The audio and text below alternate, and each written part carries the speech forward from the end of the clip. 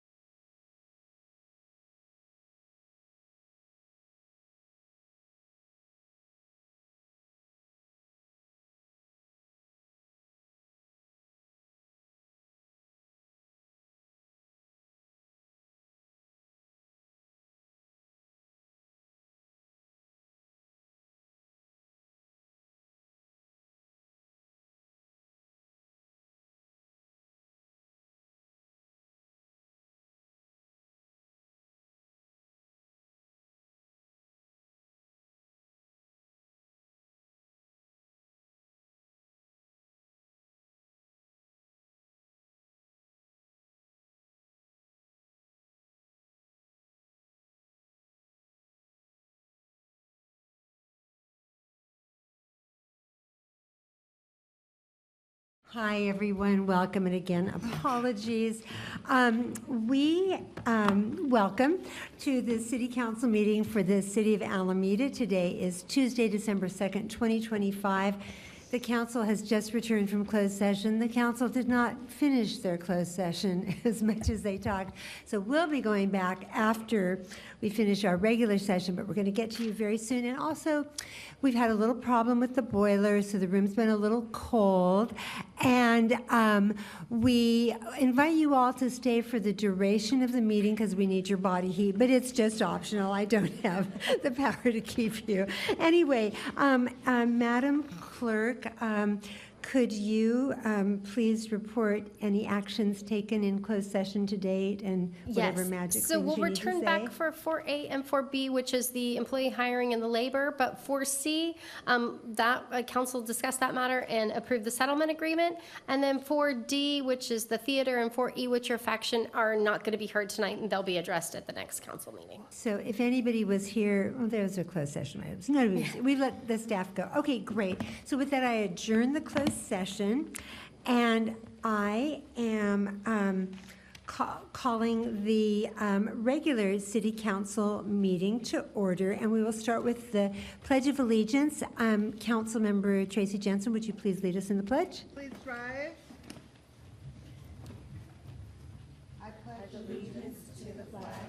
Of the United States of America, and to the republic for which it stands, one nation, under God, indivisible, with liberty and justice for all. Thank you. Thank you, Councilmember Jensen. Madam Clerk, may we have the roll call, please? Council members Bowler. Here. Daysog. Here. Jensen. Here. Pryor. Here. Mayor Izzy Ashcraft. Here. 5 present. Okay, the next item is agenda changes, and Madam Clerk, I have one agenda change I would like to propose, and that is item 7A, which is the appointment of our new Social Service Human Relations Board member. I would like that to go before 6A. 6A is a continued regular item, but it'll take a little while, and I'd like us to be able to introduce and swear in our new, to vote on and then swear in our new Social Service Human Relations Board member. So that's my request that 7A goes before 6A. Okay? And then we have no proclamations or special orders of the day. So then we go to oral communications. These are non-agenda items, and we take 15 minutes now at the top of the agenda. And people can speak for, well, it depends on how many speakers there are. But before we do that, because we do have a number of speakers today, I'm just going to give the ground rules for Alameda City Council meetings, which is to say, some of you have heard this before if you've been to meetings before, that the City Council meeting is a business meeting. It is not theater. It is not a sporting event. Therefore, we do not applaud, cheer, boo, jeer, do the wave. We don't do those things. We just sit respectfully and listen to each speaker as they speak. And when it's your turn to speak, you come on up to the microphone, make it yours, adjust it gently to your level of your mouth so we can hear you. When the city clerk says your time is up, please stop talking. And I ask people, I remind people to just be on their best behavior, because there are often young people in the audience or young people watching. We want to set a good civic example. But beyond that, public speaking can be very stressful. I'm a former litigator. I'm used to speaking in public. Not everyone is. And I would feel terrible if somebody didn't get up to speak because they were afraid someone would laugh at them, boo, jeer, make a comment. So we don't do that. This is a safe space. It is a public forum. It is your city hall and your right to listen and to be heard, but we do it respectfully. And if you have signs, it's fine to hold them, just not over your head where they might block someone's view. And then I need to read this magic language that we never want to have to use, but California Penal Code Section 403 states that it is a criminal offense for any person to, without authority of law, willfully disturb or break up any assembly or meeting that is not unlawful in its character, other than an assembly or meeting referred to in Penal Code Section 302 or Elections Code Section 18340. First violations will receive a warning, and continued violations will require additional action, which could include police intervention. I have said that, and we won't need to refer to that again. And so with that, Madam Clerk, do we have speakers under item 4? We do. We have three, so we'll get 3 minutes each. The first is William Morrison, followed by Randy Rentschler, followed by Jim Strela. All right. William first. Welcome, Mr. Morrison. Come on up. Thank you. A little bit different. I get 3 minutes of Yeah. fame instead of 2. Very Luck of the quickly, draw. knowing how everything has to work here, I have 3 different items to try to get across very quickly. The first item is associated with a transportation issue in the current efforts to construct, I think it's called the Tilden Clement Project. And one of the things that I would like to point out, if it can be pointed out, is that that involves also possible changes to railroad track coming into Alameda. And I'd like to point out very quickly that railroads are the underpinning foundation for manufacturing economies. Alameda did have a manufacturing economy. When I moved to Alameda, there was manufacturing starting at Tilden and going to Grand. The interesting thing about manufacturing is that it actually costs less to service than residential or commercial, and it pays more. So economically, from an economic development and government fiscal attitude, you should look towards keeping the railroad. Along this, the very interesting thing to say is, when the railroad is there, it doesn't cost much to get rid of it. But once you get rid of it, it costs a lot to put back in. So I urge you to go through and check what is happening there to at least save the right-of-way. You can cover it, you can encapsulate it, but it's still there. Okay, that's the one item. Second item, very quickly, is Transportation Commission is going to be talking about neighborhood greenways in their session. I would like for you to address with them and discuss the possibility of, instead of using Versailles as your north-south greenway in the east area of the island, to use Pearl Street. Pearl Street will be less interfering and will cause less difficulty. And that's one of the areas you can ask them, I can't. And that's the last thing I want to talk about is, except for my 3 minutes of fame, most of the time, as a non-governmental person and a non-staff person, I have no say whatsoever as to what happens here. I think even public meetings that you have are informational, but they're really kind of like, sit down, shut up, and we're going to tell you what we're going to do. And I want you to think about how you can possibly involve people more in what's happening. Thank you very much for your time. Thank you, and great timing. Our next speaker, Randy Rentschler. welcome, Speaker Rentschler. Thank you, Randy Rentschler, Madam Mayor, members of the council. I'm here just to recognize and thank Jennifer Ott in her last official act here. You know, thank you for your many years of service. Yours is not an easy job on a good day, but especially so when a community is under change. In your tenure and the many jobs you've had in Alameda, there's been a lot of change, and you've borne it well, so thank you. I want to thank you for a couple of specific things. My hobby horses. One, all the bike lanes, particularly those near the schools. So thank you for managing that change. It can be hard, but it's going to be perfect, I think, to balance out this community. And also thank you for the roundabouts, especially so that little one, which I think is on Pacific and Chestnut. Hopefully you can use that as a template to fix all the mistakes my friend Andrew Thomas made. So in any event, thank you again. I want to wish you and your family the very best into the future, and I'll try not to hold a grudge for it. So, thank you for your time. Thank you. Our next speaker, Jim Strelo? welcome, Speaker Strela. Good evening, Mayor and council members, staff. I was not very happy with how the council and Transportation Commission snuck in some of the neighborhood calming measures into the Gibbons area. But I decided tonight I was going to be a little bit more kid gloves. So I wanted to talk about what I'm going to nickname the Gibbons Ribbons.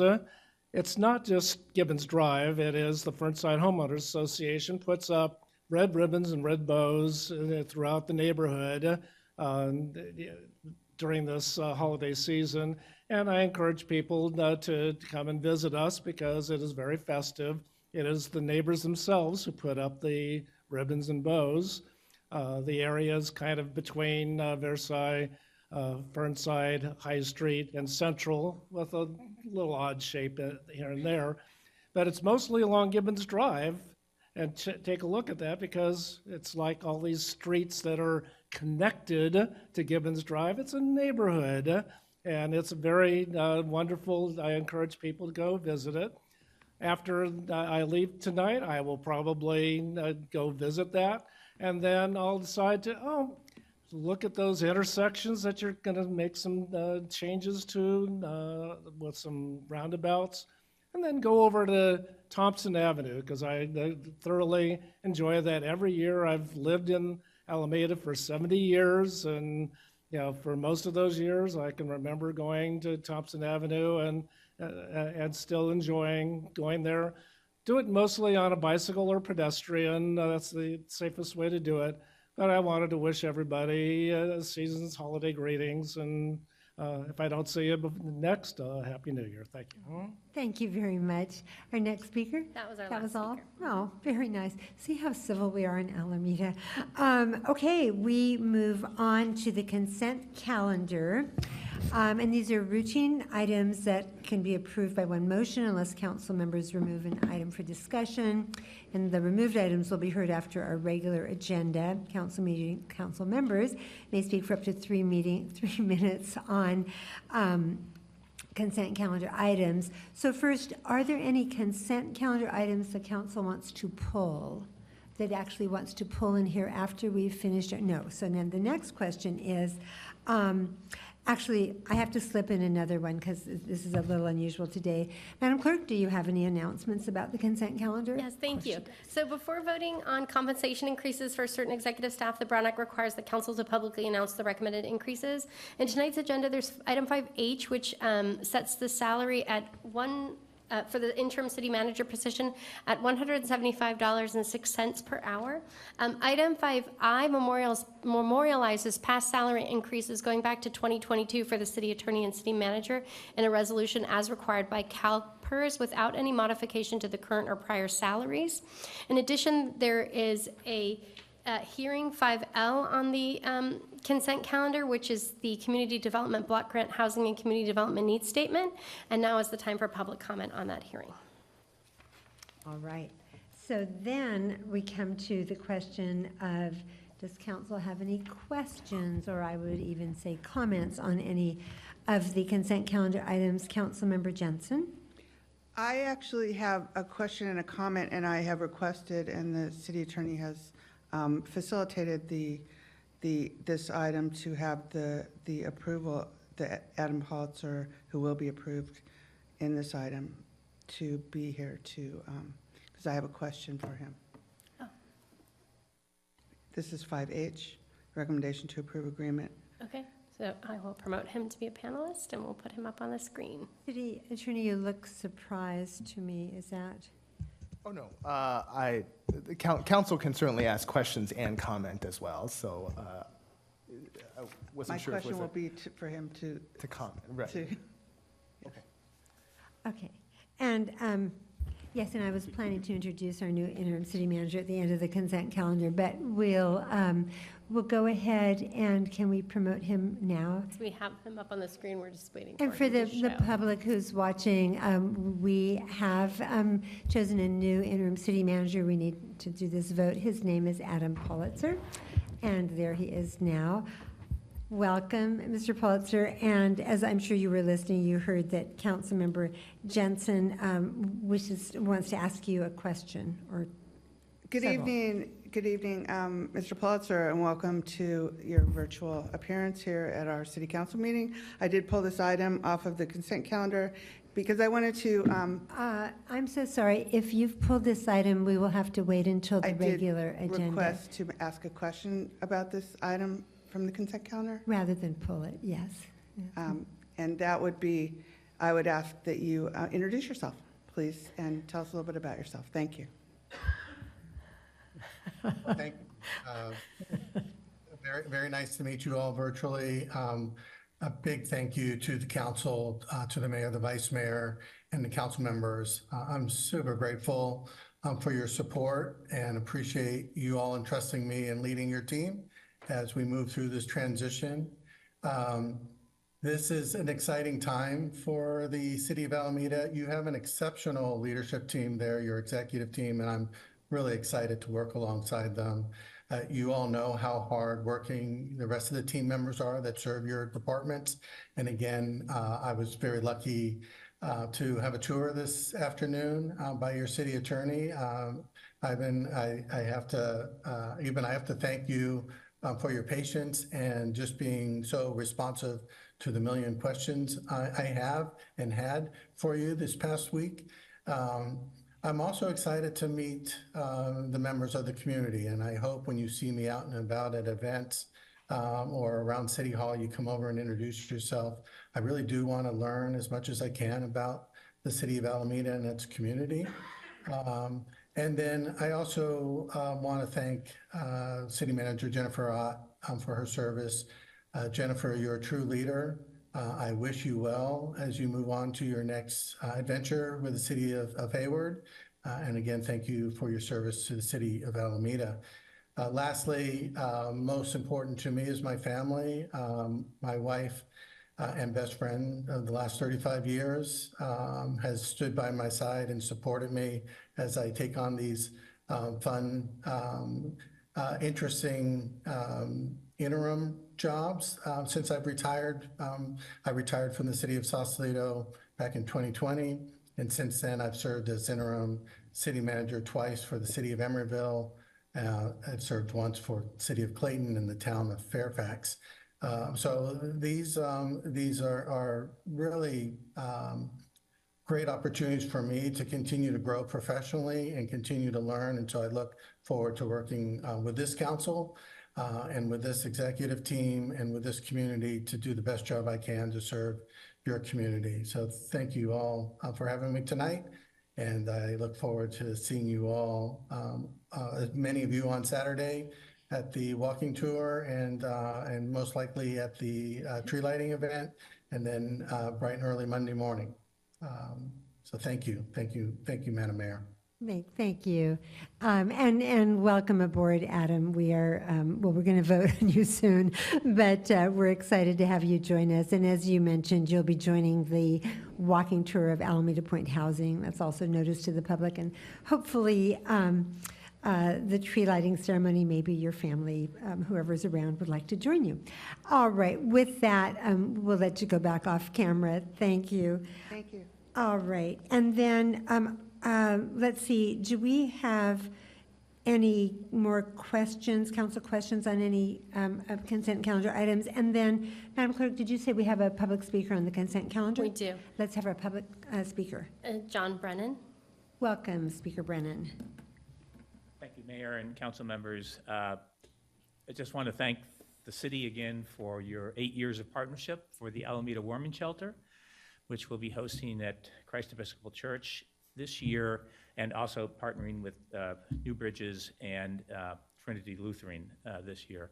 This year, 3 things are different, which are all positive. Is this a consent calendar item? Oh, right, we've got the expenditure, yes, sorry, go ahead.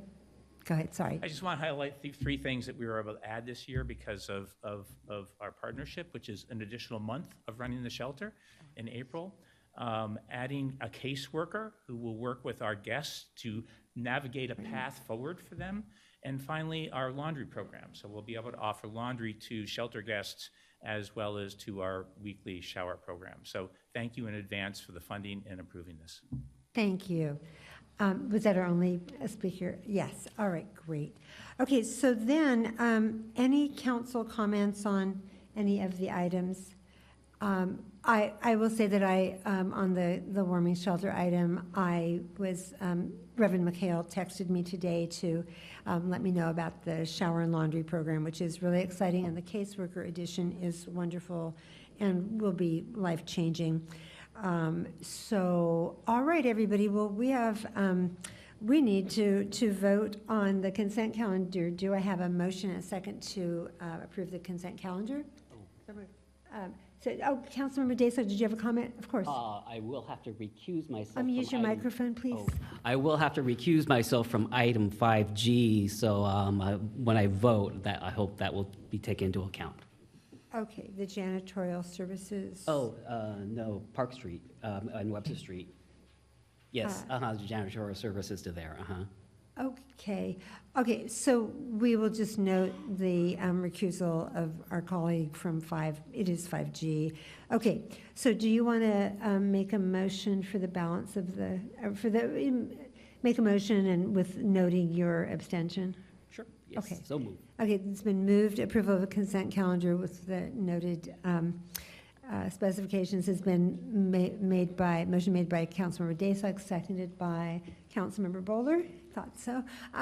All those in favor signify by stating aye. Aye. Aye. Any opposed? Any abstentions? That motion passes unanimously. And so then, this is where we're going to skip ahead to item 7A. Madam Clerk, would you introduce item 7A for us? Yes.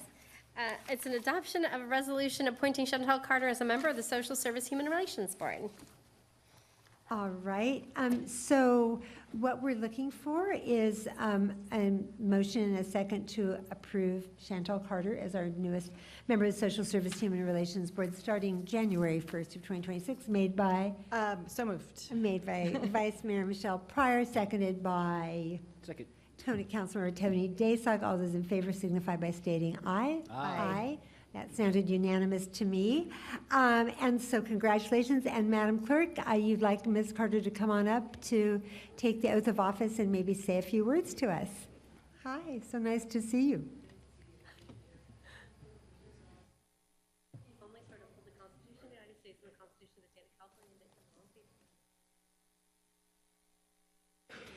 And while Ms. Carter is signing the oath, I would say that I noticed Scott Means in the audience, who I believe are you the president of Shrub currently?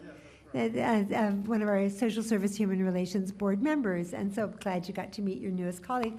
Welcome, Chantal Carter. You want to say a few words? Yes, thank you so very much. I appreciate, I'm very humbled and honored, first for the nomination, and I look forward to working with the board. We met earlier tonight in the elevator, and so I'm extremely excited. Again, humbled. I've been in Alameda for 5 years. I bought my condo about 1.5 years ago.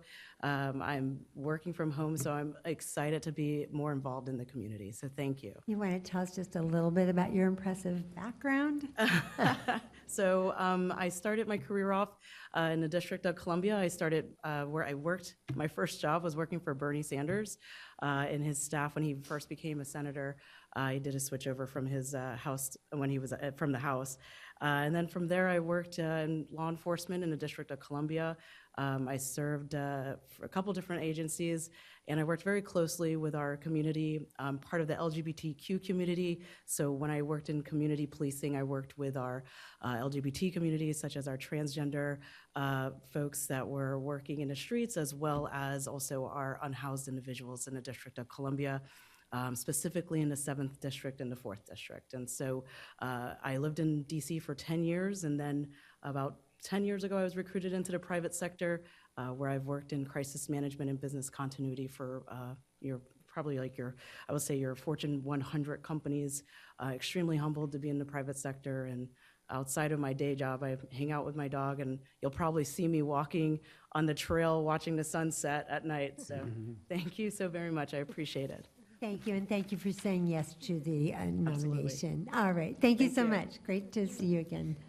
Okay, so then we go back to our regular programming, which is item, 6A, which we didn't finish from before. Madam Clerk, would you please introduce 6A? Yes, this is a workshop to discuss updates to the inclusionary housing ordinance in accordance with the California Environmental Quality Act. This workshop is categorically exempt from further environmental review pursuant to CEQA Guidelines Section 15262, feasibility and planning studies. Good evening, and do I understand, Mr. Tyne, and you can introduce yourself in a minute, do you need 15 minutes for your presentation? That would be lovely. Thank Okay, you. so council, what we need to do, housekeeping-wise, is I need 4 affirmative votes, 5 would be even better, to give Mr. Ty and Mr. Buckley, whoever is doing this presentation, a full 15 minutes. It's just adding 5 minutes to the 10. Motion made by Councilmember Daysog, seconded by Vice Mayor Pryor. All those in favor signify by stating aye. Aye. Aye, okay. Welcome. Go ahead and introduce yourself. You have 15 minutes. Thank you. Good evening, Madam Mayor, members of the City Council. Alan Ty, Planning, Building, Transportation Director. Joining me tonight is Planning Services Manager Steve Buckley, and we will be tag teaming to give the council an update on our findings of our review of the city's inclusionary housing ordinance.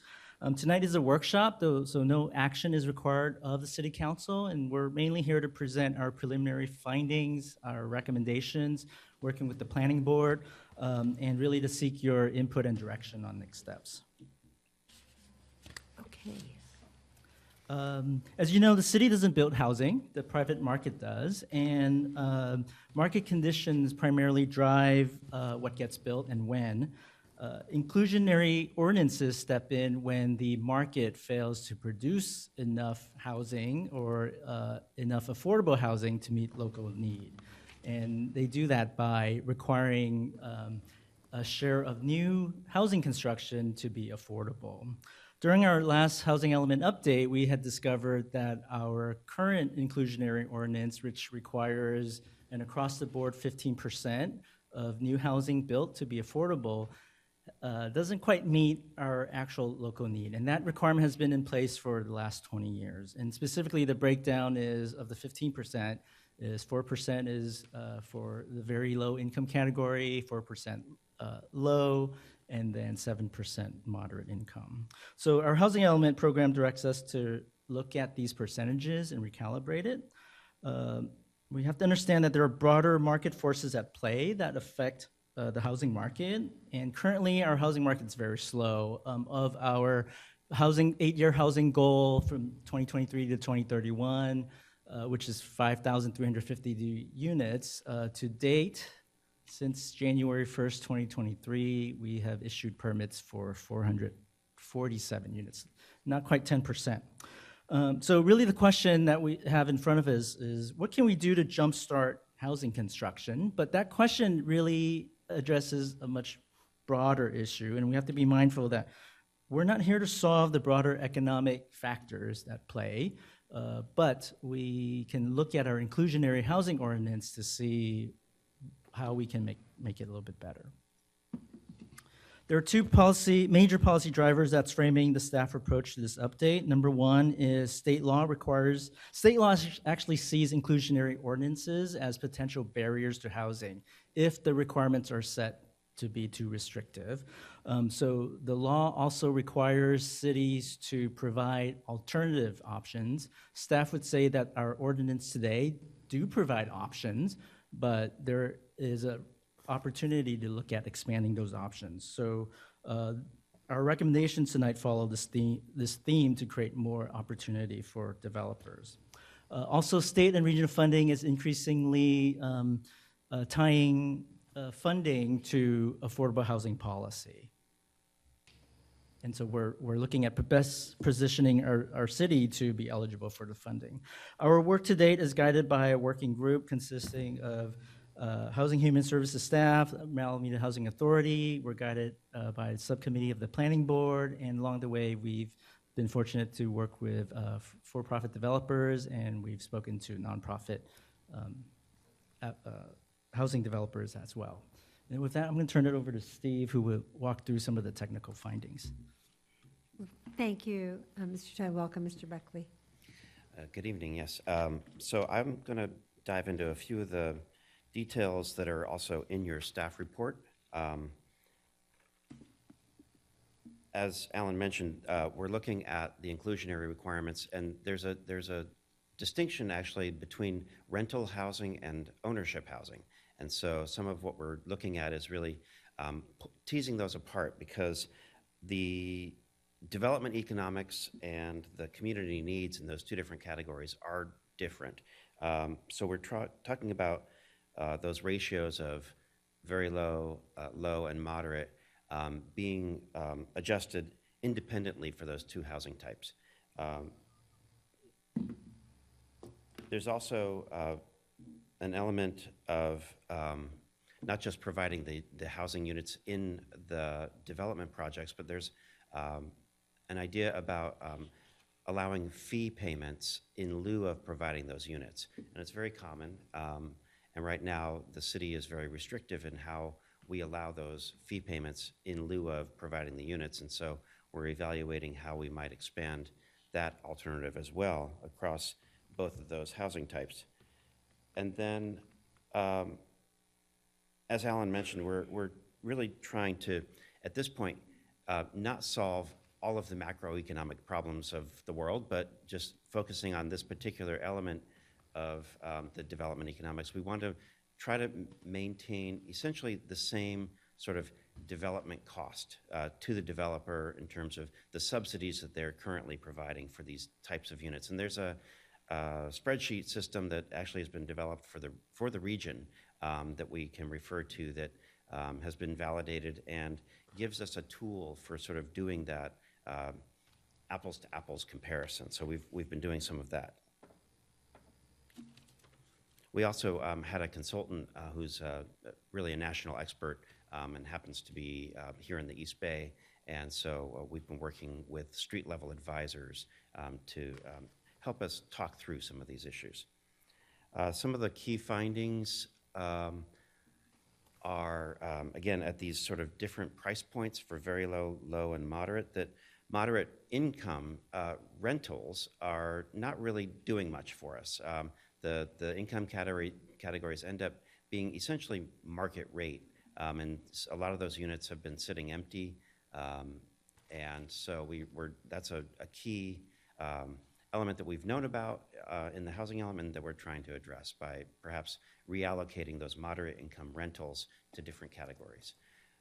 Another finding was that the very low income for sale units are tricky in terms of finding people who qualify and can make the payments, and that it's a very deep subsidy provided by the developer just for that one household.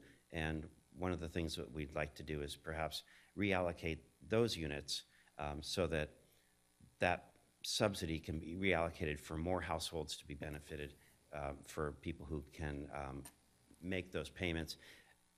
One of the things with ownership housing is you also have your HOA dues and your property taxes and your other expenses that are sort of added on to what might typically be maybe an affordable mortgage, but then it just sort of accumulates extra costs that complicate providing affordable ownership housing. Let's see. The idea of in lieu fees is kind of also maybe sometimes referred to as mitigation fees, but there's sort of a push and pull between really you're either providing the units or providing a fee. And in this case, this is in lieu of providing those units. And one of the things that we've been doing in Alameda is we only allow that fee for projects of between 5 and 9 units. It's sort of a stopgap measure where those projects are really too small to provide an inclusionary unit, and so we allowed them to pay a fee instead. But we're thinking that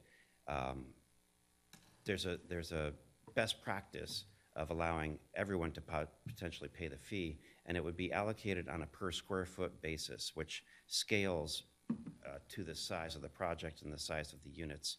And it's really best practice around California.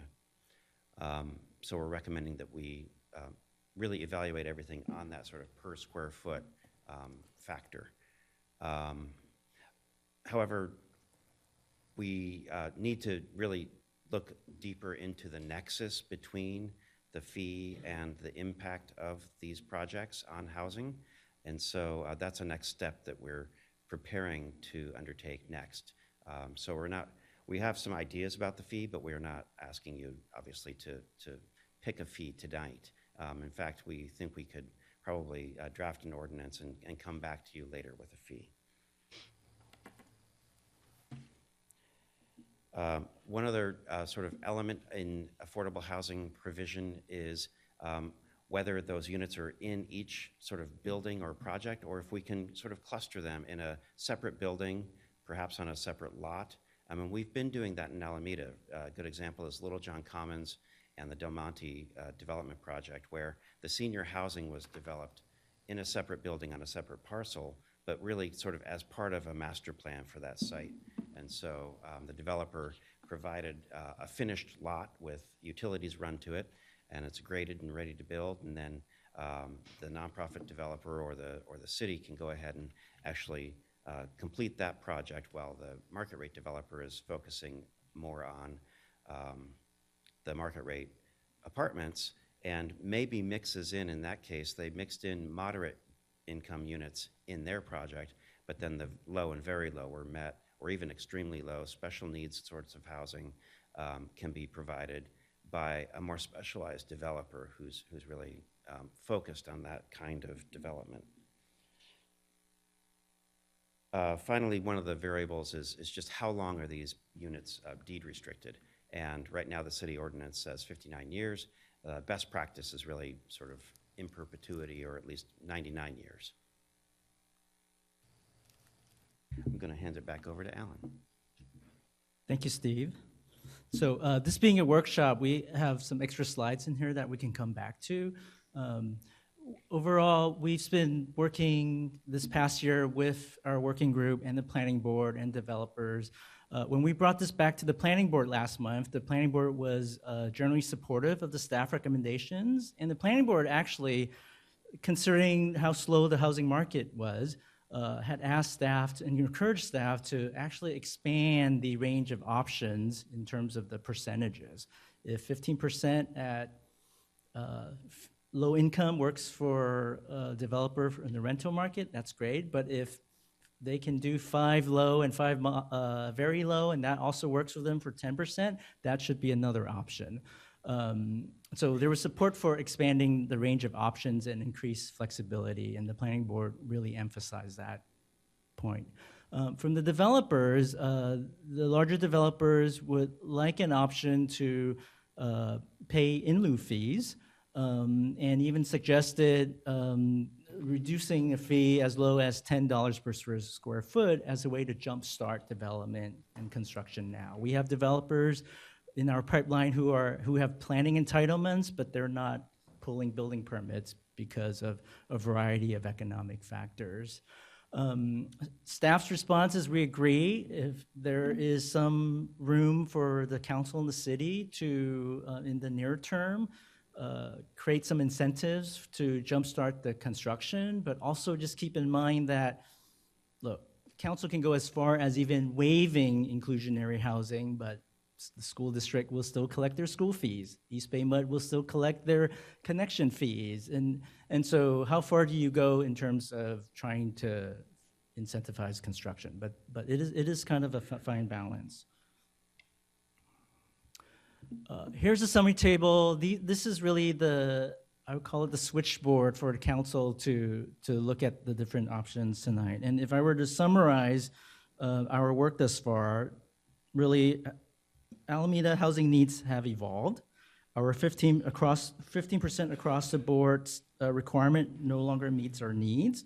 And particularly, we need to understand that there's separate economics applying to rental units and ownership units. On the ownership side, we believe focusing on moderate income units will provide the best bang for the buck, if you will, meaning in terms of addressing local need. And on the rental side, focusing on the low-income categories.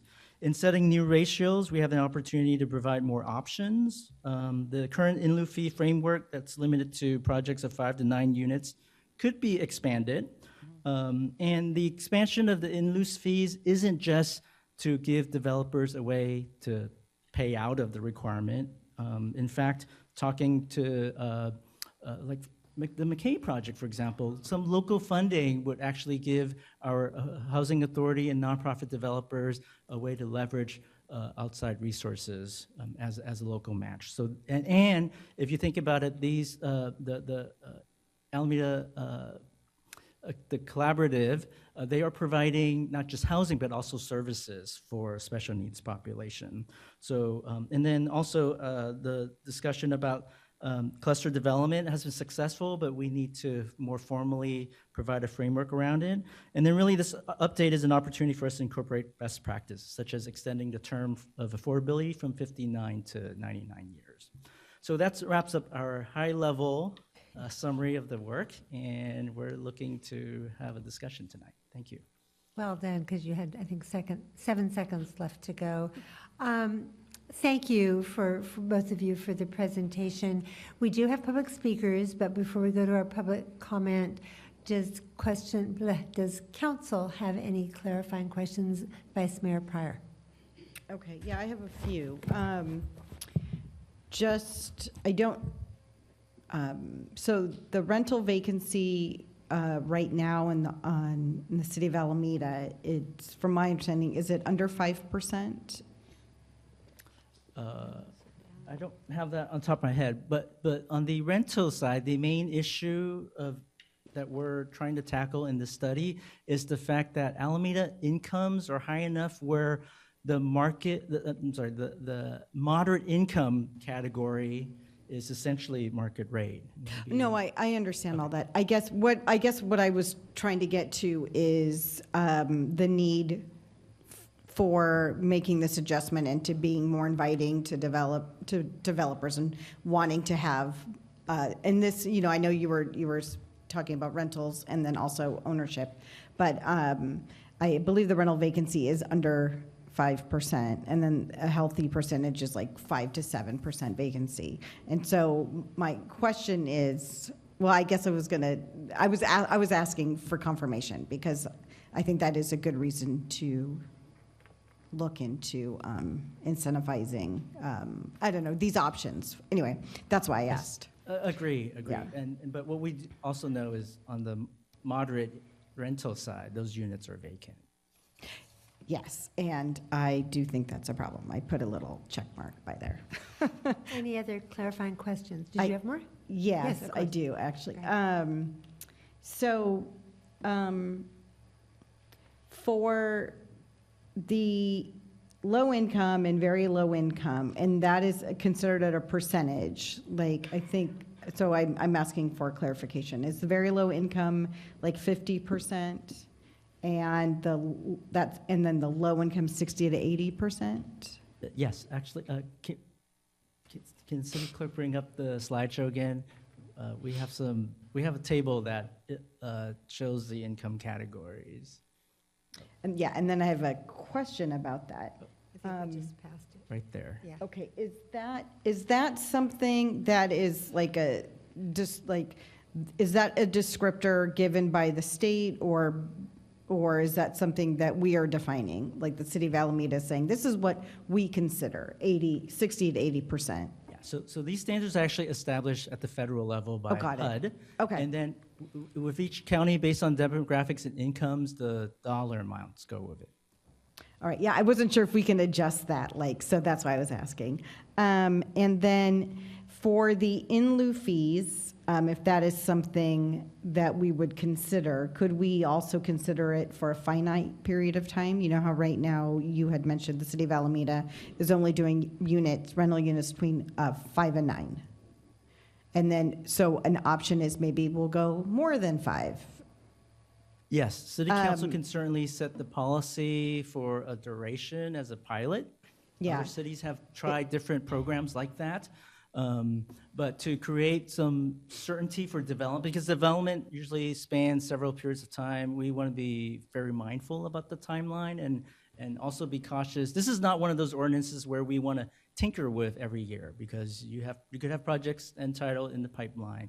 But yes, those are certainly options council can Well, consider. I guess, and then do we, I guess, for example, in the ordinance, if we, right now, we're looking, or we're hoping to get $25 a square foot, is, right? And for rentals, and then $50 a square foot for ownership. For ownership. So I know that something that was in consideration was a lower fee. So that's, I guess, what I meant. Could we say, yes, we will do an in lieu fee for $15 a square foot, but we're only going to do that for 2 years. And then after that, it'll revert to $25. I didn't know, is that something we could consider? Absolutely. And around the matter of in lieu fees, we need to do further study, feasibility study and nexus study. But with the council direction, that we could certainly explore that and come back with options for your consideration. And then last question is, you had talked about a clustered option. And is that just an option for housing development or what we could do with in lieu fees if we got them, or both? It is actually both. So the clustered option currently for Alameda, because we don't broadly provide developers opportunity to use the in lieu fee, the clustered option allows us to comply with state law by saying we do have alternatives to meeting our inclusionary requirement of providing on-site units. A classic example would be the Del Monte project in Little John Commons. That is an example of a clustered project. Where the clustered project is beneficial is, again, it provides funding for targeted programs for a specific demographic need. In that case, that was senior housing. And the expanding in lieu fees allows the city to then pull larger funds to then offer to either the housing authority, nonprofit developers, where they can then use that money as a local match to leverage outside dollars. And again, this is not, in lieu fees aren't simply a way for developers to buy their way out. I know on the surface it appears that way, but it is important that we recognize for some of the special needs population, supportive housing, they need not just the housing, but the ancillary services too. So this is what really jumpstarts those organizations. Okay, great, thank you. Any other clarifying questions from council? Yes. Councilmember Daysog. On the subject of clustered housing and in lieu housing, in lieu fees, I think the overarching issue regarding these is not just, the economics of a developer or even the economics of the household, but rather the goal to create an inclusive, integrated community, with the fear being that in lieu housing, if it was, not part of it. So with regard to cluster housing, did the planning board consider strategies, or maybe we might, or have staff consider strategies to make sure that even clustered housing, if there's like a nonprofit development of 25 units that's part of a larger 400 unit, but it's kind of set aside, has staff or the planning board considered, strategies to make sure that even though the cluster might be on site, that there's still ways to encourage integration, community, social, interaction? Absolutely, that's a very good question, Councilmember Daysog, and absolutely, the whole idea of clustered housing, again, on the surface, sounds contrary to the city's practice of wanting to integrate affordable units with the market rate, right? And so the whole recommendation to formalize the process is so that we can incorporate some specific criteria. If this is just your standard affordable homes, no, we like those units to be integrated. But if this was senior housing, this was a supportive housing or some special needs housing that requires special services, then yes, you might meet the criteria for a clustered housing option. So yes, that would be part of the a next step in terms of the staff work to develop that framework. Okay, later on, I'll share more thoughts on you know, how to integrate, you know, the clustered into the larger project. Thank you. And just piggybacking on Councilmember Daysak's question, you've used the example of Little John Commons as cluster housing, which I do see, and I do remember that it was built first because that is senior affordable housing. There is probably no lower hanging fruit than senior affordable housing. Everybody wants to support it, nobody objects to it, but more controversially would be, say, affordable housing, housing for lower income residents where we get pushback. And then I'm also cognizant of the principle of affirmatively furthering fair housing. So to Councilmember Daysak's question, did the planning board come up with strategies for doing that to make sure that we're not putting the market rate housing here, maybe on the east end, and the affordable housing yet again on the west end at Yes, Alameda Point? absolutely. That has come up in the conversations. And again, the work would be right now we currently don't have any criteria around clustered housing. So we want to develop the rules around it so that we're not creating the segregation that we're referring to. Okay, but it's fair to say We recognize that is, yes. fair a to say the goal. planning board didn't get that far. Yes. Okay, and this is a workshop, so good to know. Councilmember Jensen, did I see your hand up? Thank you. My first question is about the in lieu fees. Was that part for 5 to 9 units? Was that established when the ordinance was established? Yes, For about 5 yes. to 9 unit? Mhm. Thanks. And I can tell you, the council specifically wanted to limit the use of in lieu fees because, and there's pros and cons, because for a city of our size, where land resources are finite, not providing in lieu fees, or I should say requiring on-site affordable units provides a guarantee that you have those units, right? If 100-unit development proposals came in, you're going to get 15 units, right? Whereas collecting in lieu fees sort of punts the delivery of those units a little bit further down the road. So council 20 years ago made the decision that no, we would only provide that in lieu fee option to the smaller projects.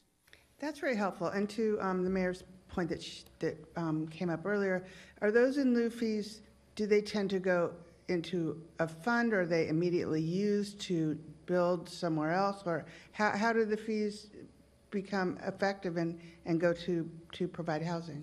Yes, so I think there's something on tonight's agenda about that too. Yes, so the funds are commonly distributed to entities like the Housing Authority, and a recent example would be the North Housing Project, Phase 1. I think it benefited from roughly $300,000 to $400,000 of those monies. But when you look at other cities and their ability to leverage local dollars, we're talking about millions of dollars. And so my other question is about the in lieu fees. It seems like the fees being discussed are, I think on your chart one was $25 a square foot, and so those fees would be would it be the average of all of the 15% or the 5% or whatever of the units that would have been built, and an average of the square feet of all the other units in the complex that are market rate? I'm trying to understand how the in lieu fee. How it's calculated? Yes. Yes, so it is based on net square footage. So it is a net square footage of all of the residential floor area of that project. So if that was 100,000 square feet, it would be 100,000 square feet times $25. Well, but for the current in lieu fees, it's $28,149 per unit. So what is being considered is different, quite different from what is in place now. Correct. One of the downsides of the dollar per unit is you could have larger units, you could have smaller units. That metric isn't scalable. Thank you. That's my question. Okay, any other clarifying questions before we go to public comment? Let's go to public comment. Madam Clerk. Okay, so we have 2 in person and 1 remote, so they'll get 3 minutes each. The first is Andrew Rosenberg and then Sean Murphy. Okay, welcome, Speaker Rosenberg.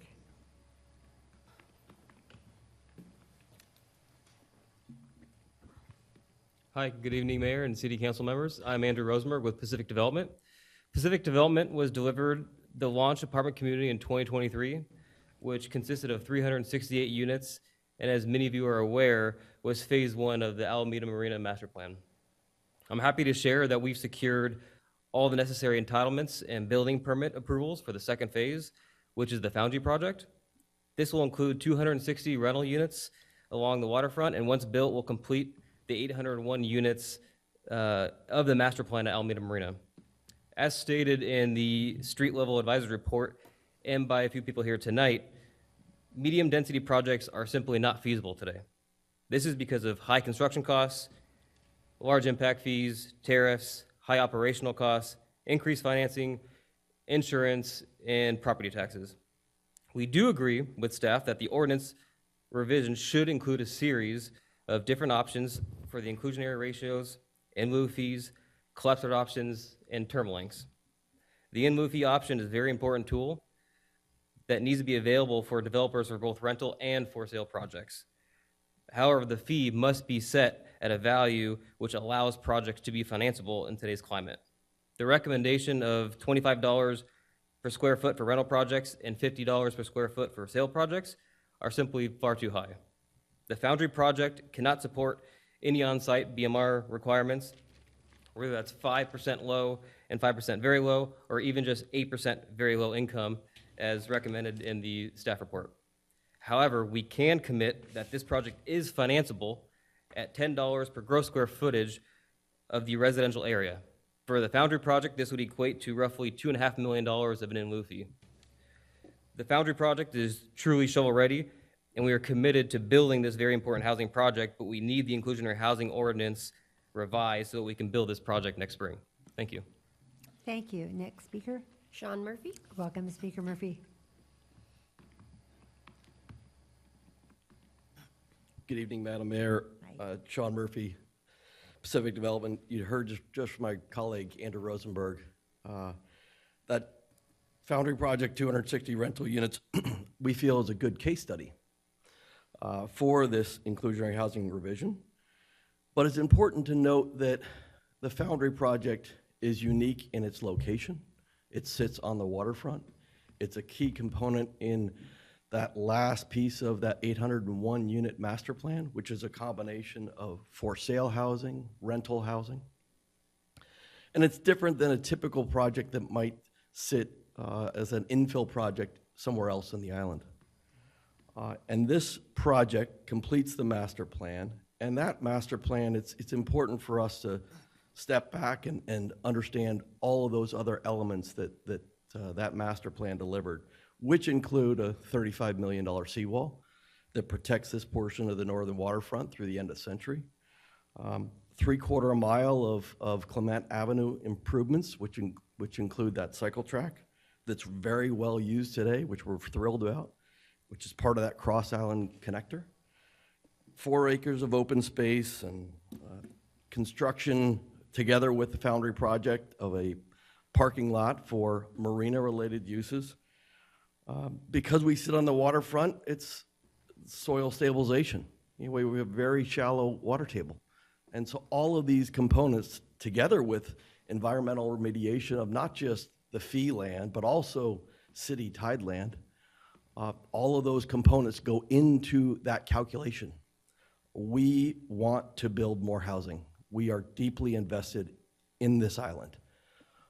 And for us to do that, we need your leadership as we look at this inclusionary housing revision and yes, for this case study, for this feasibility, for us to build this project, and we want to start early next year to bring forward an in lieu fee at a reasonable valuation, which we've put forth at $10 a square foot based upon the calculation that was articulated by Planning Director Alan Ty. We really need, as an island, to continue to build more housing. This is a great case study that's ahead of us. We're truly shovel-ready. So we look forward to your continued leadership in this workshop to bring this as a reality. And I just want to finish by thanking City Manager Jennifer Ott for your tireless leadership in this city. We are in debt to you. So all the best to you and your family as you move forward, but we are suffering the loss with your departure. So thank you. Thank you. Our next speaker, we can go remote. Yeah, we now have 3 remote speakers, so the time will lower to 2 minutes each since we've reached that threshold. And the first one is Andy Wang. Sorry. Welcome, Speaker Wang. Good evening. I'm Andy Wang, and I'm on the Planning Board. I've already weighed in on this topic during the Planning Board's workshop on this, but I'm speaking again tonight because I want to put a fine point on one thing and echo staff's point on this. Beyond entitling projects, the city has a real interest in getting units built and occupied after the point of approval. And in these precarious moments in the market, timing does matter. To be clear, it's well understood across the Bay Area that a lot of housing projects aren't financially viable right now because of a combination of high construction costs and high interest rates, in addition to other costs. It's certainly true that there's very little the city can do about those things, generally speaking. And that's been a core piece of the discussion regarding the inclusionary housing ordinance to date, that while we're updating it for state law compliance and tweaking it to better target income tiers most in need, we are not addressing what's called project feasibility, primarily because we think we can't. And generally speaking, that may not be wrong, but also as a separate matter, we can't afford to sit out the question and not even take a look. When a developer of a 260-unit project comes to us and says they can make it work if we adjust the inclusionary requirement, we should sit up and take notice. We should put our own pencils to paper and get to the table for that particular project and for any other. That doesn't mean we should codify changes to our ordinance based verbatim on what developers are asking for. Our solution could take the form of a housing production and economic relief package passed in parallel to the housing ordinance update. It could also take the form of project-specific packages. I would advocate, whatever the case may be, that Alameda has a responsibility to do what it takes in this moment to get housing built before we miss the moment. Because in the end, as I've said, 15% of 0 units is 0 units. Thank you. Thank you. Our next speaker, Eric Klock? Pock? Klock. With a C. Yes, hi. Hi, welcome. Hi, thank you. Good evening, everyone. My name is Eric Klock. I am the Senior Community Manager at Launch Apartments at the Alameda Marina. We are a 368-unit community managed by Greystar. Greystar currently manages more than 950 rental homes on the island, which is over 10% of Alameda's rental housing. That puts us in a really unique position to understand real-time demands and challenges facing both residents and housing providers. Alameda is at a bit of a crossroads. We can all agree that more housing is necessary, but it does have to be the right mix of housing that matches the actual demand. If we don't continue building, we risk creating a greater imbalance between supply and demand, which will drive up rents, competition, and make it harder for people to remain in the city. Our BMR units at Launch, for example, have remained largely vacant for nearly 2 years, even after reducing the rents 21%. Our live workspaces have remained 100% vacant during this duration. It doesn't show the lack of interest in Alameda, it's just the clear misalignment between product, income type for people searching for homes here. Construction costs have increased while rents in Alameda have decreased since 2021. We do fully support the creation for more housing, but we need reasonable in lieu of fees, and that gives the opportunity for the Housing Authority to build, renovate more affordable homes in other locations as well. We just got to keep that momentum going. If we slow or stop the path for new housing, that imbalance will widen and the entire community will feel those effects. Thank you again for your time and your leadership, and I'm always available as a resource for current and future residents of Alameda. Thank you. Thank you. Our next speaker. Sophia DeWitt. Welcome, Speaker DeWitt. Hello, good evening, City Council. Reverend Sophia DeWitt, Alameda resident and also Chief Program Officer at East Bay Housing Organizations. And I'm speaking this evening to emphasize the critical importance of inclusionary housing ordinances to the goals of creating affordable housing and housing for all income segments in the community. So we're very much interested in this IHO update and the work that the council is beginning tonight. And just want to emphasize that we are excited and interested to see staff's recommendation of perhaps including a percentage of very low income units as part of the inclusionary requirement to help meet the needs for that income segment. And also that anything that we do with the IHO should make sure to help further the goals and the requirement for affirmatively furthering fair housing in Alameda.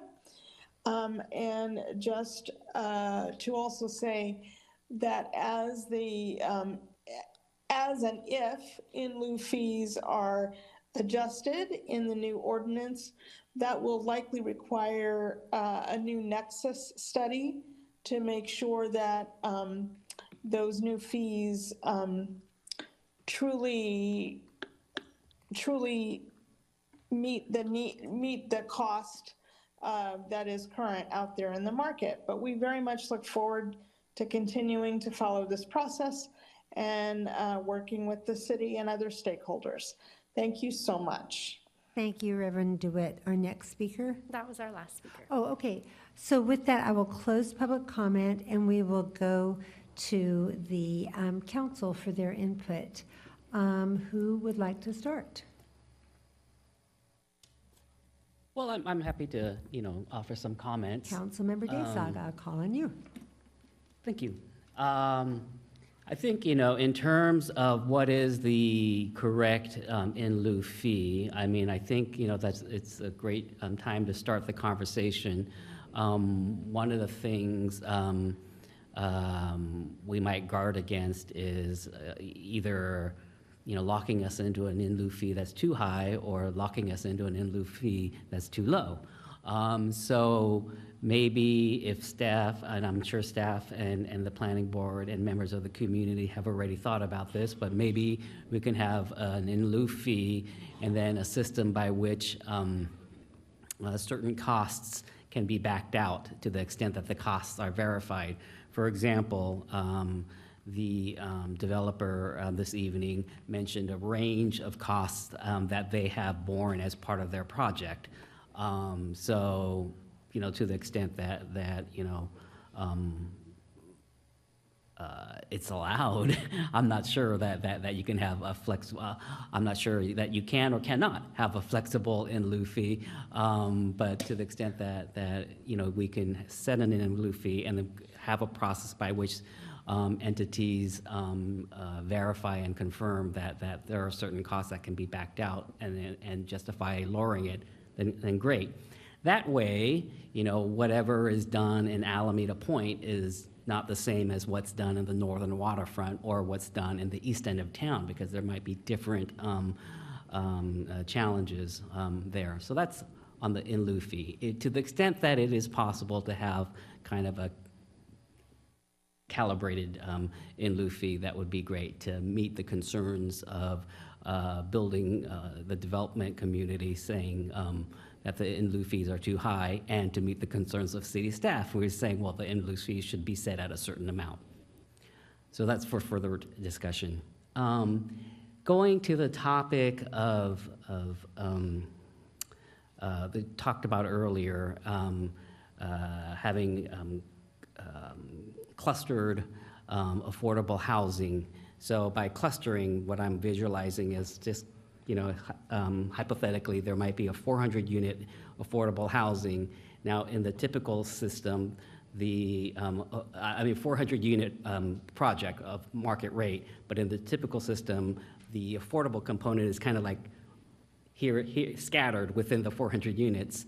The concern I have, and I think what we need to guard against if we do clustered housing, is that 400 units of market rated housing are here, but then 100 feet away is 40 housing. So it's kind of like, to me, unless there's some kind of strategy to integrate the two communities, in a way, I still see that as a form of segregation, an economic segregation. So, and I do think that, at the heart of the affordable housing spirit is basically desegregation. So I think, if we can give further thought as to how, even within the clustered housing, we can create integrated communities. On the matter of in lieu fees, I mean, way back, in 1997, 1998, in lieu fees were a very dirty word.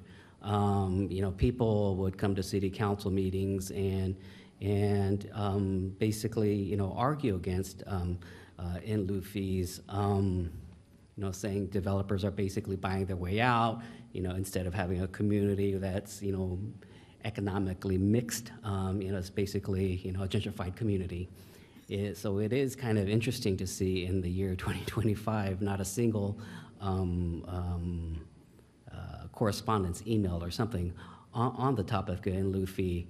Largely because, I think people understand that building affordable housing, even if in a clustered way, is very difficult. So I think even advocates who still live in Alameda, many recognize that in lieu fee is a necessary compromise. I didn't say necessary evil; I said necessary compromise. But I would say, though, that I think even if we do use in lieu fees, that we should, strategically or systematically think about how to use in lieu fees in a way that promotes desegregated communities, that promotes affirmative furthering fair housing. So, for example, we might think about how do we use in lieu fees generated from a project on the northern waterfront or at Alameda Point in those communities here in Alameda that through the housing element process we have identified as those communities for which affirmatively furthering fair housing is a goal. So that we're kind of still using the in lieu fees with creating a desegregated community in mind. So to be more specific, if we use in lieu fees to create more affordable housing where there's already a concentration of affordable housing, I don't know if that achieves that end of a desegregated community. Because I do believe that at the heart of what we're talking about is really, things that people were talking about in the 50s and the 60s of, making sure that we put into place systems by which we begin to economically and socially desegregate our community. And so that's why a conversation like this is vital. So I look forward to, hearing more from staff and members of the community. And hopefully, the things that I raised, we could take a look at and, we can work things out with our community and with the developers and with our staff.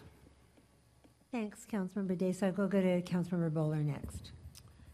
Thank you. I want to commend Councilmember Daysog. I think he had some really important insights there, and obviously looking at a historical perspective of the progress, we do have to be flexible, I think. And one of the things, just to not repeat, I want to just emphasize the idea of kind of meeting the moment. We heard one of our speakers talking about that and looking at, some of these projects and opportunities when we have an opportunity to move forward.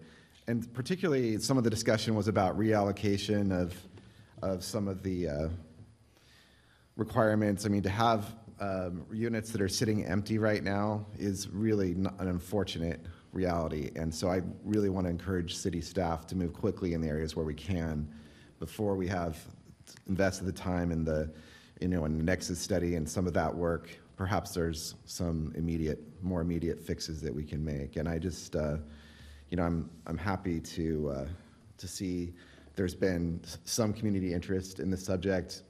We do know that many Alaminans are concerned about affordable housing, and I'm hoping that future discussions, I think another challenge for the city will be to get even more public participation in this process. So I would encourage staff to think about that as well.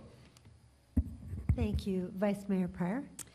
Yes, I'm also going to agree with a few things that Councilmember Daysog said. I had mentioned earlier, if we could offer, like, for example, $10 square foot fee, hypothetically, and then have it revert to $25. But I liked what Councilmember Daysog said. Well, what if, developers are offering different things based on their locale?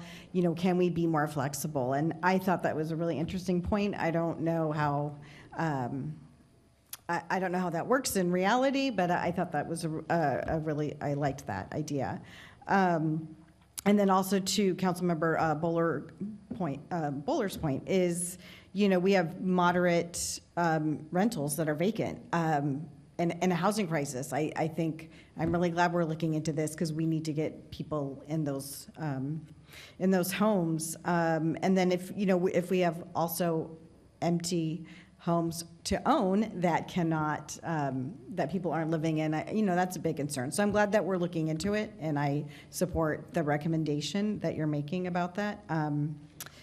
The other thing, and I also wanted to touch upon the cluster housing. I think that we've been really responsible at the city about creating homes because we don't want economic segregation, like Councilmember Daysog said.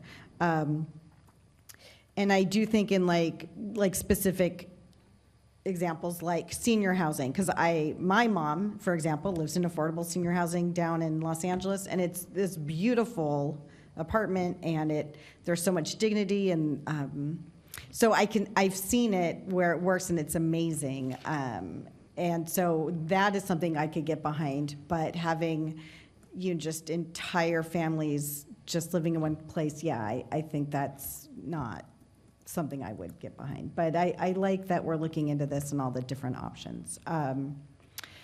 So thank you for bringing this forward. And before I go to Councilmember Jensen and then myself, I'm going to pause and just add, because I think it might be asked for some clarification about a nexus study. What does that mean? What does that do? Why is that required? So we have Cara Silver from the City Attorney's Office, subject matter expert on this topic. Would you come up and enlighten us, please? Thank you. Sure, yes. So a nexus study is typically done when the council is imposing a fee.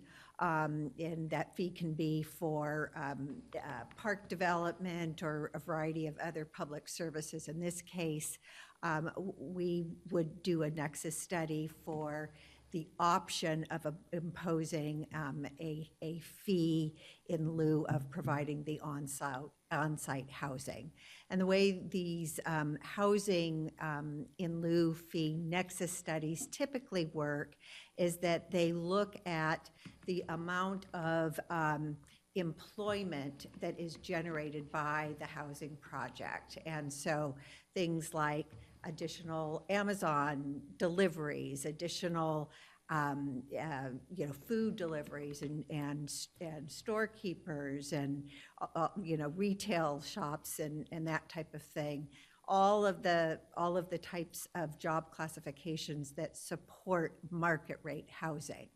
And then it the Nexus study makes a policy decision that instead of having people live off-site or in a different community, that the lower income wage earners that are necessitated by the new development should be housed in the local community, and that the developer should pay for the cost of a certain percentage of those employees, and that the cost of housing employees should not be borne either by other communities or by the city's own affordable housing programs. And that's really the sort of the up-to-date way of looking at these things, especially now that cities are not able to provide affordable housing on their own. And so to that end, would it be complicated or even possible to offer, sort of like an introductory in lieu fee that then ramped up over time? Yes, so the in lieu fee requirement is designed to ensure that the developer is only paying for the portion of the fee that is attributable to the development. And so any lower cost that is essentially being subsidized by other people, in some situations by the city, would be fine. So it's always fine to lower the cost that is determined in the Nexus study. What you can't do is increase that in lieu fee above the amount that is set forth in the study. But what would the city lose if it decided to set an in lieu fee that was less than the cost attributed to the project? Right, and typically cities do that because it's very expensive. If a unit costs, say, $500,000 to build, it is very difficult for the project itself to pencil out. And so it is common in the Nexus study to join that with a feasibility study and determine what the appropriate percentage reduction is warranted. What happens, though, is that when the city then collects that, let's say the Nexus study shows it's $500,000 per unit, and the fee is set at $400,000. Of course, the fee would be set on a square footage basis, but let's use that figure. So if the city received $400,000, they wouldn't be able to build a unit itself with that money. There's a gap there.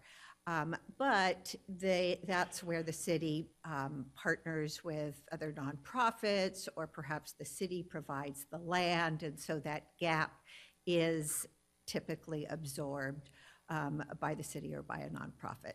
Thank you so much. And City Attorney, did you want to add anything? Madam Mayor, the Mr. only thing I Shea? want to add is that the council's conversations about setting the precise fees would be informed by the outcomes of these studies, because that would give the council the actual baseline for you to decide where you want to set the fees, so that you have a roadmap based on what the Nexus study will show you. So it would be premature to do that at this point, and probably not lawful. But anyway, all right. Councilmember Jensen, on to you.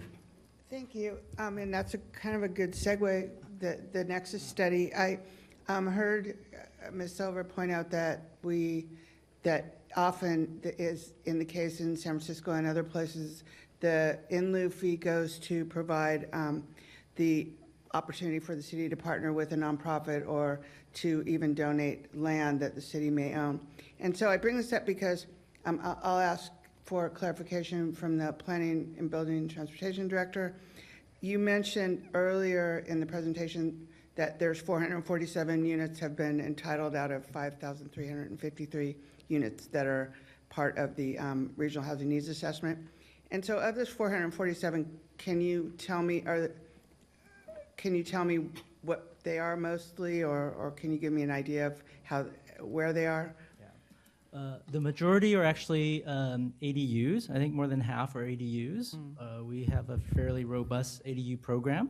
Do you that want is to just working. explain what ADUs are accessory dwelling units or backyard granny units. And the remainder are made up of new townhomes at Phase 2 of Alameda Landing by Landsea Homes, as well as some of the construction at Bay 37 that was wrapping up, and also the project, the True Mark development project that is at Clement and Grand. So then, can I ask you, Mr. Chai, although Alameda Housing Authority isn't here, they were alluded to briefly in the presentation, and can you, do you have an opinion or provide any information about I know that they did the North Housing Project, and that's been completed and is being occupied. Can you tell me what the other projects that you're aware of, either where they have, the Alameda Housing Authority has land available to build new projects, or like the Poplar or other sites? Poplar, in terms use of in lieu fees. Well, I'm going to get there, yes. Okay. But yeah, so to assume that the in lieu fees would be going to support a development as it has with the North Housing. McKay, the McKay Wellness Center was another project that benefited from some city funds. The various projects at the Collaborative Reshape. also can benefit. The Reshape project? Reshape. In that case, that was a city land contribution. There are many various channels where the city can support and partner with nonprofit organizations to provide housing. And so what the Regional Housing Needs Assessment anticipates, because based on the zoning changes and the general plan changes, is to have more housing, including ADUs, which you've mentioned, including what might be called infill or opportunity housing, where housing already exists, to make more units where there's a single-family home, and as well as the opportunities at all of the shopping malls in Alameda. Is that correct? Correct. So can you just give me your thoughts about how a housing trust fund, this is where I'm going. The housing trust and the in lieu fees are obviously something that we need to move forward and address and think about, so that we can have more housing, so that we can get the developments that have been entitled, so those can be built.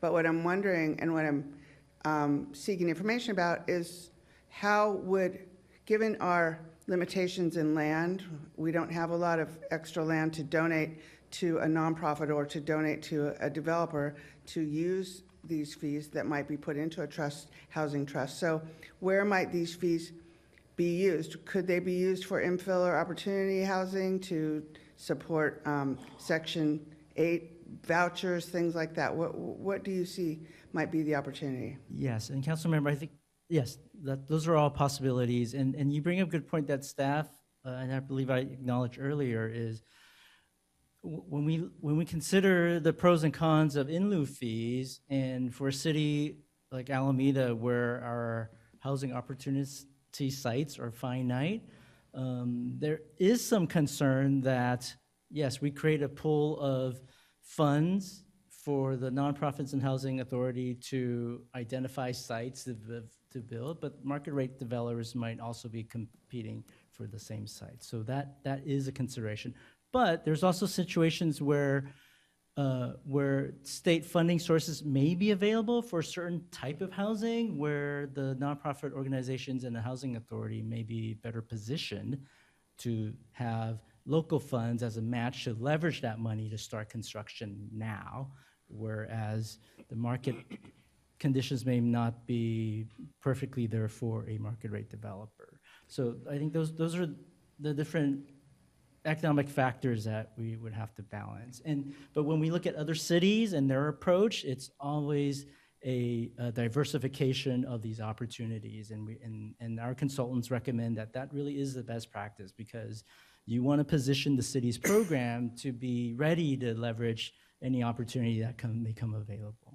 Well, and that goes to my point, I guess, is how, given our constraints, especially environmental constraints, the limitations of the available land, that we do have a great partnership with the Housing Authority, and we have our own Housing Authority, but there isn't the opportunities to build more projects, just Housing Authority projects, that could easily utilize any in lieu fee trust are limited. So what about looking at the general plan changes, the regional housing needs assessment, how could in lieu fees be used to support the changes that we've already made to infill and opportunity housing? Yeah, so what we've identified as a good use of in lieu funds would be really for the special needs housing, the supportive housing, particularly where we have services. And the council may direct staff to say, hey, look, let's create some guidelines around the use of the funds, and even including the clustered options, only when it is for special needs housing, only when there is an identified need for a partnership with nonprofit. So council we can certainly set those parameters around when those opportunities are available. And do you anticipate that the Nexus study will provide more guidance in this? Not the Nexus portion, but we would do more of the feasibility analysis, look at specific case studies. I think there could be more work done talking to the nonprofit providers to see, hey, look, given the Alameda map and sites available, where could you see future opportunities? And that could probably help us gauge the level of local funding that might be needed in their future. And is there this is my last point or question, is there any opportunity, and I'm trying to get to this, I'm trying to hear a yes or some kind of support for any possibility of any in lieu fees going into a housing trust that could be used to support existing housing, existing rental housing, the housing that is the main rental housing on the island, which is small, 5 to 15 unit housing for mainly moderate or a little above moderate renters that are owned by smaller organizations or mom and pop landlords. Yes, council member, and what you're referring to is often referred to the rehabilitation and preservation of existing affordable housing, and that's often a staple of local affordable housing programs. And currently, I don't believe that the city, because we don't have avenues to collect a lot of funds, I don't believe there's a lot of investment in that. But let's be creative. What do you think? I'm gonna, do you want to speak first, or Assistant City Manager Wooldridge? Because I saw her hand go up first. I'm gonna call on you, Assistant City Manager. Thank you, Mayor. The city does have a residential rehab program. It's not funded by in lieu fees. It is funded by CDBG funds. CDBG, you said? Correct. Yeah. And City Manager Ott? Yeah, I was going to say, I've been a part of working for another city that had a lot of a trust fund that had a lot of funds, you can put certain things in the ordinance as to what you might use that for, but then you can also adopt guidelines that more specifically allocate how that money is spent. And then you can also, usually you wait for enough money to be in the fund that you can make a difference in how it's allocated. And then we can come to you with a notice of funding availability. Let's say you have $2 million. Well, that might be, if you think nonprofit housing needs about $40,000 to $60,000 per unit of local subsidy. So a project might come to you, you might get proposals, and then the city council could decide how to allocate that towards affordable housing projects. So you have a lot of discretion in how that money gets spent. I would recommend not putting too much detail in the ordinance, because then you have to change the ordinance every time, and then adopting guidelines or directing staff on the NOFA, the Notice of Funding Availability, how you want that money spent. And you could decide to spend it differently for each tranche of money that you get, right? But you do have to wait to get enough money, and that's kind of the fundamental policy question is, do you want it to just get built with the project right away when the development gets built? Or do you want to use that funding, you have a little more flexibility for how that's spent? And tends to be towards lower, like very low income units. So you do tend to be able to leverage more higher subsidy units, but you have to wait. Thank you. I'm going to segue right on the housing trust funds question, and Mr. Tai is smiling because I bring this up all the time. There is an existing organization. It's the Silicon Valley Housing Trust Fund, and it is not supported by bond measures. It goes back to the year 2000, and it started in the Silicon Valley, where they have families and companies like Adobe, Cisco Systems, Applied Materials, KB Homes, and some very generous folks who have contributed to this housing trust fund. But it has now, in those years, has contributed $690 million invested in affordable housing, but also helping get people into housing with down payment assistance and those kinds of things. And the reason I bring this up now is that in the last year, the Silicon Valley Housing Trust Fund has located an office in Oakland. It's downtown Oakland on Broadway. City Manager Ott and I went to their opening reception in less than a year ago, and they would love to do public-private partnerships. They would love to work with us. And so I've just, really hounded Mr. Tai that I want us to explore some of those options because great to start our own trust fund, but if we could put some of the money in and leverage those funds, they're there, they're ready. I get their emails, so I know what projects they're funding in the East Bay, and it drives me crazy that Alameda's not on that. Question for you. I thought I heard, but maybe I didn't hear correctly. Councilmember Jensen asked, could in lieu fees be used to support Section 8 vouchers? My understanding is that Section 8 vouchers are federal. They come from HUD, or they're VASH vouchers for formerly homeless veterans. And we don't, man, do I wish I could control things at the federal level, but we sure don't. Maybe the implication was that they could be used toward building housing, Section 8 housing, but anyway, can you just clarify that point? I'm sorry if I had misunderstood the question, but I might have correct. too, No, but yeah. the Section 8 vouchers are HUD federal funds, so they're no connection to local in lieu fees. But the housing that's created could have a tenant that uses Section 8 vouchers. No, that's a fair point. So a lot has been said by my colleagues. I appreciate it. I don't want to be repetitive. Councilmember Daysog, I'm with you, and also with Reverend Sophia DeWitt, who called in, that there was a reason that these programs, inclusionary housing programs, were started. And yes, I think a lot of us viewed in lieu fees as a way that developers could get out of doing it, and the amount of the fees was never enough to build the housing. And so I have some concerns. But I do want us, and especially this is a workshop to inform the council, I would love to see city staff work with EBHO, the East Bay Housing Organization. They have tons of experience in developing affordable housing, in doing public-private partnerships, and Reverend DeWitt, as she mentioned, is an Alameda resident. I also want to acknowledge the folks from the Alameda Marina Development. I think you're now called Pacific Development. This project has done a stellar job in everything that Mr. Murphy and Mr. Rosenberg noted, the seawall that was built and the Clement cycle track that's great, and the open space, and still more to be developed. In a case like that, perhaps there is a carve-out or an exception to be made to recognize that maybe they've put a lot in already and they don't need to pay the same in lieu fees that we charge other developers in the city, I would not use their example as the starting point and to say everybody should should only have to pay $10 a square foot. But that is something that can be arranged in an agreement with the city. It's a one-off, but it is not, it would certainly not be my starting point. But I do want to acknowledge that our developers, and including the Del Monte developer, did much of Gene Sweeney Open Space Park was their amenity. So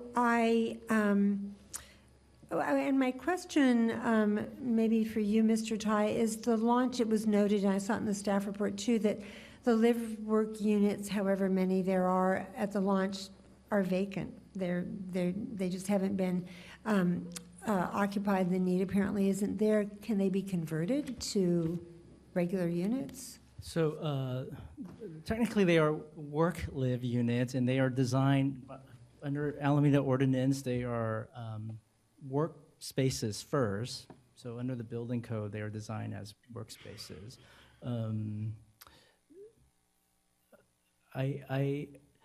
You know what, let's could not certainly- spend a yeah. lot of time on that. That is not the most pressing problem. Okay, and then you did talk about how far the city council could go to incentivize construction, but it isn't just a matter of the city council incentivizing construction, right? There's so many other factors, and I think you mentioned them, tariffs and the cost of materials and the cost of labor and so many things. So is it a matter of timing, of being ready to strike when the iron is hot? But I also want to manage expectations. It's not as though the city council decides to modify our in lieu fee requirements and suddenly the floodgates open and everybody wants to do construction here, is it? No, there's more to this broader conversation about what can we do to help the housing market today, and what's really within our control. Tonight's workshop focuses on the inclusionary housing ordinance. That really is but one piece of a much larger a conversation around this issue. And next spring, when we bring our annual report on the housing element, I think that's when staff would want to have a broader conversation about, hey, what is happening as a whole? What are some of the factors that are really within the city's control? Items like working with the housing trusts. And looking for other ways to partnerships. That would be a good opportunity to explore those options. And then coming up in, I believe, 2027, when the city has to do a midpoint review of the housing element, and I think that's where we would explore some further actions that we can take related, whether it's zoning requirements, whether it is other processes, permitting, streamlining to facilitate, or fees to facilitate development. That I think that would be a more appropriate time to have a broader conversation about those matters. And I'm just going to go back to a statement you made toward the beginning of your presentation, that the state sees inclusionary fees as barriers to housing. I don't doubt that somewhere along the way that was said. But as we both discussed yesterday in a meeting with Assemblymember Bonta, we were in her office yesterday, the state has made so many pronouncements, so many laws about housing, some of which conflict with each other. One of them gave city staff, and I think everyone on the council and you, consternation when a development team came in and announced that they were going to do a development at the Harbor Bay Landing Shopping Center to build housing there, which is to say, to take down everything, the Safeway, everything, and build only housing. That was by state law. Luckily, by the way, for anyone who hasn't heard, that developer has withdrawn that proposal. And we are talking to our state legislators about making changes to the law, because that clearly showed that there was a problem. So my point is just that the state says, through the legislature or what have you, says a lot of things about housing. I think we have to balance it, and I think we have to keep in mind, what is the problem we're trying to solve? I mean, as much as I would like to help people make even more profits on their developments. My first concern is that we house Alamedans, we heard about the warming shelter today, which in part, people being unsheltered is a function of not enough affordable, low rent homes. It's very complicated what goes into being homeless, but I'm out of time, so I am not going to belabor the point. Anyway, this was a workshop. You've gotten lots of input for us. Thank you so much for your time, you, Mr. Buckley, City Attorney's team. With that, we're going to close this item. And so we are moving on to item 7B. Okay, so come on up, everybody who's involved in this, and you can do this in 10 minutes, right, Mr. Long, your presentation? Yes, Mayor. I can do it. Brilliant, just the answer I wanted to hear. Want to go ahead and introduce yourself, and welcome. All right. Thank you, Madam Mayor and council members. My name is Justin Long. I'm the Recreation and Parks Director. We're here to present our annual Recreation and Parks user fee schedule. This is something that we bring every year to you all in December. It was brought to the Recreation and Parks Commission in November for their recommendation to approve or to recommend it to you. And so we'll kind of get on to make this quick for you all. So as a background, we try to limit our fee increases and target them in a very balanced way. But some of our high-level impacts, as you well know, we are subject to inflation just like everyone else. We have rising staff costs, material costs, tariffs even. We've had to pay several of those bills on lots of our equipment. So we try to minimize what we do increase. We also try to look at, in the market, what are our competitors. We have a lot of after-school programs. We have a lot of programs. We want to make sure we're in balance so that we're not charging more than what is happening in the market, but also what is, relative to our costs, to make sure we're in alignment. And again, a lot of these, like I said, we try to keep them low. This year, most of our program fees stay within a 3% and 5% increase for residents and non-residents. Last year, that was between 10 and 15%. So as we're catching up on some of these fees, they're not increasing as much as some of them. I will say that we do have some fees in this proposal that are far higher than that percentage, which we'll talk about in a little bit here. Also, we have some increased costs. We anticipate the Emma Hood Swim Center coming online, and so there's going to be additional operating costs and additional costs to the school district that'll come out of that. So I just want to let everyone know that as well.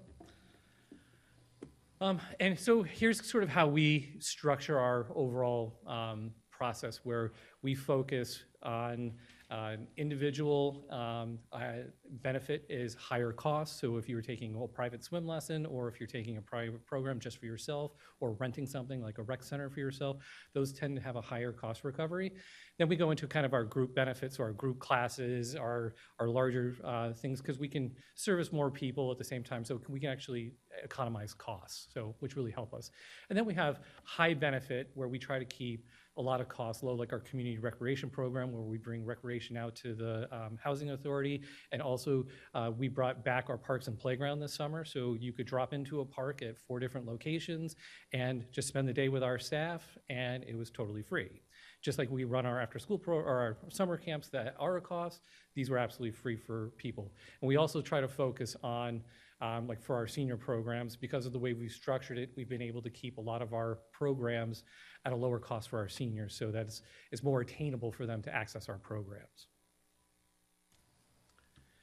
So getting to some of our higher rates. So last year, I presented a 3-year implementation plan to raise our rental rates on our pool users due to the fact that they were far below market at the time. As you can see, in 2024, our youth were paying $2.88 a lane, and our adults, renters and resident renters were paying $4.11. Now, I want to make sure that everyone understands there were also lifeguard fees on top of those, so that does not include lifeguard fees. So we presented a 3-year plan, so we're now at 2025, presenting into 2026.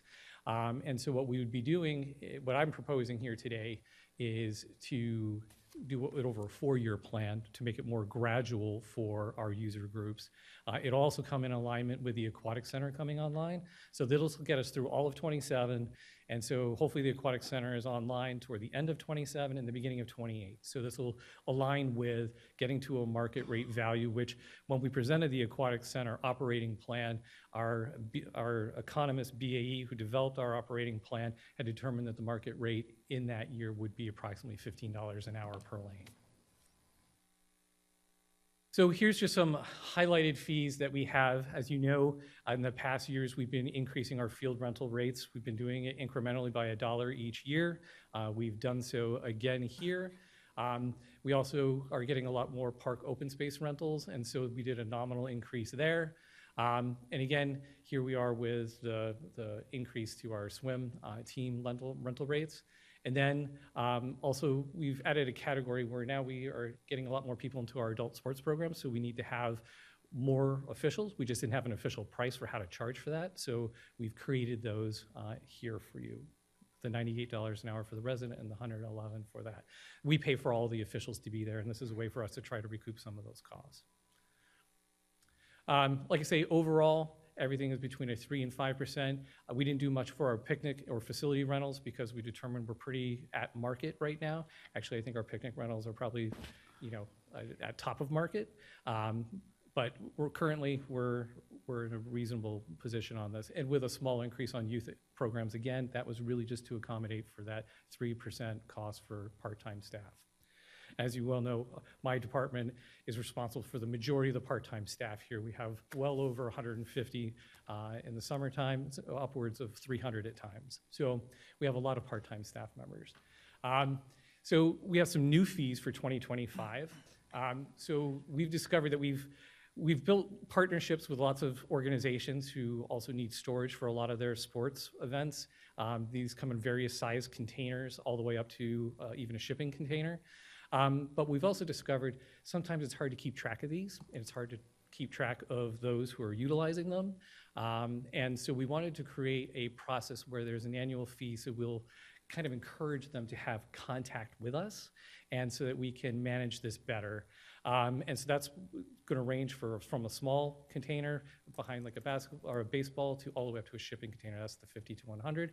And then we have several battery packs that we have to operate at special events so that we no longer have to use gas generators. So we have those in our facility, and we want to make them available for community groups to be able to use them, such as Blue Brews and Barbecue or other groups that get citywide permits. We put the caveat on the citywide permits because these are expensive pieces of equipment, and we want to make sure that we know the organizers and how we lend them out. And then this last year, we bought a mobile wheelchair lift so that we can make sure that all of our outdoor events are accessible. We were having to previously rent these, and they often cost well over $2,000 to $2,500, and we would even have to go pick them up. So we decided to buy one and make them accessible to all city events and other departments so that we can sort of economize those uses. And that was the fast version of kind of going over the main highlights for our fee increases. But as you can tell in the staff report, we've met with a lot of user groups. When we proposed these fees, we emailed them to all of our groups. We also held an online meeting for the users to join us and ask questions, make comments. We also, again, presented this at the Recreation Parks Commission. There were several speakers that came out from Alameda Masters who were in opposition to the pool fees, and which is one of the reasons why we reacted by stretching out further. And as we know, we're just approving 2026. The target is 2028, and so we'll evaluate that as we continue, as we get closer to 2028 to make sure that it is market rate.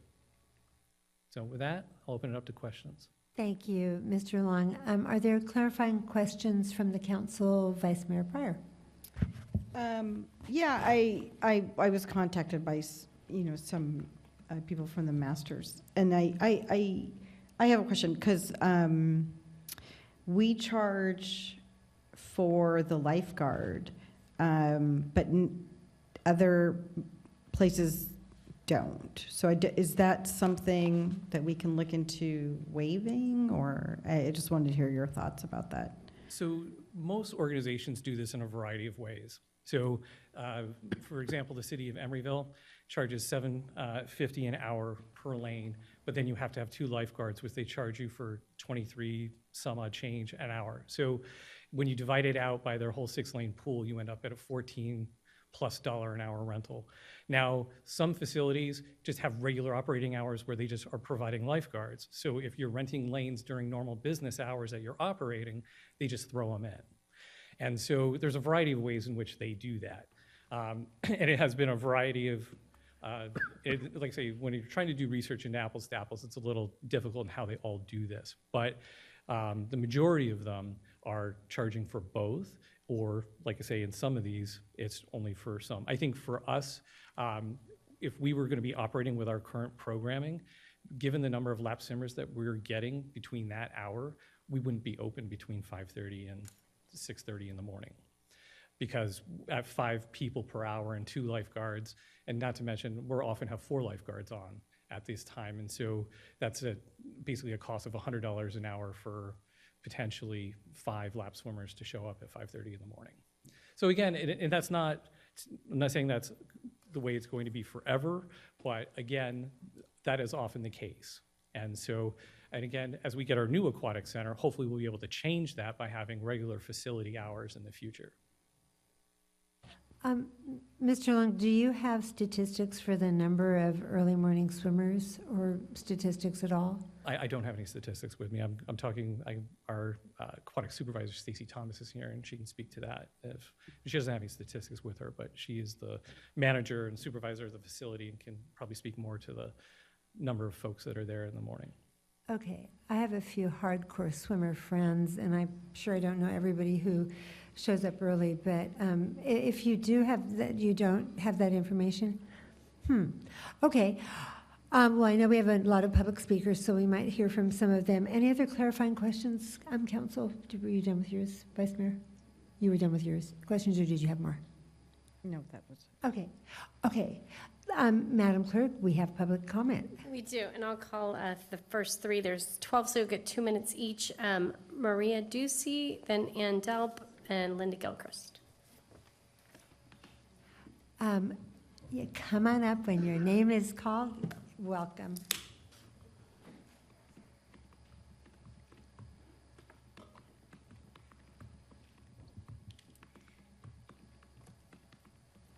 Good evening, Mayor Ashcraft and Vice Mayor Pryor, as well as council members and others.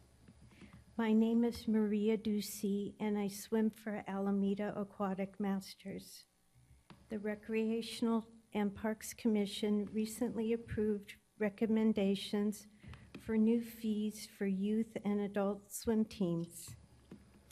Each lane that is occupied during a swim team practice will be charged these fees. To me, all teams should be charged an equal fee. It does not matter the age or ability in a swim lane, because we are people who enjoy being in the water and swimming with a team, listening to our coach, laughing, having fun, and learning to be better swimmers, especially in all 4 strokes.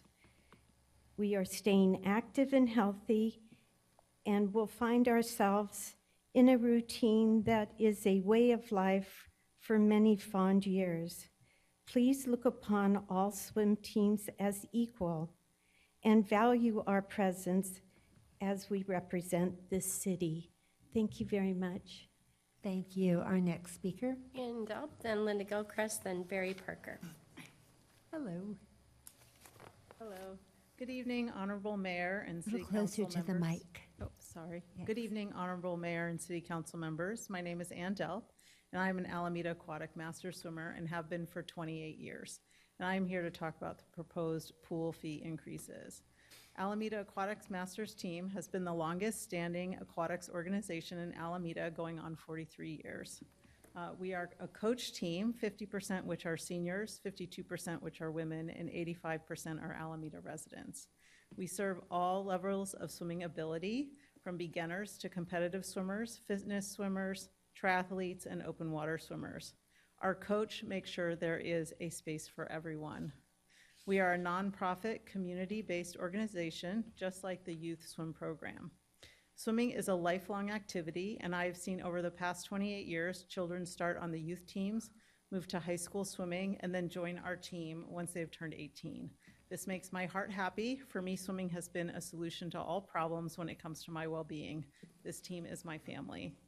Our goal as a team is to pay the same proposed rate as the age group team, which is keeping in line with surrounding communities. We do not want to be priced out of being a master's team here in Alameda. It's a service that's not provided by ARPD. Thank you for your time and understanding. Thank you. Our next speaker. Linda Gilchrist, then Barry Parker, then Michael Grace. Welcome, Speaker Gilchrist. This woman taught my children to swim. Good evening, Mayor Ashcraft, City Council members. My name is Linda Gilchrist. Over 40 years ago, when I was still coaching age group swimmers, a group of parents approached me about starting a fitness-focused swim group for adults. That group became Alameda Aquatic Masters. From the beginning, Alameda Aquatic Masters built a strong and collaborative partnership with ARPD. Because we are nonprofit, our dues covered only pool fees and a modest coach's salary.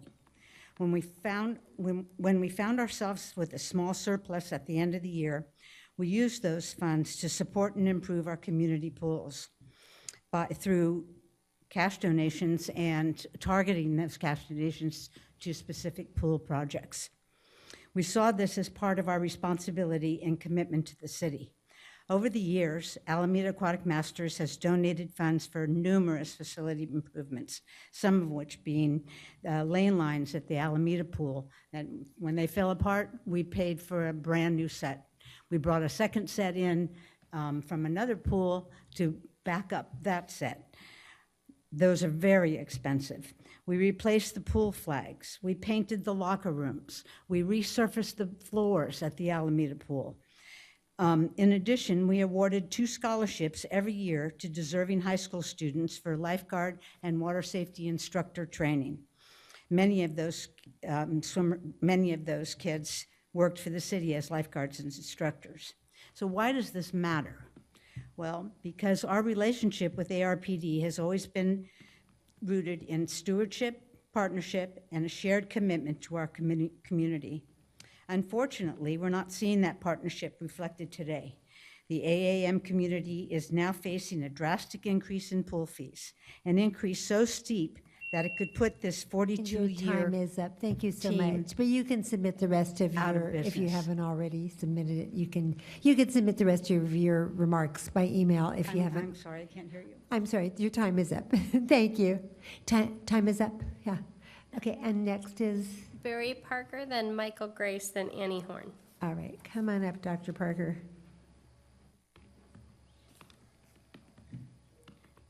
Madam Mayor and members of the City Council, my name is Barry Parker and I was born in Alameda and have been a competitive swimmer since 1952.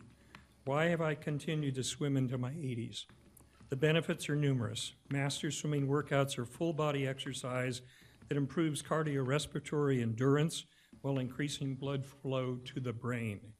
It increases bone density, is a low impact exercise with minimal risk of injury, is general on the joints and improves flexibility. These are all physical benefits, but the psychological and social advantages are just as important. Swimming with a coach on a team improves efficiency and builds confidence in achievement. There is a sense of community that combats isolation, and mood elevation decreases depression. There are many studies about regular and long-term moderate to vigorous exercise that show a significant reduction or delay in the development of Alzheimer's or dementia. Swimming is an exercise that can be done at any age, and swimming with the Masters Group achieves all the physical, mental, and social benefits.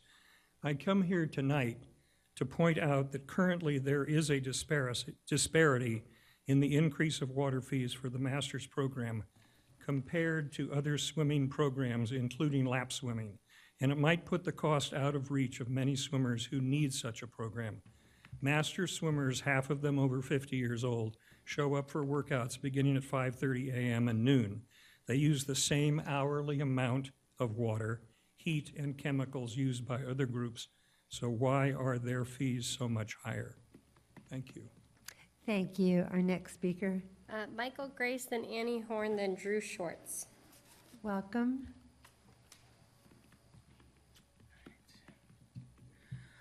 Honorable Mayor and City Council members, my name is Michael Grace. I'm a lifelong Alameda resident and have been on the Alameda Aquatic Masters team since 1985 with the founder, Linda Gilchrist. I have been on the board since we became a nonprofit in the 90s. I learned to swim in the mid-60s at Franklin and Lincoln Pools and swam with the youth team known as Alameda Swim Team before Alligators. Then I joined Alameda High School swimming and water polo and continued swimming at the collegiate level. Masters adult swimming did not exist in the late 70s, so I expected that after college I would end my swimming career. Now our high school and youth swimmers can see that there are swimming opportunities after high school and college. The benefits of Alameda Aquatic Masters to the city are numerous. Consistent year-round revenue stream for ARPD, renting pool space during low demand hours, 5:30 a.m., noon, evenings, which I hope are coming back soon, and in the cold, rainy, dark winter months like now. I heard a new song that reflects how swimming has been beneficial to me as one of the older swimmers on our team. The main chorus is, "Too young to be old." Swimming with the support of the city has kept me young and fit. I am not old, even though I am considered a senior. Too young to be old. To me, these lyrics expressed how swimming helps us stay young and healthy. At the November 13th ARPD Commission meeting at the 1 hour and 45-minute point in the recording, the director of ARPD stated that it was a City Council and ARPD Commission directive to keep youth and senior costs low to keep the programs available and accessible. Our Alameda Aquatic Masters Swim Team has about 50% seniors. Due to the large proposed fee increase to our team, our senior swimmers will be adversely affected despite the council's directive. Thank you for listening to our concerns about the huge increase to our pool fees. Please consider a rate for the Masters team that is the same as the youth teams. Thank you very much. Thank you. Our next speaker. Annie Horn, then Drew Schwartz. Welcome, Speaker Horn. Horn? Yeah, come on up. Hi, good evening, Honorable Mayor and council members. My name is Annie Horn. I've been an Alameda resident for 11 years and a member of Alameda Aquatic Masters for almost as long. Our Masters team has been critical for my physical and mental health, as well as for my sense of belonging and community in Alameda. I realized how crucial Masters was to my well-being when I was pregnant with my daughter. Swimming was my medicine through complications of pregnancy and the overstimulation and mental exhaustion of motherhood. At practice, I was supported by a community of parents, grandparents, doulas, and fellow swimmers. The health benefits of swimming are numerous. The quiet of the water, the rhythmic breathing, and the mind-body connection, combined with a structured workout, is powerfully therapeutic. Swimming with a coach pushes you physically in ways individual lap swim does not, and prevents stress injury from poor form. Importantly, swimming is a low-impact exercise that allows swimmers of all ages and abilities to build strength and endurance in a safe, sustainable way. This is especially important to our teammates who are seniors, recovering from injury, cancer survivors, and pregnant mothers. Our team is asking you to reconsider the proposed pool rental fees so that swimming in Alameda remains accessible to a diverse community of swimmers. A 62% raise in 3 years is unsustainable for our team. While the extended fee schedule is a welcome step in the right direction, we feel the endpoint of $15 plus lifeguard fees is still unsustainable. We suggest aligning with the market rate for similar facilities in the East Bay, and please consider the removal of the adult nonprofit category and have one nonprofit category at the youth team rate. Thank you to the council and Thank you. Your time is up. Thank you.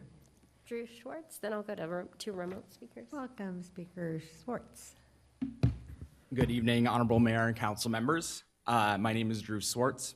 I'm an Alameda resident and have spent over 150 hours this year at Encinal Swim Center as an Alameda Masters swimmer and lap swimmer. We support a consistent per lane rental structure, but the proposed Adult resident team rate raises serious concern. The regional data we submitted, covering 9 Bay Area cities, most in the East Bay, show no other publicly run pool charges different rates for youth versus adult nonprofit teams. There's simply no market that supports different rates, contrary to what is suggested in the staff report. The average lane per hour rate across these cities, including lifeguards, is $10.74, with the highest comparable rates in the $12 to $14 range. By contrast, Alameda's proposed adult nonprofit rate would be over $15 per lane per hour for 2026, rising to over $19 per lane per hour by 2028 once you factor in lifeguard fees. While the extended run rate is appreciated, it does not resolve the fact that the final rate in the proposal exceeds market rate and is a 30% year-over-year increase. It's worth noting that ARPD provided market rate numbers that represent only a small subset of data and some figures that are not directly comparable. And so you may find some more context in our communication. At the same time, lap swimming and aquatic fitness classes are priced below regional market rates, highlighting the inequity across adult aquatics in Alameda. Some programs are underpriced, while Alameda nonprofit adult teams are well above market price, creating inconsistency.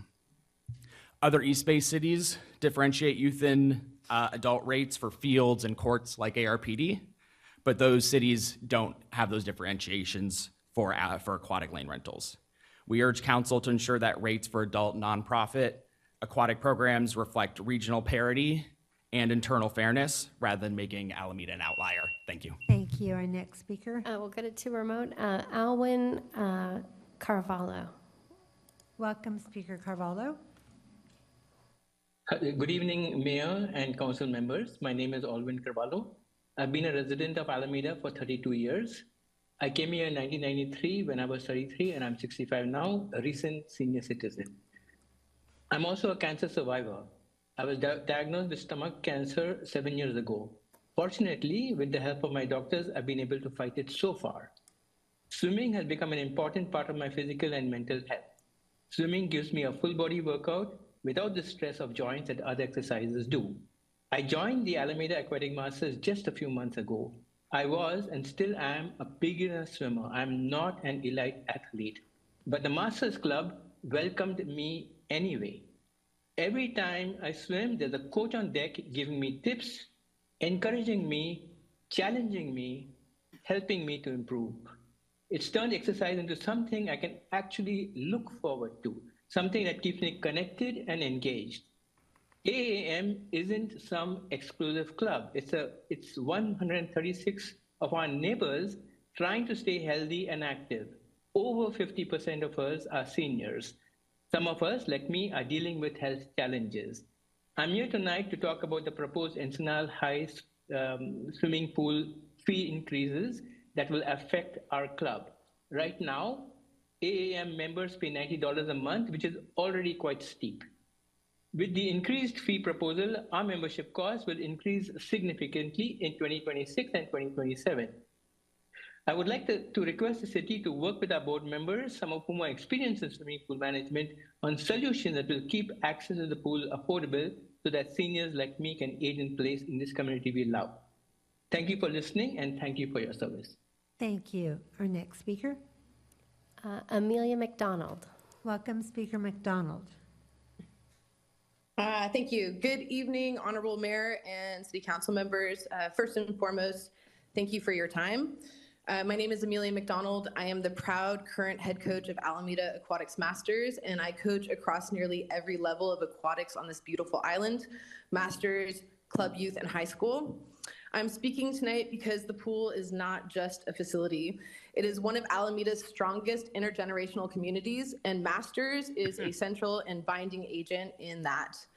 In our swim lanes, we celebrate life together. In the last couple of years, we've had a marriage proposal. We have welcomed new family members, celebrated new jobs, wonderful anniversaries, and great adventures. This last summer, we had 3 generations of ladies represent Alameda during an open water swim race. One of my 11-year-old swimmers, her mom, a blossoming master swimmer, and her grandmother, a lady who could swim most of us under the table. Beautiful.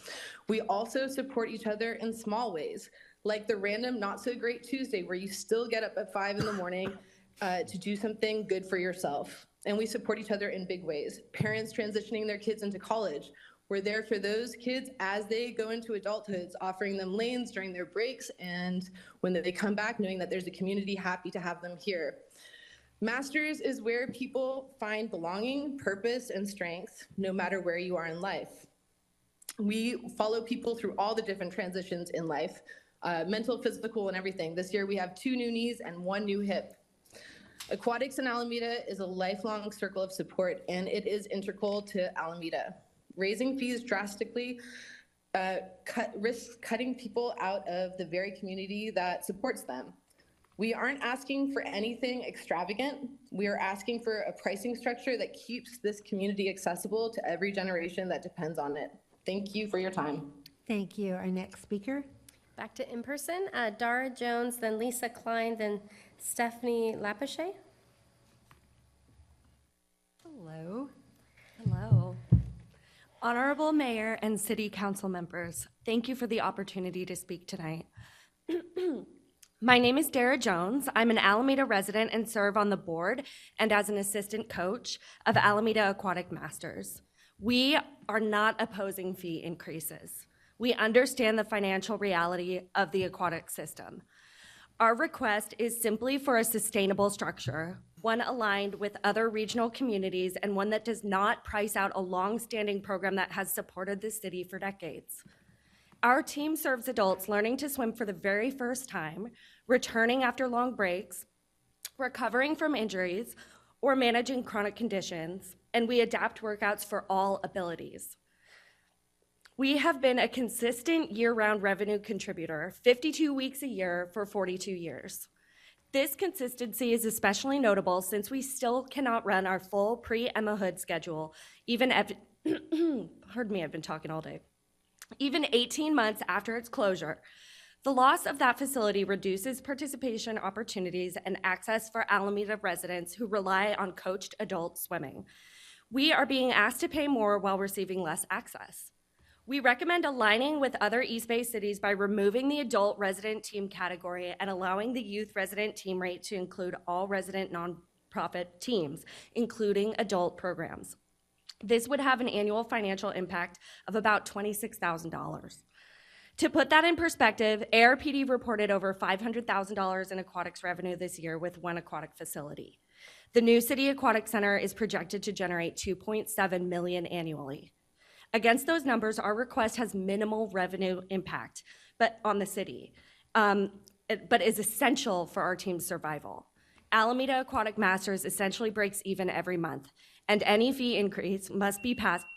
Thank you for your time. Thank you. Lisa Klein, then Stephanie Lapachet, then Ann McCormick. Welcome, Speaker Klein. Good evening, honorable mayors and council members. My name is Lisa Klein. I've been a member of the Alameda Aquatic Masters since moving to Alameda 20 years ago, and I'm a current board member. I want to thank you for considering the points shared by my fellow board members thus far this evening. You've been hearing and will hear more from several of our team members about their personal experiences as well. But before they speak, I want to underscore from the board's position really our critical concern. We do appreciate the revised staff recommendation, which spreads the increase out over a longer period of time, but it is still a very steep increase for us. It would significantly impact the sustainability of our 4-decade-old nonprofit program. You know, we've heard we're deeply committed to the sustainability of the city's pools, to serving the communities. Our members and their children participate in youth and recreation and school swim teams. They take ARPD lessons, and they work as lifeguards. So we really, really do value this partnership with the city. We're very appreciative and really excited about the new pool to come. We understand that prices need to rise over time, and we are prepared to pay our fair share. However, we respectfully request that the city eliminate the adult resident category, apply one resident team category to all nonprofit groups for the aquatics program, and this approach achieves regional parity. Thank you for your time and consideration and your leadership. Thank you. Our next speaker. Stephanie Lapachet, then Ann McCormick, then Jeannie Merrill.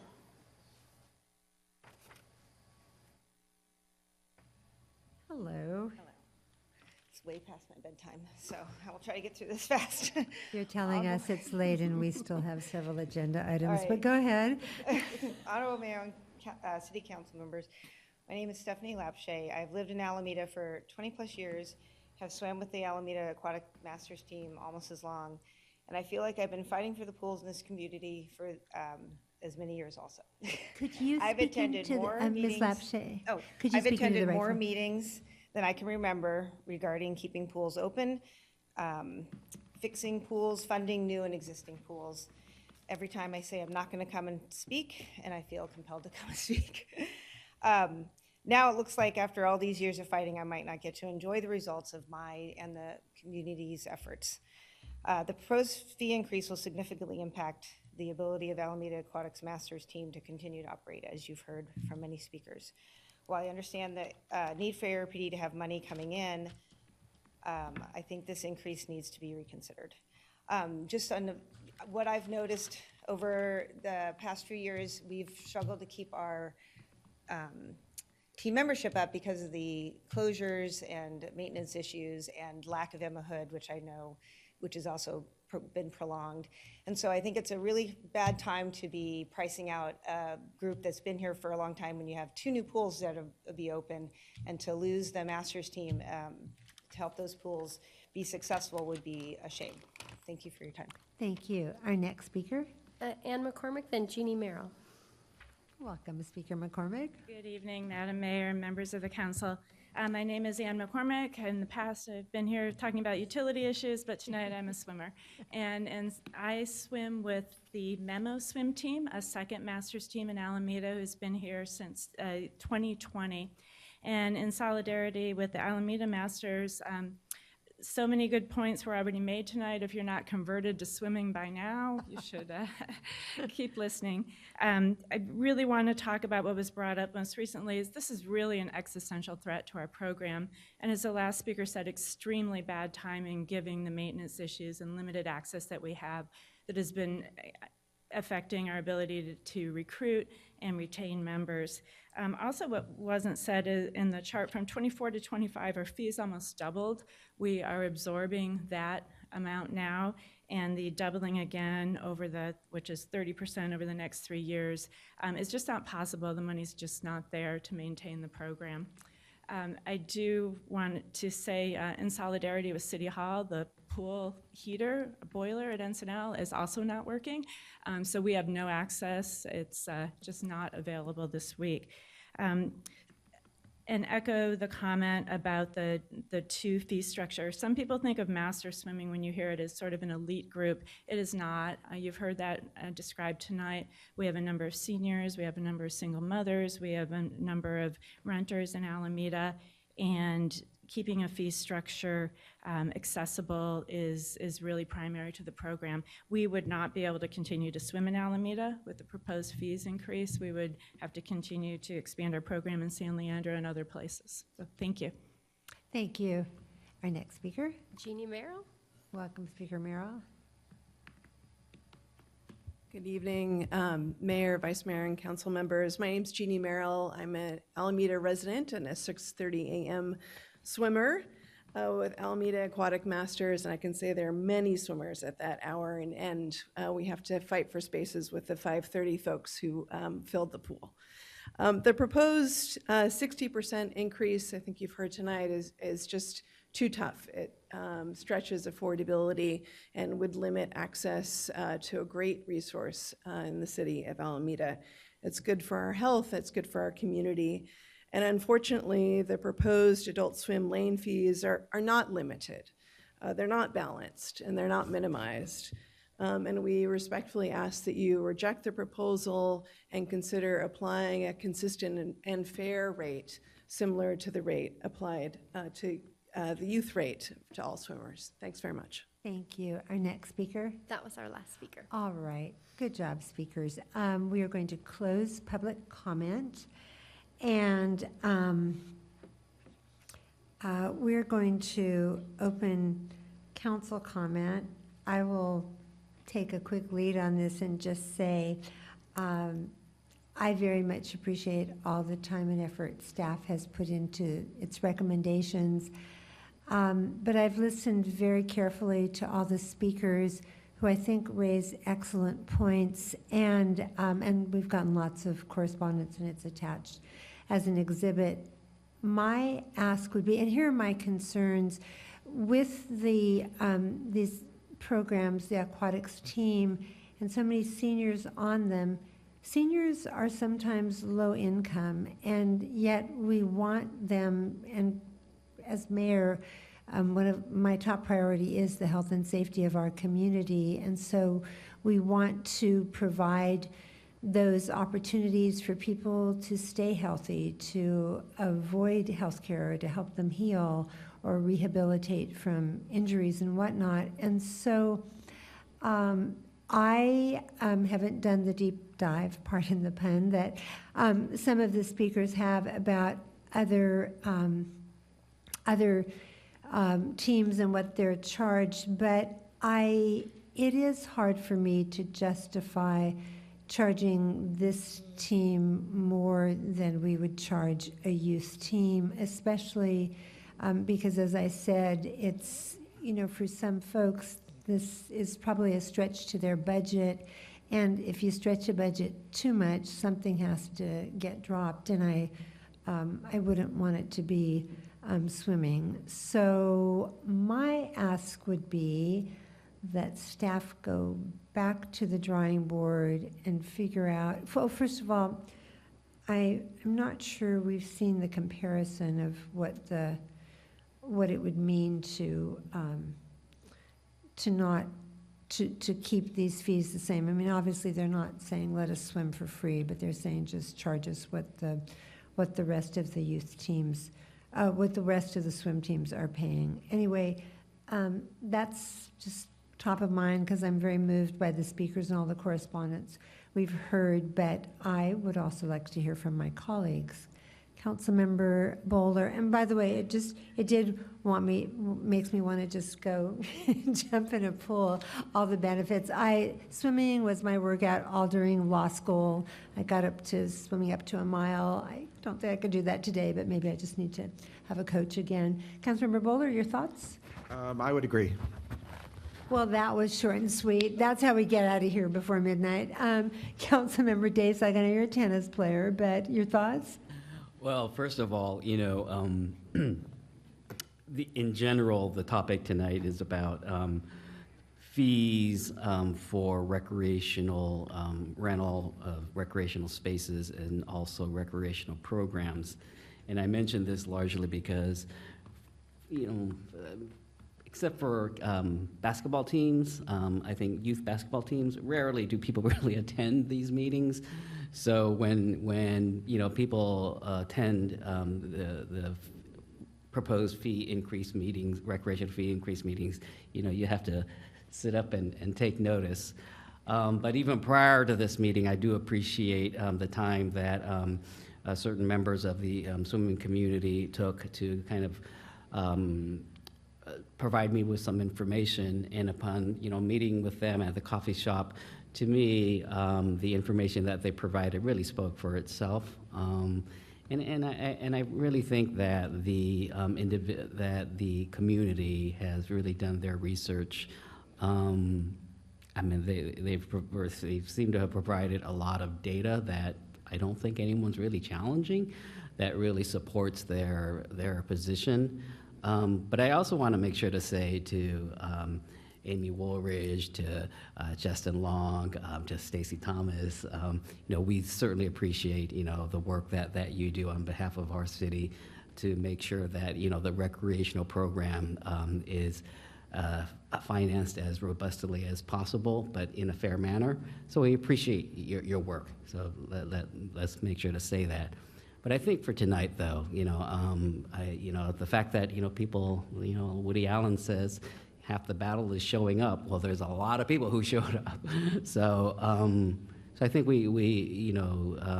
if someone said, for staff to work it out, take it back, I think I heard that. I would definitely support that. I do think that the swimming community did provide a lot of compelling information. But I also want to make sure to say to Mr. Long, to Amy Woolridge, to Jennifer Ott and Stacey Thomas, we appreciate, your work. We really do. But maybe on this one, let's take a look at it again and see how we can try to make it the youth rate that people are saying, that there's one uniform rate, hopefully the youth rate. So that I would definitely support that. Sorry, I wasn't as succinct as my colleague, Councilmember Bowler. It would have been hard to be more succinct than Councilmember Bowler. Councilmember Jensen, let's go to you. I appreciate all the information provided. There's a couple things in the report that struck me, and one thing was that there's no increase to, as the ARPD director pointed out, the other fee increases are from 5 to 10% if there are fee increases at all. And the other thing that I noticed is that the other pool fees are not being increased, or not proposed for increase. And I wonder if you could comment on that. Are these maintenance costs just related to the lap swimming, or is that the only program that's so far under market, as opposed to the drop-in fees, which are not being increased? So one of the, Councilmember Jensen, one of the things we heard in the last couple of years when we brought fees forward was trying to keep access for our seniors who aren't on private teams like Masters, who have access to the pool. So we did not increase our drop-in lane rates for that.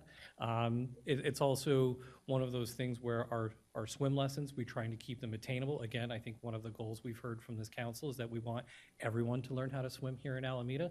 We want to make sure that our group lessons are at a reasonable rate, that at our semi-group lessons are at a reasonable rate, which we're not touching them in this year. We've tried to keep those rates really low so we can get access to all of our residents to get that access for swimming. Well, thank you. And that brings up another question that I have, I guess. It's with regard to the drop-in rates, and I totally support and agree that we want to encourage swimming by everyone. Our drop-in rates have 3 tiers. They have youth, adult, and senior tiers. And it's apparent to me in listening to the report and understanding a little bit, not that I'm a swimmer, as Councilmember Desog knows, I'm on the court more often, but these fees, these teams are either youth or adult, so there's no, is that true? There's no senior team, and any senior would be part of the adult team, is that correct? That is correct in how it is currently structured. Well, then, just to point that out, because it sounds, and we've heard from many seniors who are participants in the Aquatic Masters, and so it would seem that we should really address, or at least support, those seniors who are swimming with the Masters by affecting some subsidization of the fees. My final suggestion or question, I guess, is with regard to the inclusion of the lifeguard fees.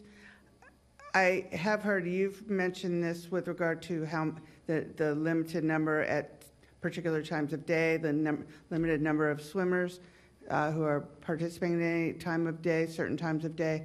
And then on the other hand, there may be more swimmers. There may be 2 teams, as I understand it, at certain times of day. So the allocation by hour of lifeguard fees to individual swimmers may be something that I would suggest that be looked at, whether that could be allocated differently. And it looks from other data provided by the Aquatic Masters, and not that those fees are perhaps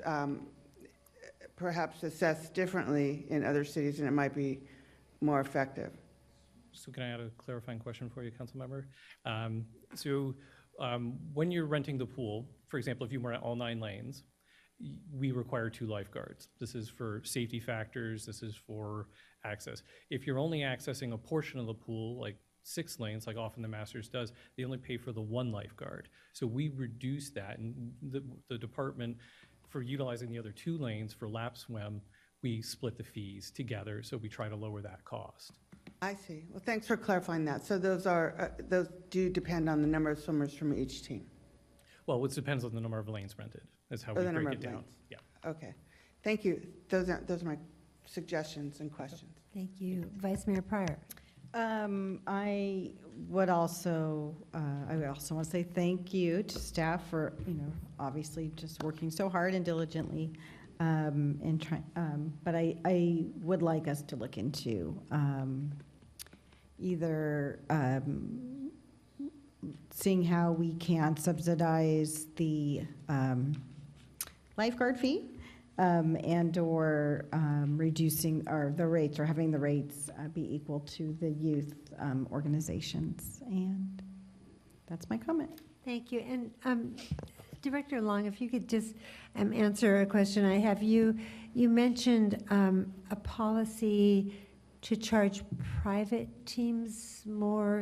Did I hear that correctly? And when you say private teams, what are the expectations that go into that? Because, and I'm not trying to set you up, but it sounds like this was a pretty grassroots effort. We're not talking about, a fancy private club. It's that, this organization has been together for 40-some years, whatever it is. It's not ARPD, I understand that, but help us understand the distinction you're making. Okay, so Madam Mayor, to clarify, when we're collecting fees for recreation activity, whether it's renting a pool or renting a field or renting the gym, when a group is taking public access away from the general public, this is how we assess fees. Like, for example, our picnic rentals, if someone wants to reserve one for their private party, it's no longer available to the general public. So Alameda Masters is a nonprofit group here in Alameda, and they rent the pool from ARPD for a period of that. That's what I meant by private team. Not that they are a commercial or that they're a revenue seeker. They're a nonprofit team, and they represent a good portion of the community that likes to swim in our facilities. And do you think they're displacing many non-team swimmers at 5:30 and 6:30 in the morning? Again, a lot of the time when we do our allocation, we've been allocating them almost the entire pool, and because it's time that they've requested. So it's hard to tell who would show up between those hours, because we're not offering programming during that time. Okay, all right, thank you for that. You can sit down. So what I would say is, I'm going to finish my sentence and then I will call on people.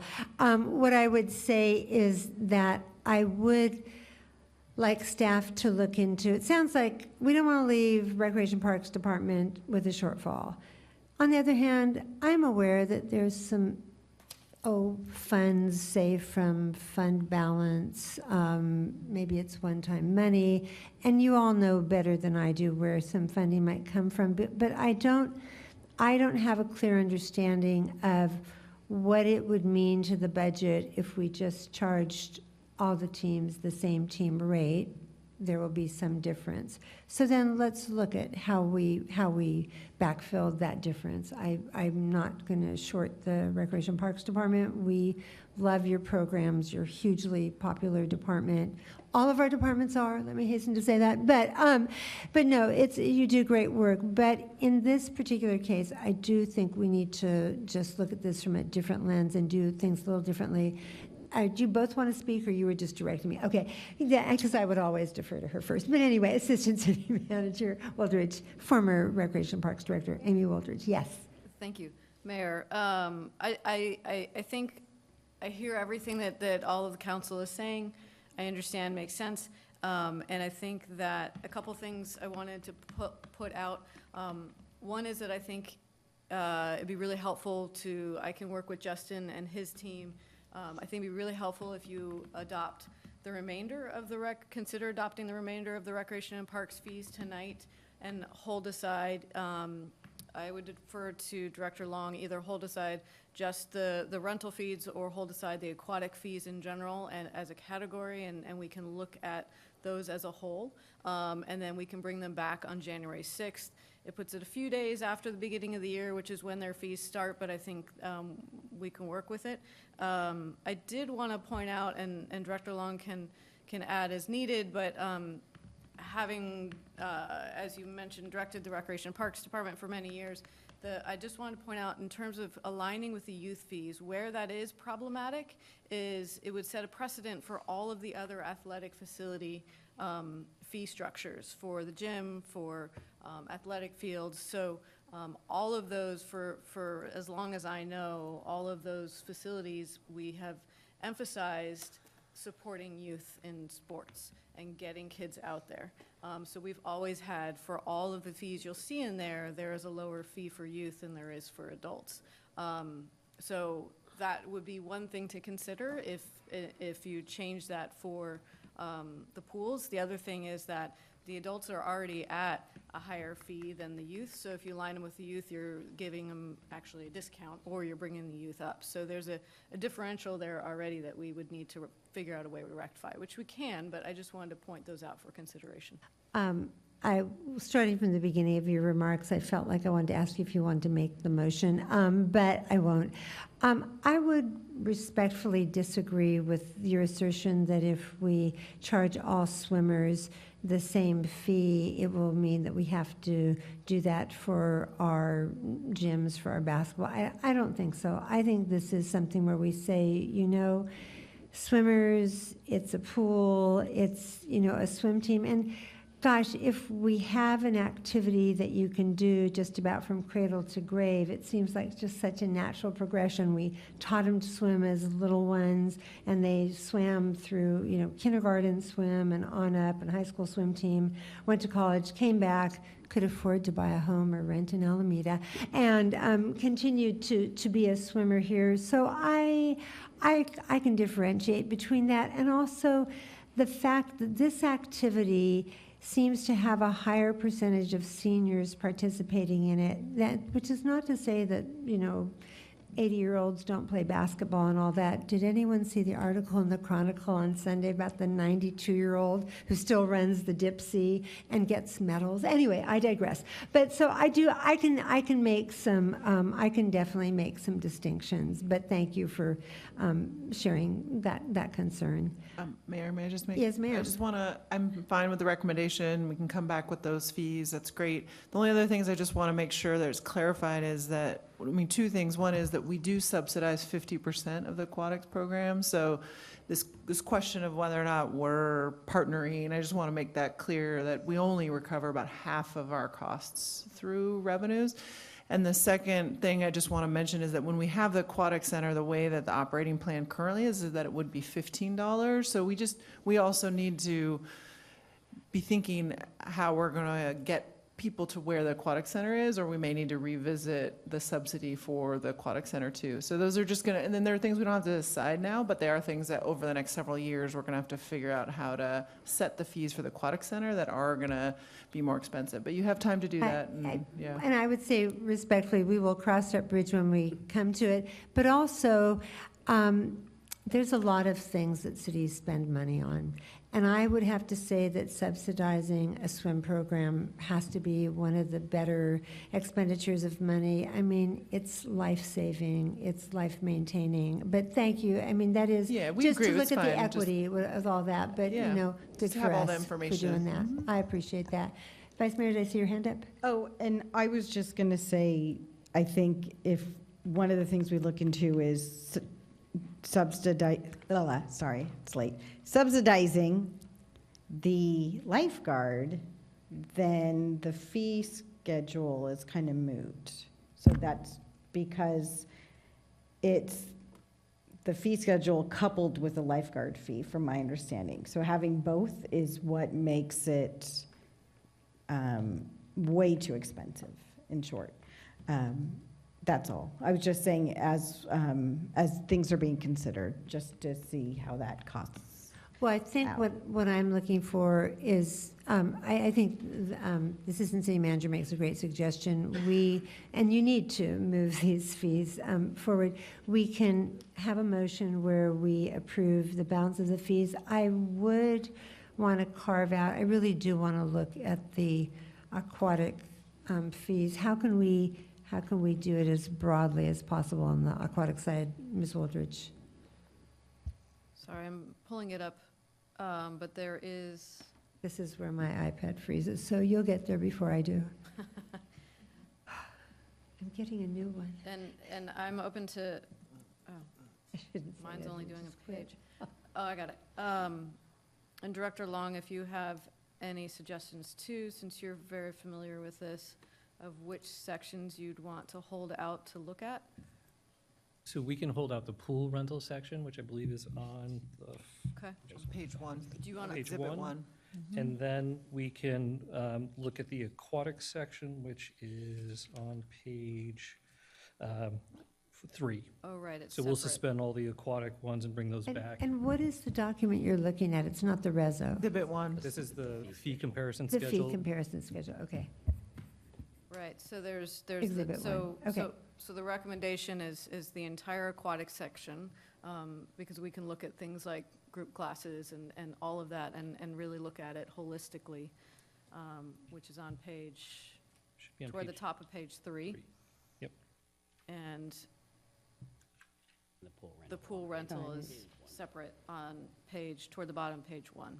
So we're pulling out the pool rental and recommending pulling out the pool rental and the aquatic sections for further review and to bring back to you on January 1st. Okay, do I have a motion to that effect? Question first? Yes, of course. Oh, thank you. Councilor Buller. Just Director Long, thank you so much. Would that mean that we would still have the existing fees in effect in those areas? In other words, if staff needs to take more time and can't get it done by that shouldn't matter, right? That won't matter, Councilmember Buller. We don't actually change the fees for aquatics until Next year. mid-February, Yeah. which is when the next allocation would happen. So we do have time to review it. We're going to dig in the sofa cushions to find that extra money. Okay, so would you like to make that motion? So moved. Okay, we have a motion by Councilmember Bowler, seconded by Vice Mayor Pryor. Any further discussion? Seeing none, all those in favor, please signify by stating aye. Aye. Any opposed, any abstentions? That motion passes unanimously. Thank you, everyone. Thank you, staff.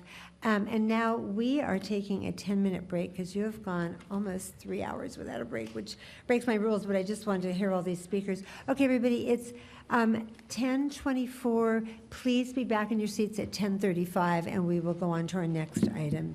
Okay.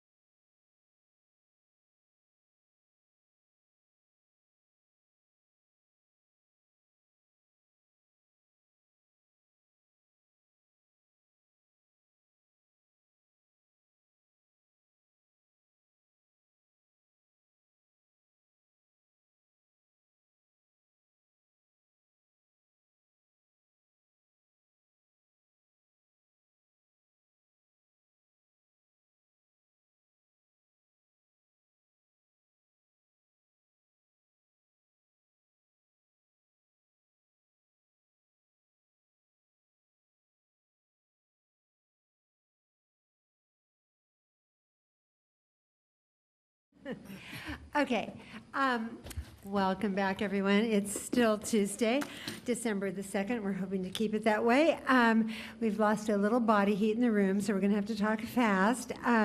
Madam Clerk, would you please introduce the next item? Yes. 7C is a workshop to discuss Alameda's infrastructure needs regarding shoreline flood protection, sea level, and groundwater rise and disaster mitigation. And we need to go to slide 7. Sorry, I forgot to tell you. Yeah. Was that it? Okay. Yep. And what we're just going to launch with Danielle Mueller. Will introduce yourself. Welcome. Hi, good evening, Madam Mayor, City Council. My name is Danielle Mueller. I'm Sustainability and Resilience Manager. And I'm here tonight to discuss infrastructure needs for the shoreline for flooding, sea level rise, groundwater rise, and update you on the work we've been doing to date. So I'm going to start with the history of our shoreline really quickly. We've undergone significant transformation over the last century, and much of our current shoreline was made by filling tidal marshes, mudflats, and open water to create developable land.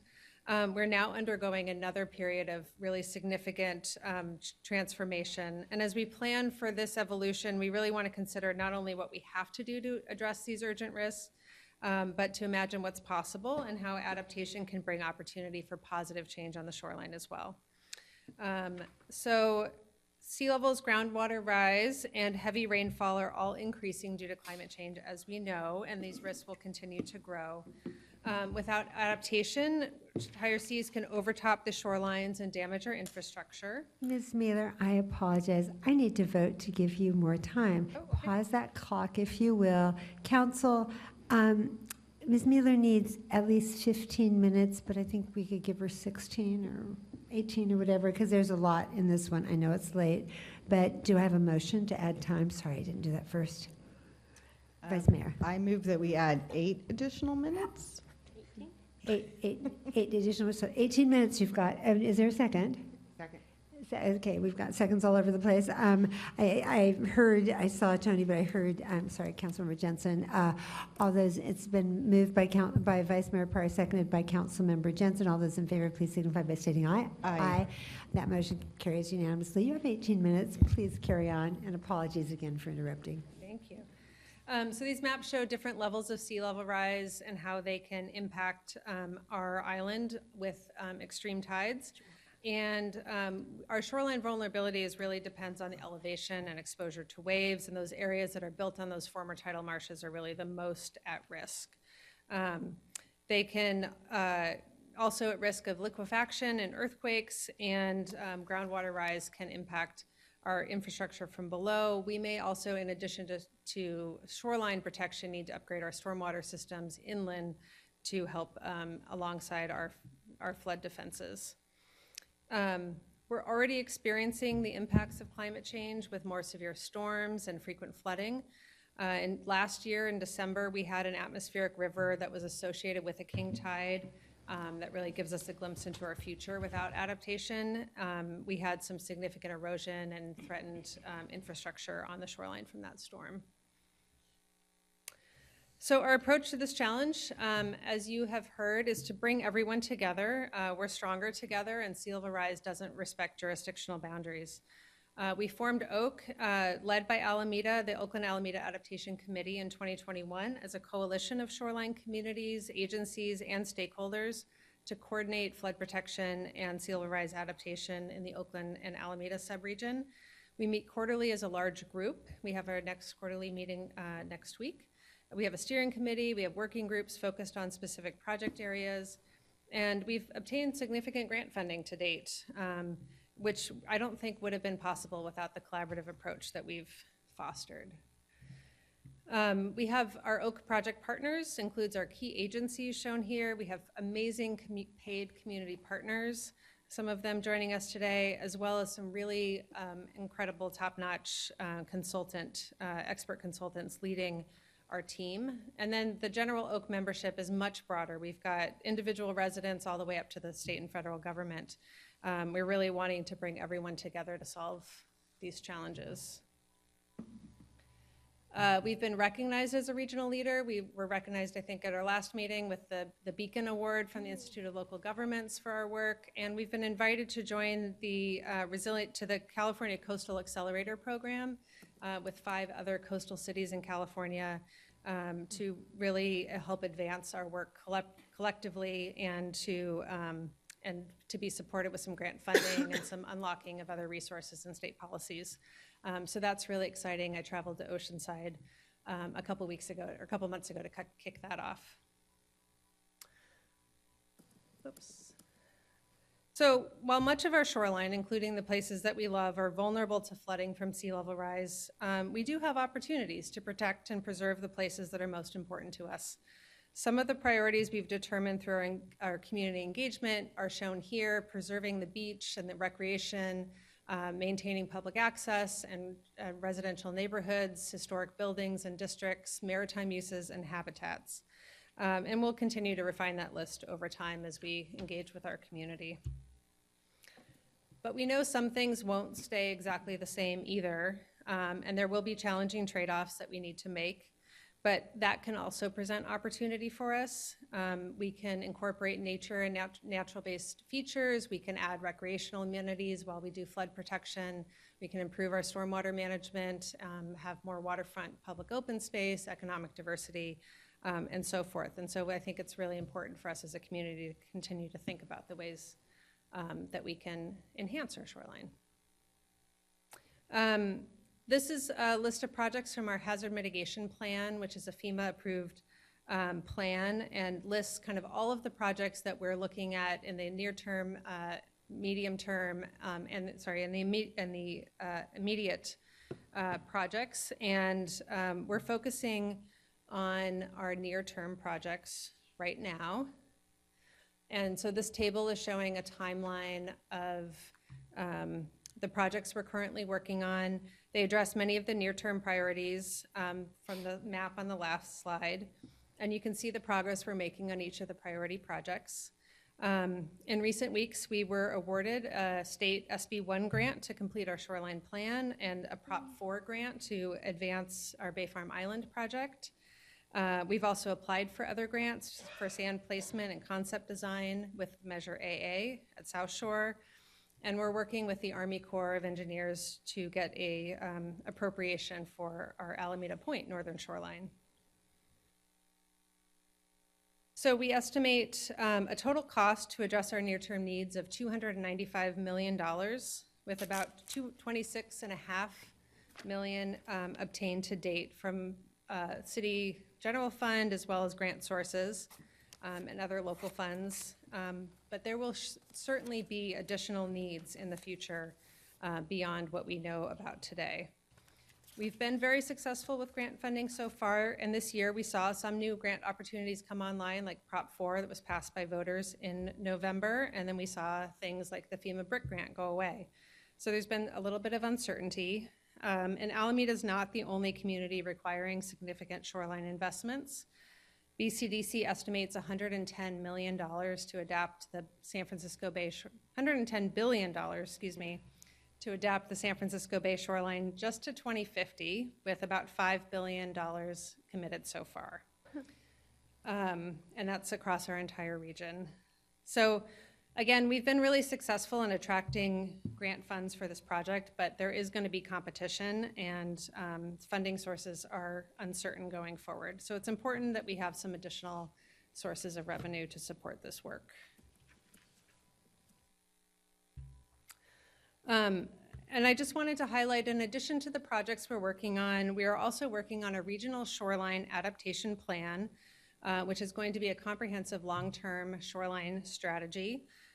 We were awarded the SB1 grant to continue this work, and it will help us meet the new state BCDC requirements, shoreline planning requirements. You accepted the grant on the consent agenda tonight, so thank you for that. And we submitted our notice of intent to proceed with the plan last week. You can see where we are in the process, and what's coming next is developing more strategies, land use and policy updates, funding and implementation pathways, and then approval by City Council and submission to BCDC, and of course, lots of community engagement. And we had a big sea level rise planning fair a couple of weeks ago. Some of our community partners led it. We had 150 participants and some really great work. If you go to our website, we have all of the boards from that workshop are available. We have a survey. We've been working really hard to get the word out about that survey for people who weren't able to attend. And then this weekend, King Tides are coming again, our first ones of the year, and we do have a King Tide walk that CASA is leading with East Bay Regional Parks at Crab Cove on Saturday morning. So we hope you can attend. And I am going to quickly turn it over to Sarah to close us out. All right, got 1 minute.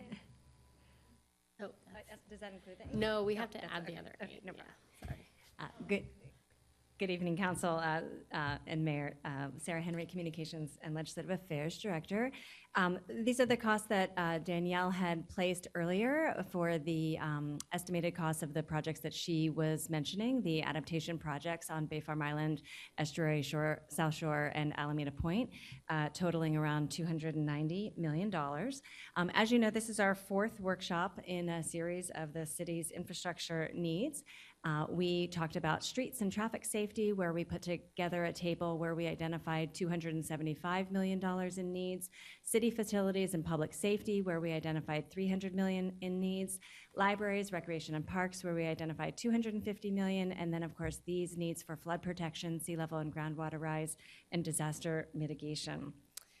These projects that we've discussed, they're in the strategic plan. They're in a bunch of other city plans that have been We approved. thank you very much, and the time is up. We didn't get to add the 8. Once we start the time. Oh, it wasn't added? No, once we start the timer, we can't change it, so we had to add the 8 after. Oh, so. okay. I'll be very I fast. did, yeah. So in Because I total- need to do a motion before 11, so please be brief, thank you. In total, we have do 7 need to minutes. raise more than $1 billion to complete this work. We've been collecting your input, Council, and the community's input in these workshops, and we will be conducting polling in the next couple of weeks to hear the community's priorities. One of the things we're asking is how we can fund these items. We, as you heard from Ms. Mueller, we're working on grants, we're working on all sorts of funding sources, but in addition, what are some possible revenue measures that we can explore as a city? And so we will return to the council early next year to discuss these options with you, and with that, we're available to answer any questions. Thank you so much. And Council, we're going to hold your questions for just a minute. And by the way, I do love this photo, but could I just observe that we need a new aerial photo that shows our drought tolerant, we have replaced that lawn, that water guzzling lawn at City Hall with drought tolerant and native plants, but pretty picture. Okay, Council, we haven't had to do this for a while, but before 11 o'clock strikes, we have to consider what new items we will hear after 11 o'clock, because it's now 10:52 p.m. And bear in mind, we have 2 fairly meaty closed session items we are going to return to after this. So the remaining items are, well, we're going to finish the discussion on this one, 7C, and then we've got 7D, which has to do with Mylar balloons. There is a council referral 10A. Is that anything that could be bumped to the next meeting? And I'm That's fine. asking the maker. That can be, yes, Would that be certainly. okay? Okay, thank you. That might just help get us out on the same day that we started this meeting. Okay, so then what we need 4 affirmative votes on is to hear, well, to finish hearing, we've started this one, but to also hear 7D, the Mylar balloon item. And then we are going back into closed session after that. So do I have a motion and a second to hear item 7D? So moved. And a second? Okay, it's been moved by Councilmember Jensen, seconded by Councilmember Bowler. Any questions, any discussion? Okay, all those in favor signify by stating aye. Aye. Aye. Okay, and that was unanimous, right? Okay, so we will hear, and then we will bump 10A. It'll, we'll hear it at the end of the next regular agenda. Okay, so back to, and again, this is a workshop, so anything anybody wants to say, any questions? I just want to say we're so fortunate to have Danielle Mueller on our staff, and I love the work of the Oakland Alameda Adaptation Committee, and truly we're stronger together, and this was a way that we made sure that we weren't causing unintended consequences by the things any of our neighboring jurisdictions are doing to protect themselves from sea level rise and climate change. We don't want to have unintended consequences, negative consequences impacting our neighbors, and they've been very effective working together. So thank you all for all of that. I know we've got representatives in the room. Anything anyone wants to add? Ask? And we have speakers, public speakers? Okay, but any clarifying questions before we go to, okay, let's have a clarifying question. Councilmember Days. Quick clarifying question on the summary of adaptation infrastructure costs. It's nice to see that the Alameda Point Northern Shoreline at project cost of $20 million, we seem to have pending funding, current or pending funding of roughly $20 million.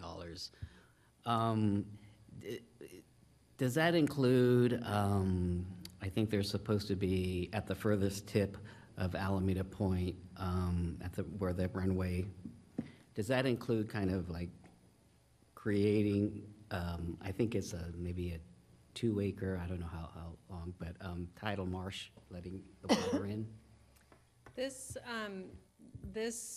$20 million that's identified there is, we have a Army Corps, U.S. Army Corps appropriation for $15 million with a $5 million local match.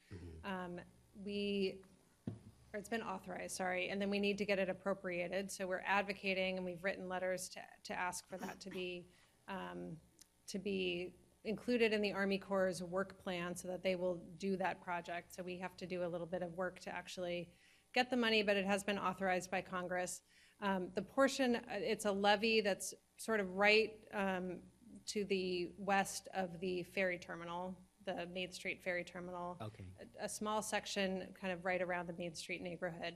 And that's the piece that we're focusing on for that, because we have the $15 million, so we have to scale the project to meet Mayor, that. can I just add? Please, It includes and some major stormwater infrastructure, so we've really narrowed down the outfalls that we can have to get the stormwater from the streets and the public areas, and so this includes some of that, so, and then helps stabilize some of the shoreline as well, which supports some of our other facilities, so it's a really big benefit to both flood protection and stabilization. Okay. I think as part of the VA project, I can't quite remember, as part of the long-stalled VA project, or the columbarium, et cetera, that there's supposed to be some 2-acre area where we're going to, at the furthest tip, where we're going to let the tides take over, basically, kind of like what we're doing at the park. The DPay Park, The yeah, DPay it's Park. actually probably going to be part of a regional park that the park district would work on with us. Okay. Yeah. And where would the $5 million match, local match come from? That is still to TBD. be determined, Yeah, yeah. okay, all right. Any other clarifying questions before we go to our public comments? Okay, thank you, Ms. Mueller. Madam Clerk, public comment? We have 4 speakers, so they'll get 3 minutes each. The first is Lauren Isle, Mitch Ball, and then Melipsa. But Lauren's up first. Well, welcome. Good evening, Mayor and council members. My name is Lauren Eisel, and I'm a longtime Alameda resident, former waterfront planner for both of the big Bay Area ports, and I'm here tonight representing Community Action for Sustainable Alameda. We are one of the Oak partners, along with the City of Alameda and about half a dozen other community-based organizations. And I'm here to just tell you a little bit about what the community partners have been doing over the past 3 years in support of Oak's work to help educate and inform and engage our community members related to some of our flooding vulnerabilities and some of the proposed adaptation measures. Just so you have an idea of how much work has been done to date engaging the community about some of these issues. In particular, we've helped hosted over 6 different virtual and in-person workshops in and around the community over the past 3 years. We have hosted numerous waterfront walking tours and kayaking tours, some of which some of you have been on. We have presented the findings of the vulnerability analysis and our challenges at numerous events and fairs across the island over the past few years.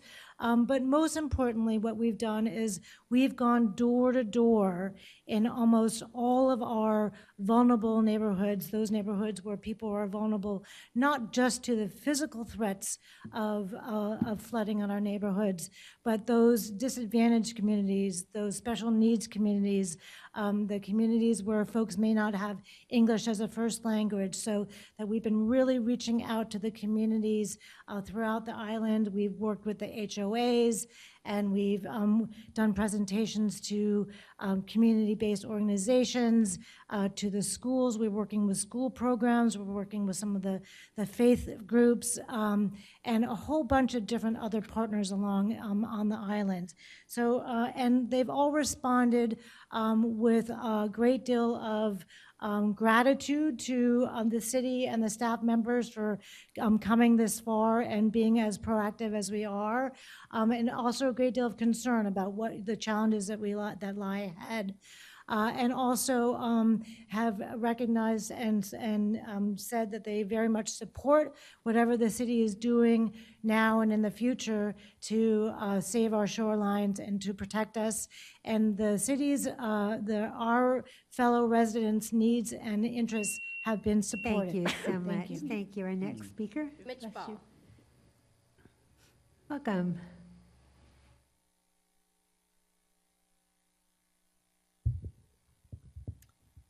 Hello. We've had 4 great workshops detailing all the important things our city needs to fund. I wish we could spend just as much time discussing how we will acquire these funds, because I believe that what we take money from is just as consequential as what we put money towards. While we should acquire grants when we can and issue bonds when we must, almost all municipal funds ultimately come from taxes, and some taxes are better than others. Just like how the things our city decides to fund are an expression of our values and priorities, where we choose to draw taxes from are also an expression of what we deprioritize. This is not an empty expression, as economists have shown time after time that taxes discourage whatever economic activity they tax. Sales taxes discourage consumption of goods and services, income taxes discourage work and employment, and capital gains taxes discourage investment. And while I appreciate that Measure E passed last year to fund our schools, we must acknowledge that because that parcel tax taxes floor plan square footage, it now discourages residential development, which is quite a shame because the #1 issue our city currently faces is the housing crisis.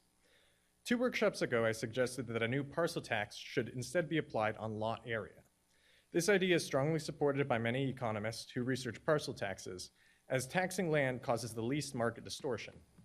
Theoretically, taxing land would discourage land area. However, with some very limited esoteric exceptions, land area is finite and cannot be gained or lost. What taxing land does instead is encourage people to do more with less of it, actually improving the economy rather than stifling it. Taxing lot area has a strong tax benefit linkage as well. Larger lots are surrounded by longer roads, and underdeveloped land means further distances between destinations, making a larger proportion of trips done by motor vehicle for longer distances, causing more road damage, costing the city more in maintenance. Underdeveloped land, including vacant lots, parking lots, and single-story big box stores, are the largest hotspots of crime according to the APD's 2024 annual report. And so we should expect the owners of that land to contribute more towards the police force. Regarding today's discussion, it's very reasonable that if you own more land, you should pay more for its flood protection. Lastly, while Prop 13 does prevent taxes upon assessed value, making progressive taxation more challenging, taxing lot area is still progressive. As opposed to taxing number of units or floor plan area, a lot area parcel tax puts very little burden on multi-story apartment renters and condo owners, a somewhat similar burden on single-family homeowners who tend to be wealthier residents, but a lot more burden on large commercial landowners of big box stores, parking lots, golf courses, and vacant land. I understand that the referendum for an infrastructure tax may not come from the city itself, but as private citizens, you are all still leaders of our community, so I encourage city staff and council members to advocate in whatever manner is appropriate for a smarter, fairer, and more equitable form of taxation in the form of a lot area parcel tax. Thank you. Thank you. Our next speaker. Melipsa and then Ruth Abbey. Speaker Melipsa. Yeah. Yeah. Oh, I'm sorry, did I mispronounce your name? Hello. The name is Misipsa. So Misipsa is the king of the media in North Africa, 2000 BC. And what's your name again? Laura? The name is Misipsa. Thank you. I would love to talk to you about the flooding issue in Alameda. If we were to adopt planting trees, just like in the park, where's the park on the shoreline with big trees and everything? Do we have flood out there? No. The only part of Alameda where we're risking flood is the lower part towards the shoreline. There's no trees, right? And then the draining system that goes into the beach can be flooded back. It has to do with clogs and everything else that goes into the draining system, sewer system, whatever that might be. I think if you go back to the original, Alameda was a landfill, but if we think about risk of major, let's say tsunami, seismic activity, the Hayward Fault comes back and floods the entire island. The highest point is 33 feet. We have a hospital that's approximately at that elevation. We should think about the evacuation plan towards Oakland Hills and educate this population, lovely population of Alameda, of saying, if we run into a situation of major disaster, this is the road to escape, or this is the highest point. I think the city of Alameda should adopt a highest point of the island. We should think about this place as an island that has 3-4 escape roads that could be easily flooded. We've got a tunnel that can be easily flooded. We've got 3-4 bridges that could be also easily damaged, flooded, rush of population running out. And we should think about how can we implement a very efficient, very cost-effective, agronomically talking, we've got the most beautiful trees that could, like love oak trees, whatever that might be, that can grow. Thank you so much. All right, our next speaker. Ruth Abbey. Welcome, Speaker Abbey. Good evening, Madam Mayor and members of the City Council. I'm Ruth Abbey from Community Action for Sustainable Alameda. We were created to support the city in the implementation of its sustainability and climate action plans. And I just wanted to echo the comments of my colleague Lauren Eisel and acknowledge the tremendous leadership and support that the city staff have provided on this issue in planning, in regional collaboration, and obtaining grants. But I just wanted to remind the City Council that we will need to show skin in the game if we are to obtain the kind of funding that we need to really keep our island safe from the impacts of sea level rise. As you consider future investment in infrastructure, everything that we do for libraries, for public safety, for our park and rec, it will is for naught if we are not investing in keeping our island safe. And our role has been to elevate the acknowledgement of the community in that we should be concerned, but not freaked out about the future. And I feel as though we have done that. People are very supportive of future implementation of the city's plans. And I just wanted to support the work that the city has done and commend the city for working towards that end of looking forward to 2030, 2040, 2050, 2100. We'll be here for a while, so appreciate that opportunity. Thank you. Thank you so much, and thank you for all the work that CASA does. Our next speaker? That was our last speaker. Okay, we will close public comment on this item. Anything anyone wants to add? All right, we're moving on to balloons. We will close this item. Thank you, everyone. Good work, and thank you for all your time in the comments. Okay, Madam Clerk, will you please introduce this item? A recommendation to provide direction on an ordinance to ban the sale and distribution of Mylar balloons in Alameda in accordance with the California Environmental Quality Act. This action is categorically exempt from further review pursuant to CEQA guidelines section 15061B3, the common census section. And I need to promote Tim Haynes. And Alan Harbottle. Okay. They should be coming in. He's there. They're coming in, yeah. Hello, hello.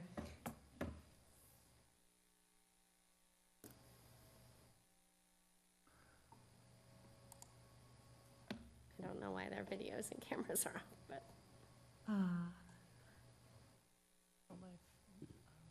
Oh, there we go. Okay, is he here? Yeah, he's just muted still. You're still muted, Alan. Yeah, Tim will be handling the presentation. Good evening. I'm here in support. Who is this? Tim Can you hear me? But who is Yes. this speaking? Alan Harbottle. Okay.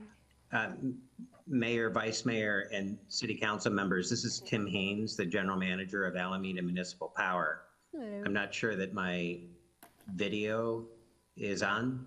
It doesn't look like you, so maybe not. Hi, but I recognize your voice, so if you're comfortable continuing, please do. Thank you very much. If we could go to the next slide, please. In July, you asked staff to develop options for prohibiting the sale and distribution of Mylar balloons. The staff report recommends a combination of permit-based restrictions, expanded public education, and consideration of a city-wide ordinance to address the risks posed by Mylar balloons. If you'd go to the next slide, please. Electric Utilities sponsored California's AB 847. It phases out metallic balloon sales statewide beginning in January 2027.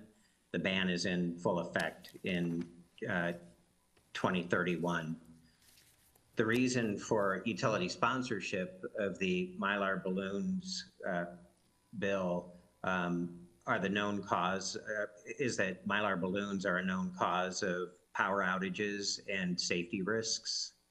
At the City Council's urging, AMP staff has reviewed ordinances from 8 California cities, noting a wide range of approaches and enforcement models.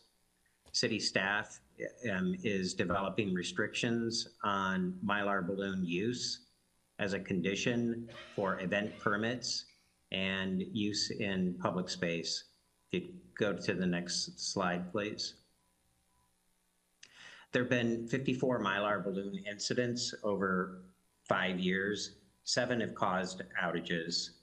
4 of those outages lasted less than 5 seconds, affecting 2,000 to 8,000 customers. AMP doesn't track outages with that limited duration, so I can't really say how much Mylar balloons increased the total outages that AMP customers experienced. However, the 3 of the outages ranged from 1 to 2 hours, affecting about up to 200 customers. We estimate that in 2021 and 22, Mylar balloons contributed to 1% to 2% of AMP's total outages experienced during that period of time. The final point on this is that we estimate that it costs about $25,000 for each of the outages that occur based on labor and equipment costs from the Mylar outages. If you would go to the next slide, please. As I mentioned a moment ago, the statewide ban on Mylar balloons will begin to phase in a little over 13 months. If City Council wants to move more quickly, it would be helpful for staff to receive guidance on several items. The first is, do you want the enforcement of the ban to be a compliant-driven, or do you want it to be actively enforced? Another area would be, is the restriction on only Mylar balloons or on a broader helium ban? And finally, is the ban in effect immediately, or is it to be phased in? And if you go to the next slide, we'll provide a little bit of information from consultations that we've had that will give you some insight into answering those questions. We reached out to local retailers and found that Mylar balloons account for about 80% of the balloon sales, and latex alternatives are seen as inadequate.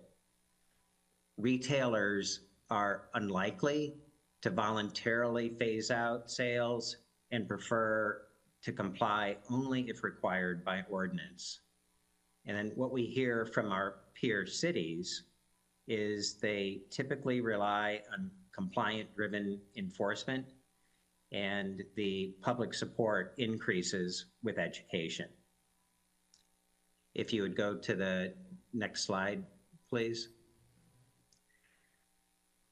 Development of the ordinance and its enforcement, if compliant-based, would be managed within the existing budget, and also a point to be made is that the proposed actions are aligned with the city's climate action and resiliency plan. If you would go to the next slide, please. That just brings me to the staff recommendation, and that is that the City Council provide direction on an ordinance to ban the sale and distribution of Mylar balloons in Alameda, while continuing permit-based restrictions and public education to reduce outages and environmental risks. With that, Mayor, I've provided the overview of the staff report and the recommendations, and I'll turn it back to you and City Council for consideration. Thank you so much, Mr. Haynes. Good to hear from you. I believe we have some public comment on this item, but before taking our public comment, any clarifying questions from the council? Okay, let's go to public comment. And we probably don't need the video. Okay. How many public speakers, Madam Clerk? So far, 4, so they'll still get 3 minutes each. Okay, let's hear our public speakers. Yeah, Mitch Ball, then Roberto Estacio, Ruth Abbey. All right, Speaker Ball.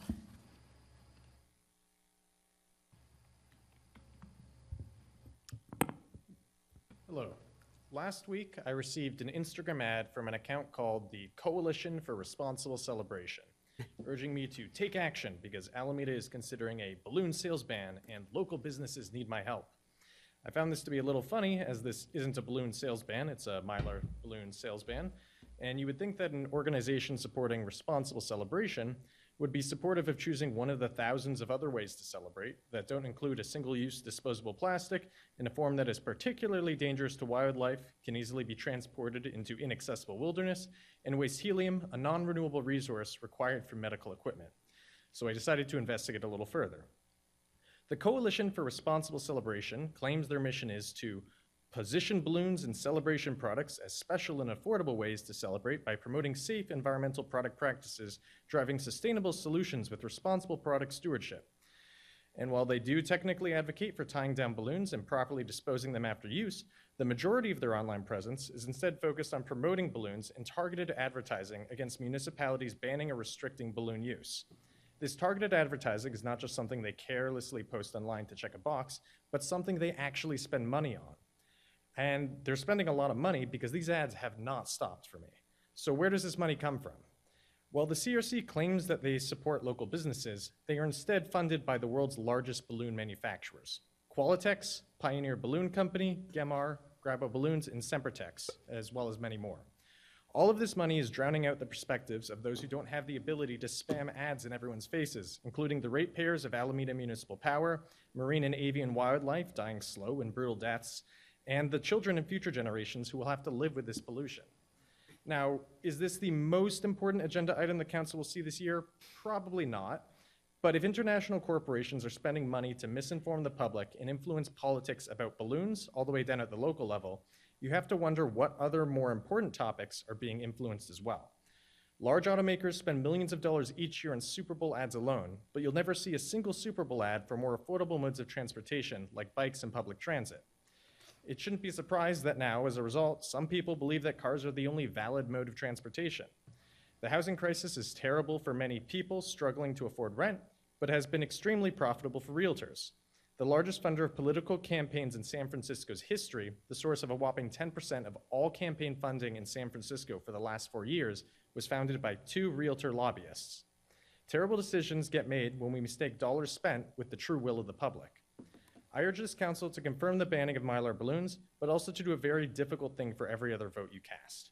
Before you vote, muster up all the humility you can and consider how advertising and big money lobbying has adversely impacted the perspective of not just the constituents who speak to you, but more importantly, your own perspective on every topic you vote upon. Thank you. Thank you. Our next speaker. Roberto Estacio, then Ruth Abbey.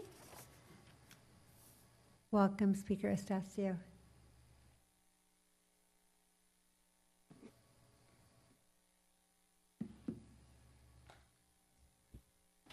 Good evening, Mayor, Vice Mayor, and City of Alameda Council Member.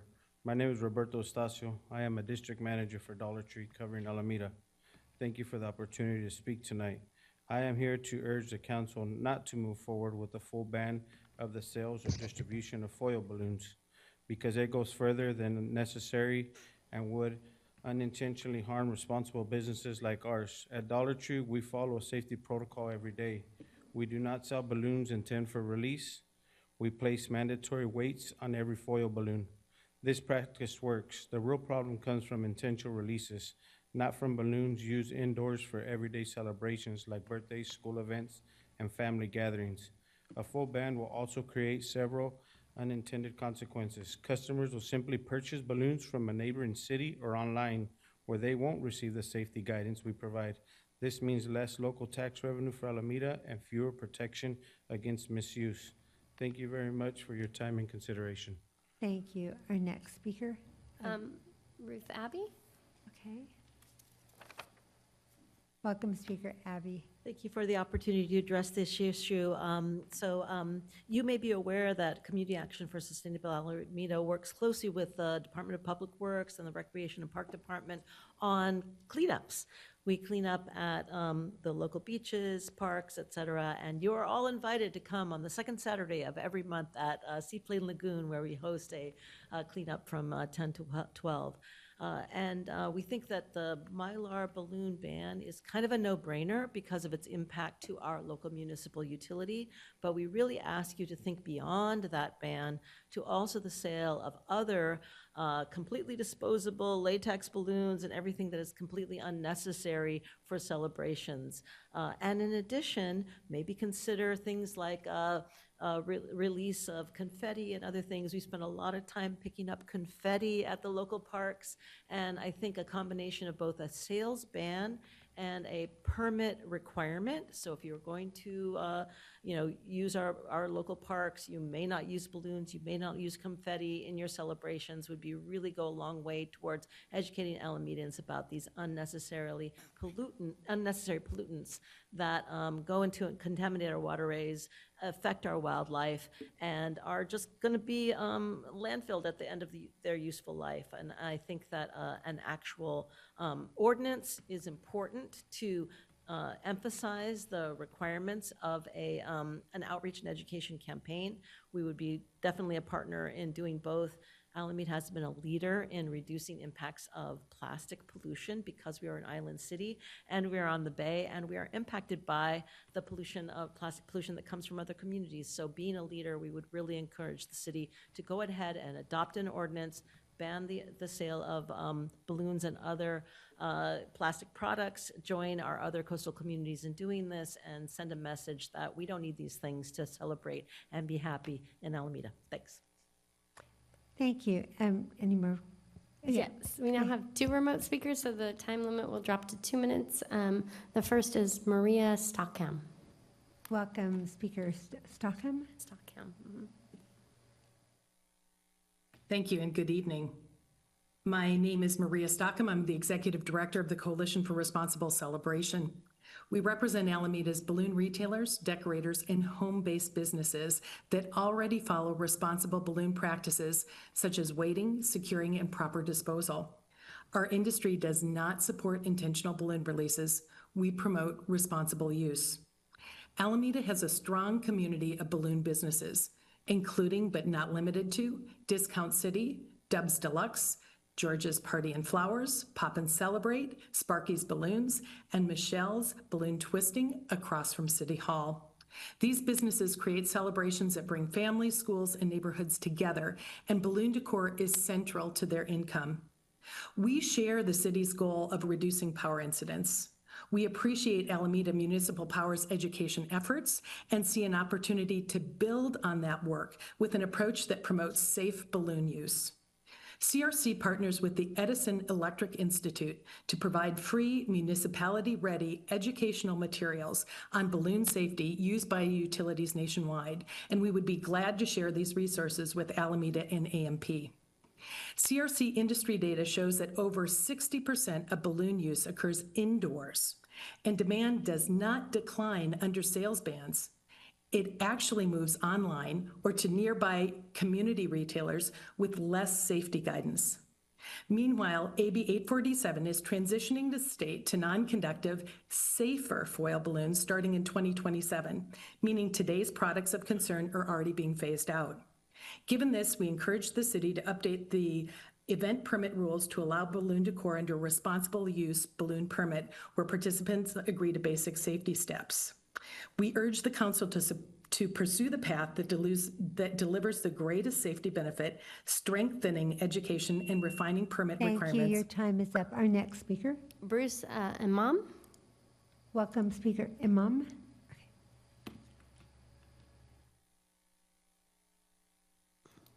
Hello.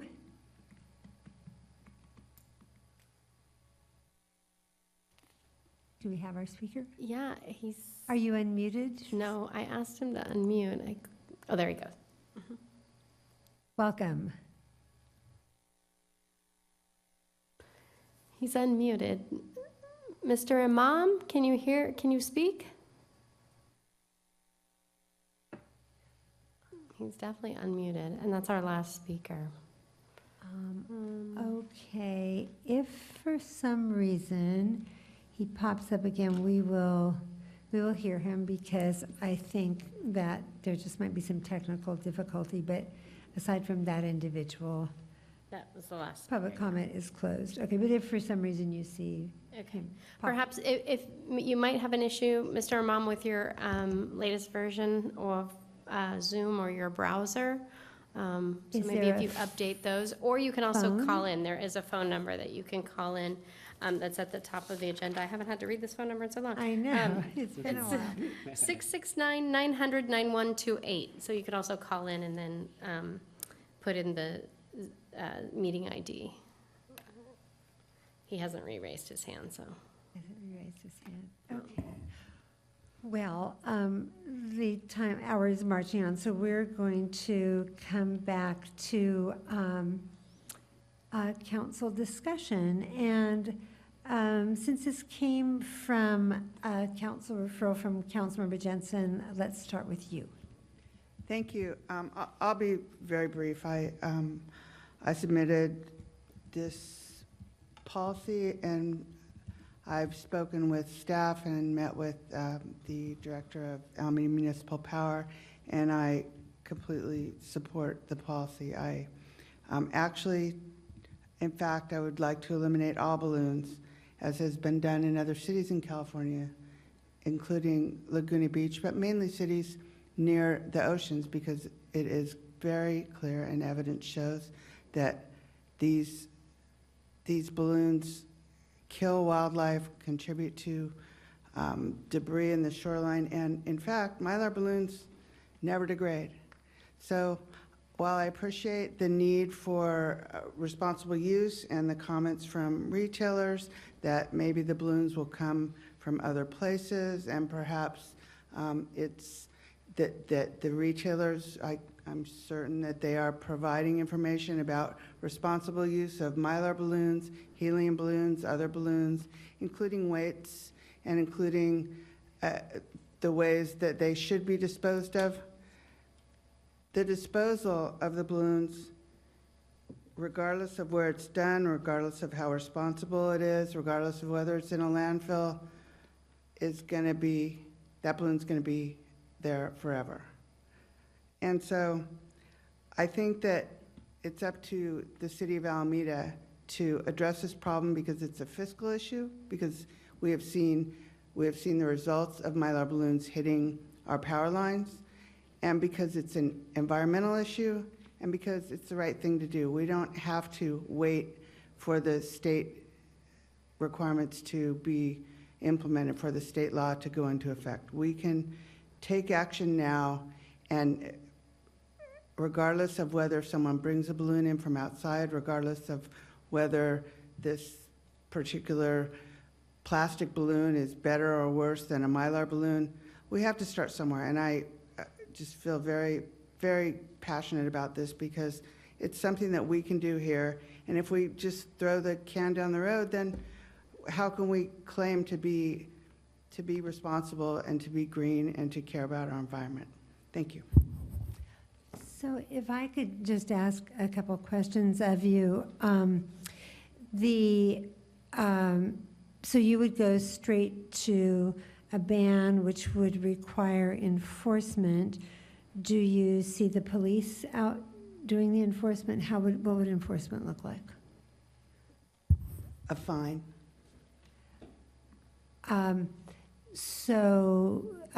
person would be cited by the police, is that what you're thinking? If someone were to release a balloon that brought the power down in Alameda, I would see that person would be receiving a fine from the police or from Public Works. Or I think we don't require that the police go out and do all fines. I think that we have code compliance, so I see it as more of a code issue.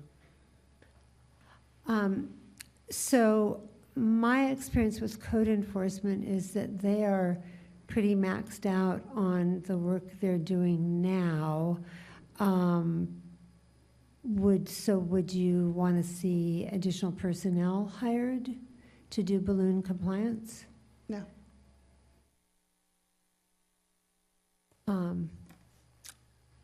Okay, I'm having a little trouble understanding it. City Manager, is there anything you wanted to add? Because we've discussed this a little bit.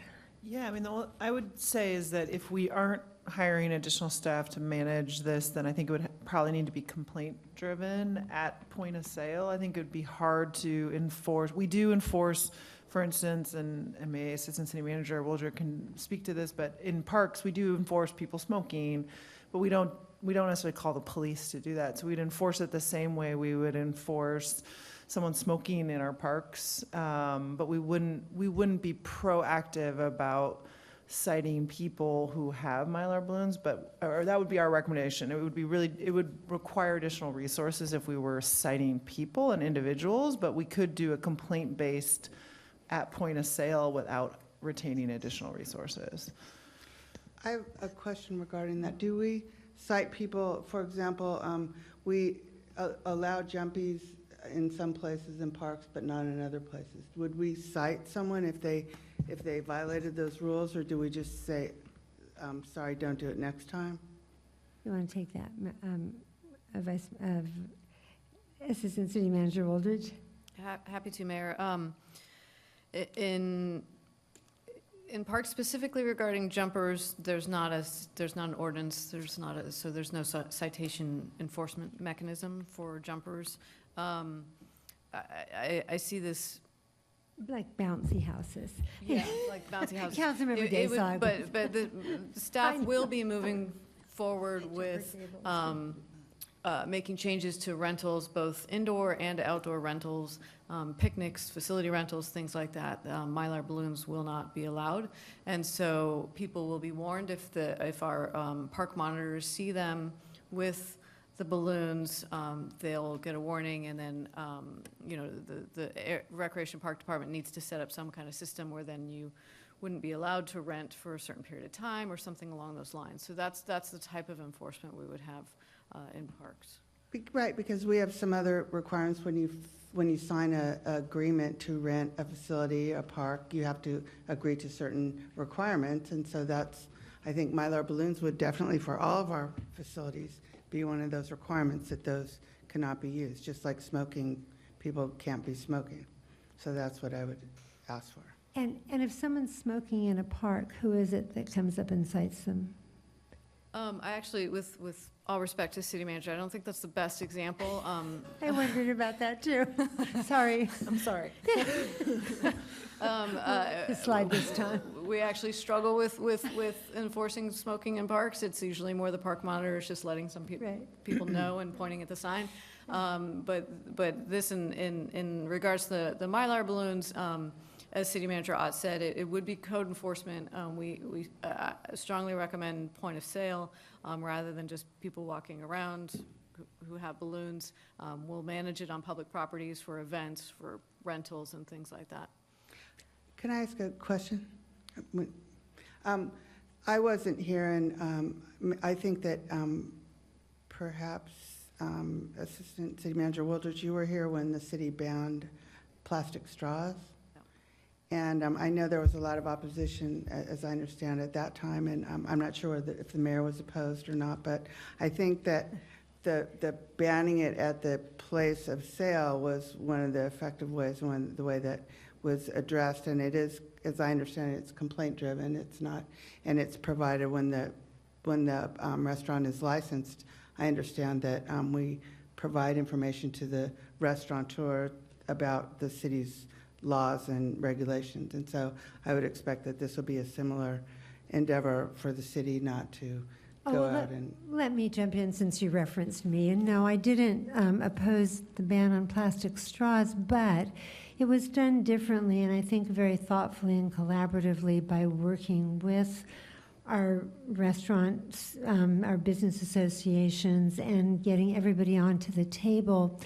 What worries me and why I can't support what you're proposing, I think you're proposing, is to just have an outright ban across the city, point of sale, no more balloons, I don't know, citing people at birthday parties, but is that we haven't really sat down and, I don't think, and worked with retailers. We talk about wanting to support small businesses. When the city manager and I discussed this the other day, she made the point, which I thought was very valid, and an environmental scientist emailed us this morning, made the same point. It's the helium in the balloons that is the problem that allows it to, because when this was first brought, it was about the impact when Mylar balloon hits a power line.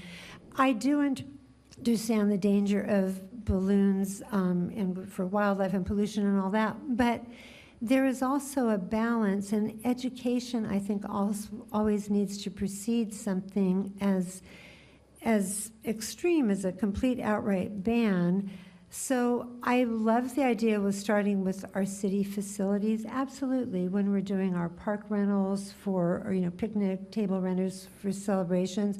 That's one of the conditions you agree to. There could be a complete balloon and confetti ban.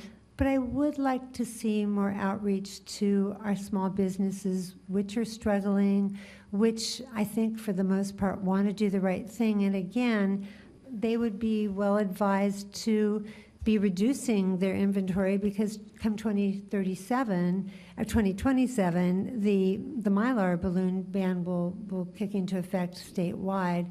So I'd like to see us do some public education. I think there's some great ways to do it. And then certainly we can, for the use of city facilities, I see no reason that we can't craft a ban there, but that's what I could support.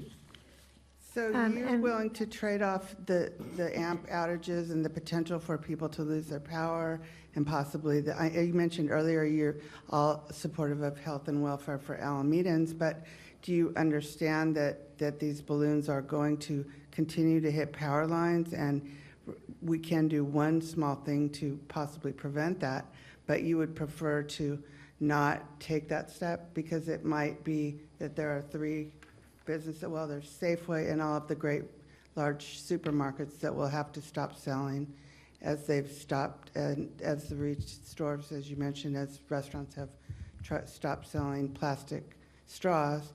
But if you feel that strongly that it's not a pollution issue and it's just the helium, then that's, I appreciate that, but I can't agree with that. I think that it is a bigger issue. It's an issue for our power grid, and it's an issue for our wildlife and our waterways. Thank you. And I think the hour is getting late, and so I'm going to assume that's why you've misquoted me a bit. I didn't say it wasn't a pollution issue, but I said there's a balance to be had. I could very much get behind the ban on helium balloons. Those are the ones that are lighter than air that are going to get up and hit the power lines. If we were carving that provision, I could get behind that. But again, it is going to be complaint-based, and maybe AMP has a way to track down whose balloon it is, but I'm not sure it does. But let's hear from Vice Mayor Pryor. I was going to say I do agree with a lot of the points that the mayor made. Mostly, I am concerned about how this does get enforced, but the state is rolling something out in 2027. Which is great for all the issues that Councilmember Jensen said. I also do agree, I think education is a great way to move forward. I think having having staff restrict Mylar balloons as a condition for event permits. And then, with regards to saying if you sell a Mylar balloon, you get a fine, these big businesses like Party City and Safeway, they can eat that fine up. Who cares? But it is the smaller businesses, it's going to disproportionately affect them. If Safeway or Party City and, all the major box stores were on board and we knew that, I could support this, but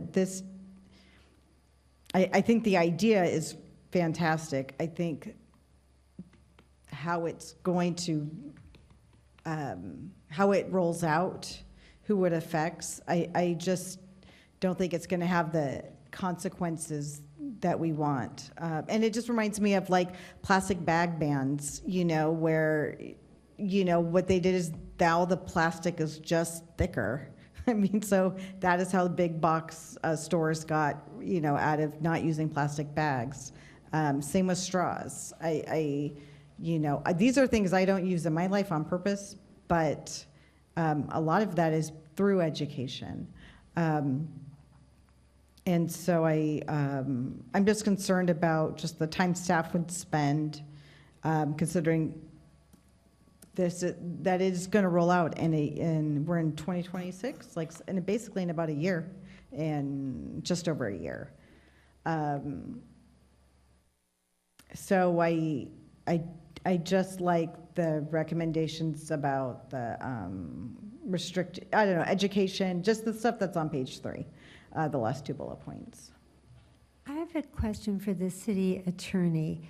Would it be possible in the city of Alameda to ban businesses, other than medical and dental, I guess, but from having helium or from using helium to fill balloons? Could we do that? I think you could.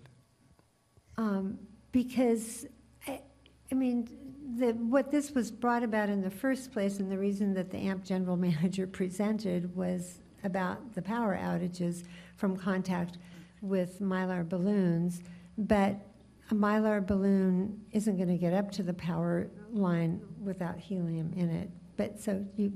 Yes, I do. You do, okay. I do. Thank you for that. Okay, other council members want to weigh in?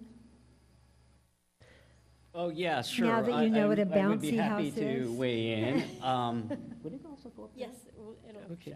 Great. Well, for purposes of tonight, I just put together several slides focusing especially on the question of power outages. One of the great things about our local municipal utility company is they collect great data. And the data you'll find is in the financial reports that are posted. And one of the data that they post is the average downtime, power outage downtime on a monthly basis.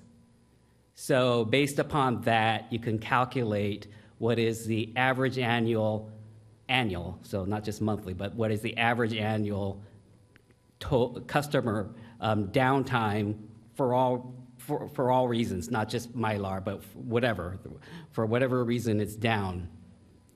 You'll notice here that what I put together is data for the fiscal years 2010, 2011 to 2014, 2015. The reason why I did that is because from fiscal years 2015, 2016 to today, what the utility company tracks is not the average average monthly customer downtime, but rather what they track is the 25th percentile. So it's not either the median or the average, it's the 25th percentile. And so from 2015, 2016 to today, I can't really calculate the numbers that I want to track. But what we're seeing here is I'm trying to put together, create a benchmark of what is the typical amount of downtime that Alameda customers experience based upon the average data that was available, and I put together 5 years worth of data in order to try to smooth out when the number is high versus when the number is low. So the benchmark number that I've come up with is that Alameda customers, and there are 38,000 customers, roughly 38,000 customers, probably 97% of it is residential. So Alameda customers, on average, and this is not just the customers experiencing downtime, but also in the denominators is all the other customers not experiencing. So on average, Alameda customers experience 9,110 seconds of total downtime per year. So that's 9,110 seconds. And the downtime is attributable for many number of reasons. So let's go to table number 2. Thank you. And so in table number 2, this is basically the data that was presented verbally this evening, as well as the data that's in Exhibit 2. This is the Mylar-induced balloon incidents that caused downtimes. And so there were roughly 7 incidences, and the 7 incidences occurred over a 4-year period. Well, this is the most current data over a 4-year period. And so in the year 2020, the downtime for reasons related to Mylar was the total. Now, this is not an average, but the total downtime was 3,600 seconds. And then in 2021, it was I need my reading glasses, 9,900 seconds. And then 2022, 2025, it was, for both of those years, 5 seconds. So the reason what we wanted to then do is convert the total downtime, Mylar-related downtime, into another. So if we go to the third table. So what we do is we convert the total Mylar-induced downtimes in seconds to what is the average Mylar-induced downtime per the total number of customers in Alameda. So for example, in 2020, the total Mylar-induced downtime was 3,600. So you divide the 3,600 by roughly, I think it's, in 2020, there was, I think, 35,000 total customers. And so the number that you come up with is, on average, Mylar-induced downtime, on average, for the average customer, is 0.00185 seconds. And then you see in 2021, it's 0.2775, and you can kind of see the numbers. So then you compare the average Mylar-induced downtime per customer against the downtime resulting from all customers, all causes per customer, and that's 9,110 seconds, if you remember from the first slide. And so you get a fraction of what is Mylar responsible for with regard to its impacts on downtime, and it is far less than 1%. So you can't, while Mylar has resulted in power outages, as a share of all outages that occur in Alameda for whatever reason, it is such a paltry amount. So it really begs the question, if you're certainly concerned about 3,000 seconds of Mylar-reduced downtime, you have to balance that against the impacts to small businesses who are involved in the sales and distribution of Mylar balloons, who are ultimately going to have to phase out of that business anyways in 5 years, right? I think in 2030, they have to phase out of it, and then in 2027, they have to also begin to do the first step towards phasing out. So I don't think you can say that that Mylar balloons are anywhere near a significant reason for the downtime that Alameda experiences for all reasons. So I just want to make sure that we put the numbers into context. And the great thing is, go to the Alameda Municipal Power Company's website, and there's a load of data there. But would you support, say, a ban on selling helium-filled balloons in Alameda? No, I wouldn't. I wouldn't. I think, if you want to bring together a council referral, that has more data or more analysis about that's fine. But I think tonight it's about Mylar, so I won't be supporting that, and I won't be supporting what you're proposing. I'm more asking just to take the temperature, but I always do want to check with the city attorney. I mean, if we talked about a ban on helium-filled balloons, is that within the Brown Act, given the noticing of this item? I'm assuming that Mylar balloons are filled with helium, and so it is. I think it's properly agendized. Okay. And I'm not contesting that either. It's just, it's a new subject matter that still requires, its own level of analysis, separate from what's before us tonight. Well, thank you for all that. Councilmember Bowler? I think about different levels of regulation, the state law, the federal law, the local law, and how we have different levels of government to deal with different issues. And of course, we have upcoming state regulation of this, which is going to address it in the long term. And obviously, the state government is, we don't have to go into all the details, but obviously is in the best position. The question is, the environmental impact that everyone's concerned about. How does local government, if they get involved in this, accelerate into the intent of the referral, which I think was a good referral and has some really important considerations, and I appreciate, Councilmember Jensen bringing it here. Question for the city attorney's office, I think, could there be an ordinance that says something to the effect that no person shall intentionally release any balloon, regardless of fill, into the air? No person shall use any helium-filled balloon on any public area, including any public street, park, beach, sidewalk, recreational area, or other city-owned or controlled property, and no person shall use any helium-filled balloon at any city-sponsored event.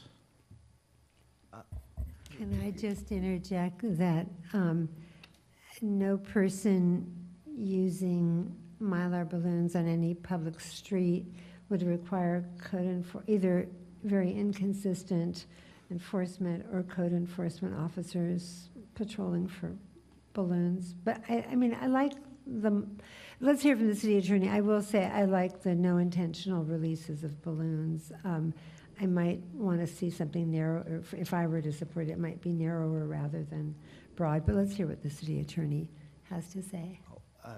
Council member, I think the council's Brown Act agenda allows you to regulate Mylar balloons or helium-filled balloons, but if you were to expand to all balloons, I do not think it's properly agendized for this item.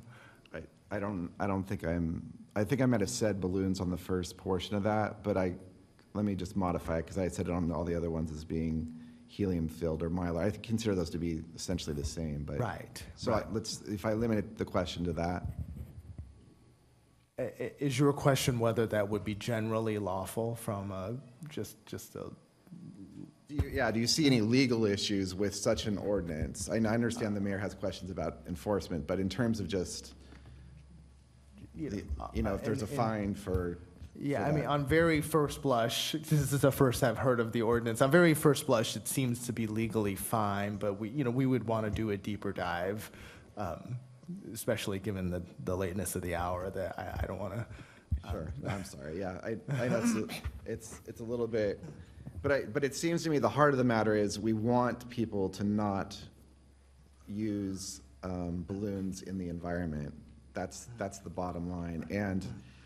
The referral is going to impact some businesses, no doubt, in Alameda will either move their small business. I don't think it's going to affect some of the bigger stores, but they're going to move their small business out of Alameda, or they're going to close down entirely, one or the other, because these balloons are such a heavy percentage. Now, ultimately, to Councilmember, I think Daysog's point, and there's going to be change anyway coming down the line.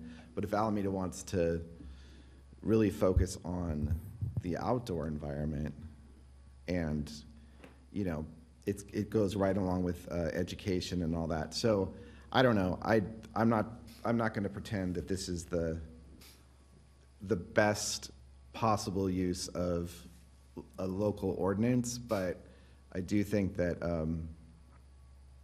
it would be unfortunate if small businesses are out of business, and yet the person who brings the balloon into the environment has absolutely no repercussions other than some type of lawsuit, I guess. That's my concern. Well, I appreciate your suggestions. What I would like to do is see if maybe we just focus on changing our city regulations for our public parks, because I think that is probably a large percentage of where balloons would be used for celebrations. I mean, there's people's backyards, but I'm not sure we're going to be sending code enforcement into backyards. But if we said no balloons, no helium-filled balloons, whatever we said in city parks, I think that would, and in conjunction with an education campaign, I think it's always good to start with education first and give people a chance. And the vice mayor said this too, to change habits on their own when you realize that, that's not a great thing. But I do worry that, like I said, code enforcement is having a hard time just keeping up with our building safety and life safety kinds of things. And so I don't know how much we can divert them to balloons, but I'd love to see the ban on selling helium balloons, period, full stop, in our stores, and then a policy about no use in our public parks, and see how that goes, maybe what the yield of citations or whatever is, and go from there. But I think we're kind of all over the place. Let's go back to you, Councilmember Jensen. That's a compromise that I can move forward with. I wanted to respond to Councilmember Desog's chart, and I appreciate that doing the analysis of the power outages and the average. But I wonder if you had looked at the cost, the $25,000 per instance of a power outage, and whether that has any impact on your considerations, the fact that it costs $25,000 or $175,000 average over the last 4 years for these outages? You and the know, staff time? my sense is that those aren't incremental costs. Right? I mean, you're not hiring new labor, so it's not an incremental new cost. Right, it's not a new, it's a cost to respond, but for the people that are working in AMP to respond when the power goes out. And often it does include overtime, from what I understand from the executive director. That's my interpretation of the cost, is that you're still paying $25,000 whether or not they're responding. So it's not an incremental new cost. Well, it actually costs money to restore the power, I think. Well, they said it's labor and equipment, so. Well, regardless, thanks for the analysis. I would like to make a motion at this point to a recommendation to have staff return to City Council with options for an ordinance to ban the sale and distribution of helium-inflated objects in Alameda and to prohibit the use of Mylar balloons and confetti in Alameda facilities.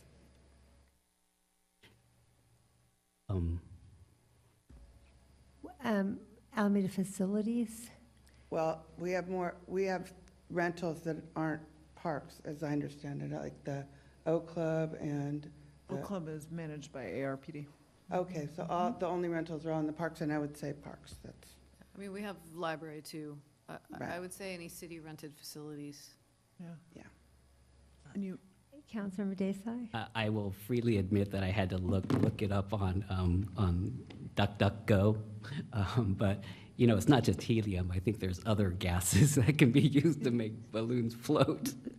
Mayor, may I? Please. There are, because there's, in Exhibit 1, there are other examples of other ordinances, and there is Santa Monica, Oxnard. The way they refer to it is ban sale of balloons filled with lighter than air gas is how they refer to it. So that we could look at those other ordinances if that is what the direction of the council is. Yeah, balloons. And I don't filled with think lighter than air you gas. don't necessarily need to adopt an ordinance to ban it on private or public property or public facilities. It would only be if you would want to fine people. Because we do right now, we could use our permit requirements to do that. But if you wanted to fine people who violated, then we would need the ordinance on that as well. Could I have City Manager Bouldridge weigh in on what do you think about? I mean, do you find that park users are generally compliant with the requirements or the prohibitions that come with renting a space? And what do you do if they're not? Yeah, I would say that there's a good process in place. There's an agreement that people have to sign for any kind of rental facility, whether it's even the library, but also like the Oak Club or Rec Center or picnic area. And it's very easy for Rec and Parks Department to add this to that, so they sign off, that I understand. And we do that for example, in the Oak Club, you're not allowed to use any tape because it ruins the paint, right? And you can only use blue tape. And so there are very specific requirements. You can't have candles. So, so for the indoor facilities, there's a facility attendant who can keep very close eye on what is and isn't allowed. And if they bring in Mylar balloons, they can say, no, you can't have those. If it's an outdoor picnic area, it's a little bit harder, but we do have park monitors who, again, could speak to the renters, track it, and then have a system in place for consequences. And do people put down a security deposit when they reserve? For indoor facilities, Indoor yes. facilities? Yeah, you're right, correct. That's correct, and so we could deduct from that as well. That, okay. May I ask a question? Please, Oh, Councilmember just what is the current status of, because I saw in the presentation, I heard that there would be an educational campaign and would include that permitting issue, but does that mean it's currently the case that you can't use Mylar or helium or potential airborne balloons in public outdoor spaces, in city outdoor spaces? It has not currently yet been implemented. What we did implement a number of years ago is we strongly recommended no Mylar balloons, but this would actually ban them. And so I think Recreation Parks Director Long he said he was going to plan on doing this. I haven't checked in with him on a specific timeline to do so, but I know he is planning on doing that. But it's not. And in terms of the educational campaign, AMP already does some education around this, particularly around celebratory times like graduation, in June, and I think, Mother's Day, things like that. And so they plan to work with our, Sarah Henry, our communications director, and work so that we can do a bigger educational campaign around this as well. Thank you. And then I guess a question, kind of a friendly question for the, maybe for Councilmember Jensen or whoever can explain it to me. I heard it talked about maybe there's a compromise type scenario here, and there was a debate about helium-filled versus Mylar, but aren't those essentially the same things? So the intent of the motion is to still ban the sale of these balloons in Alameda so that no businesses would be selling them in Alameda. Is that, whether it's for indoor or outdoor use, doesn't matter, no sales in Alameda? To ban the sale and distribution of lighter than air inflated objects. So balloons can still be sold as long as they're not filled with something that's going to make them float. Can I answer your question? Yeah, thank you. Okay. Okay. Councilmember Daysong, did you have something? Yes. Final comment. Final comment. Yes. My final comment is, I think floating balloons, whether they're helium-filled or filled by other gas, is part of the fun of life.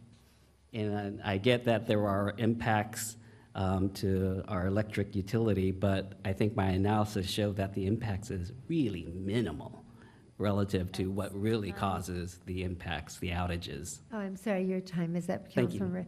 And I understand what you're saying, but I will also say it's also about the environment. If seabirds ingest a balloon, it kills them, and they're not good for the environment. But I'm saying that you have to balance. We could ban things, and we feel really good about saying we did this, but then people are saying, yeah, but I'm still seeing them everywhere. Well, that's because code enforcement is left. So if we start with point of sale, but also a robust education campaign that hopefully works with shop owners to explain and why, and I think most people want to do the right thing, and that's what I think. So, any last thoughts? And yeah, sorry, question about, the state laws is going to change it so it's non-conductive material, but I don't think it's going to say it can't be, lighter than air.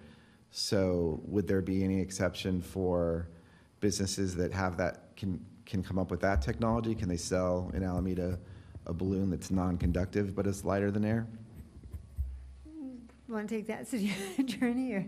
Well, I think they can under the state law, but I'm imagining the council members asking the maker of the motion whether or not that the maker of the motion would like to create a similar exception. For non-conductive materials, yes. I'm trying to work towards addressing the power outages and addressing the fact that these balloons do not degrade ever, and this causes pollution to our waterways, to our island, to our wildlife. So my motion includes sale and distribution of lighter than air inflated objects, because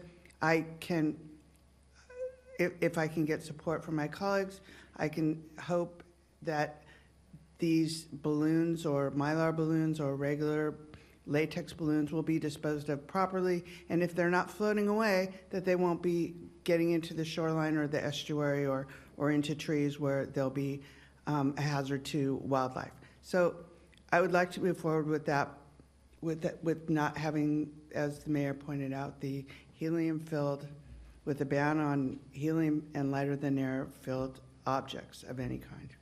Does your motion also include a robust education campaign?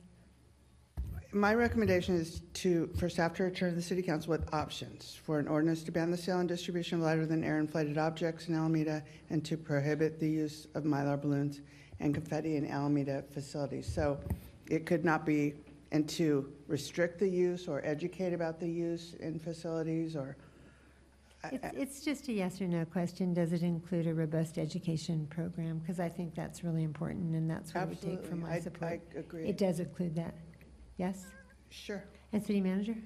Yeah, and I don't think we need options, because we've already presented, and so I would rather come back with a draft ordinance, if that's okay. And Minimize then staff I think time. you can direct us through this motion to not only return with a draft ordinance that, I guess, making sure we understand exactly what you're banning, and then in addition, direct staff to do an educational campaign, and that can be part of the motion. Yeah, or see that it's a campaign Okay, I have a new conducted. motion then. CASA might even help with the educational outreach. Yeah, but it would be good to make sure we clarify what the ban is, because I'm looking at some of the other cities, and they say ban sale balloons filled with lighter-than-air gas. So I just want to make sure we get the words and that everyone agrees on what those words are, so we can come back with the draft ordinance. I have another question, if appropriate. Yes.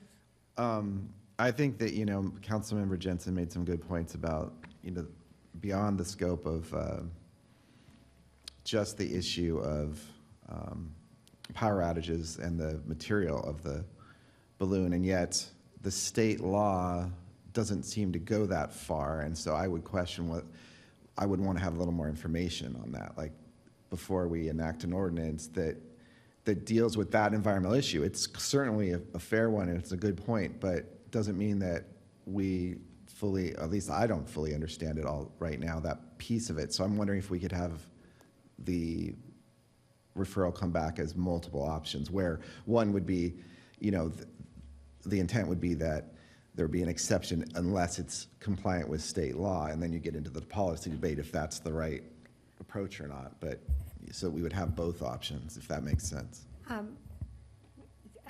Vice Mayor Pryor, you want to save us? And I'm usually I am very pro-environment, but I'm really just thinking about how efficient or how efficacious can we really be? Because enforcing this is good. We're spending a lot of time tonight. We're asking staff to spend more time, and then let's say we have an ordinance, but how are we going to enforce it? And so that's so that is my concern. I love the sentiment. I would be curious how Santa Monica, because I'm thinking about high school graduation, Mother's Day and Father's Day. People come visit each other and they come to town with balloons. So backyard parties. So Vice Mayor, so that's just, I'm just thinking we're spending a lot of time in. Vice Mayor, we are. If I could just jump in, that's why banning the point of sale, I think, makes sense and is more manageable for enforcement, because code enforcement could pop in and see that there's this helium tank and they're filling balloons, and voila, you get cited. But I think that's why keeping it narrow is better. Yeah, and then again, what I said, I think a couple of us said this, but the state is already in the process of banning this, so I feel like But that would. not the balloons. They're banning Mylar. They're banning the metallic balloons. So if you don't want to go further, then. Well, this whole thing was specifically Mylar balloons that cause power outages, so now this turned into something bigger, which I think wasn't on the agenda, and I am just being focused on the Mylar balloons. and just how staff is spending time, because, we've been talking about, we need fire stations and climate change that so I just, in the scope of things and our time and our money and how we're going to enforce this, I just couldn't support this.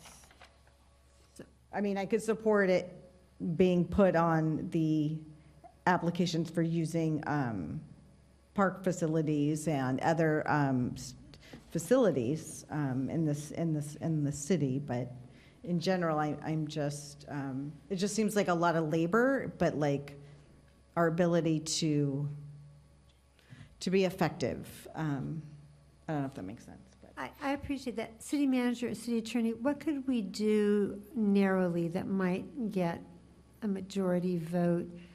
Ban on sale, ban on use in parks, which doesn't take an ordinance? And education. I mean, something, education and putting it in our permit agreements for all of our facility rentals. We can do that, and we are actively starting to look at how to do that and already started the education. So you could give us that direction by motion. That wouldn't require an ordinance. Just by motion, direct staff to do that, and we will implement that. If you wanted to take that next step up, it would be we would suggest in terms of level of effort and staff resources, if you wanted to do an ordinance, that the ordinance focus on the point of sale, the ban on the sale of either lighter than air gas or Mylar balloons, but that we're specific and we really focus on the ban on the sales, and it's complaint driven, so. It's more enforceable. Okay. Anybody want to do anything with that?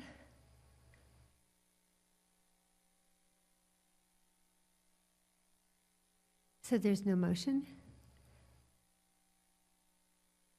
Okay, well, I mean, I would say Well, I mean, there doesn't have to be a motion. Oh, okay, yeah. So Councilmember Jensen, you wouldn't support that? It can be done. It doesn't really require my support. As the city manager pointed out, we can change the regulations for the parks, and that would be great. I'm really disappointed that. But what about the sale? What about banning the sale? She had said that. That's what I would like to see happen. She said that. You must have missed it. No, that was my motion, but we're not getting the support of the council, so. I'm not sure that's true. My motion was to ban the sale and distribution of lighter than air objects. Okay. We would bring that in a draft ordinance to Draft you for ordinance. approval. And then the education piece. to accompany that. I'm sorry, thank you, Mayor. My motion is recommendation to return to the City Council with a draft ordinance to ban the sale and distribution of lighter than air inflated objects in Alameda, to educate the community about the risk to the environment of balloons, and to prohibit the use of Mylar balloons and confetti in Alameda facilities. Any comments, folks?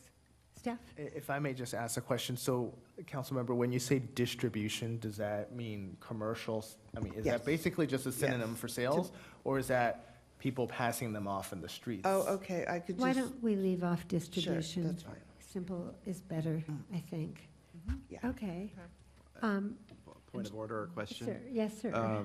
If I want to resume my please. request for a second version, though, for consideration, is that a motion to amend the motion, or what Make is? a substitute motion. Yeah, that's my motion, which would be to include everything that Councilmember Jensen said, and an additional second version of the ordinance for consideration that would exempt businesses that comply with the new state law, so that they could then sell lighter than air balloons if they were in compliance with the state law. Well,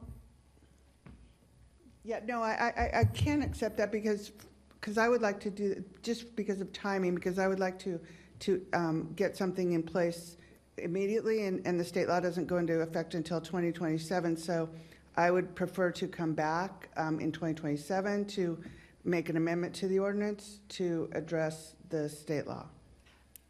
so you've made an alternate motion, but I don't know that there's a second for it. Right, but there's a little bit of misunderstanding. I think part of it is because the the state law's not in effect yet, so it's awkward. So I understand that my motion wasn't very articulate, but I'm trying to, the intent of it is to say that if the technology is available that complies with that upcoming state law, that should be treated differently. I say you One keep it option, as simple. one option. So, and that, to the extent that that was a motion, it didn't get a second, so we go back to the original motion. Would anyone like to second Councilmember Jensen's motion? Well, I will second it because I think it was a reasonable compromise. It's not perfect, but we try not to let the perfect be the enemy of the good, and I think there's a lot of good in it. So I will second that motion, and let's take a vote. All those in favor, please signify by stating aye. Aye. Aye. Opposed? Opposed? Nay. Okay, well, that motion fails then. All right. Okay, we need to move on, folks, because it's 12:20. We've got 2 items we have to get to, but let's go to item 8, city manager communication. This is the last city manager communication for city manager Jen Ott, and it has been an honor and a privilege to serve with you. Thank you for everything, and I look forward to our paths continuing to cross. Yeah, thank you so much. Yeah, I wasn't sure we were going to get to them because but I am been honored to be your city manager these last 3 years and have enjoyed working with you and this community and the department heads and the employees. It's been a real pleasure, and I've learned a lot and gotten to know a lot of amazing people, including yourselves. So thank you so much for all your leadership and support. Right back to you. Thank you. Are all communications non-agenda items? Well, I want to make sure to say thank you to you. So appreciate it. Trust me, we're spending more time in closed session. We haven't seen the last of We her. have one speaker under all communications, Karen Bay. Come on up, Speaker Bay. We're going out for breakfast after this. No, we're not.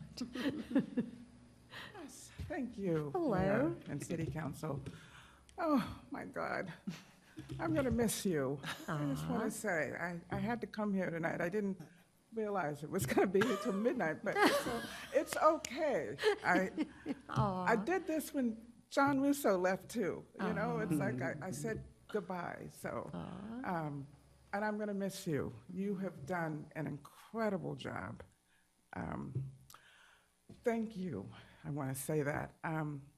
You know, I drive around the city, this beloved city, and there's not a corner in the city where there's not work going on or work completed or work being planned. And that's all you. I mean, you're leading that. The accomplishments that you have made in 3 years is amazing. I just want you to think about that. 3 years. I mean, it's amazing. And you have multiple portfolios, including developing one of the largest military bases in the Bay Area. And you do it, you say it's hard, but you do it you make it look easy. I'm just going to say, you make it look easy, and you do it with such grace. I watch you up there, and I never see you get angry or upset. It's just amazing. So we're so fortunate to have you, and I'm sad that you're leaving, but I'm happy for you too. You deserve the very best. I wish you all the best. The city of Hayward is very lucky to have you, so I guess we'll be okay. But I'll miss you. Yeah, thank you for everything that you've done for our city. I just wanted to say that, so. Thank you. Good night. Thank you. That was lovely. Thank you. Is that our last? What a nice way to finish. All right. We're not going to hear the council referral tonight. Council communications. Council, could we agree that we would do our communicating in the back room? Because really? Oh, yeah, you know, because last time we didn't do council communications, and I just wanted to say something really quick. Okay, really quick. I just wanted to say I attended the Island Bowl fundraiser that was held at the historic Alameda Theater. Thank you to that venue for holding that. And also, last time I was going to say, I, along with Vice Mayor Michelle Pryor and Councilmember Tracy Jensen, attended the Veterans Day event at the Veterans Hall. And the Alameda Orchestra Band was playing wonderfully. Nice. It was great. Very true. That Thank was you. fun. All right. Anyone else have anything to say? Yep, I do. Briefly? Yes. On behalf of Alameda's most vulnerable residents who have the support of an expanded extended care team, improved homeless services, and a successful guaranteed basic income program, on behalf of Alameda pedestrians and bicyclists who have safer bike lanes and intersections, on behalf of Alameda businesses who have weathered economic challenges with direct and regular support from city staff, on behalf of all Alameda residents who will continue to benefit from a balanced budget, safe streets, environmental resiliency, a high-quality, low-cost municipal utility, and outstanding city team to meet their needs. Thank you, Jennifer Ott, for your leadership. All right. Okay. With that, we are adjourning the regular meeting and returning to closed session on the firefight, which? 4B. 4B. Yeah. Yeah, okay. And then 4A, you'll do Yeah, 4A. Council, you're going to be here for a while. Okay.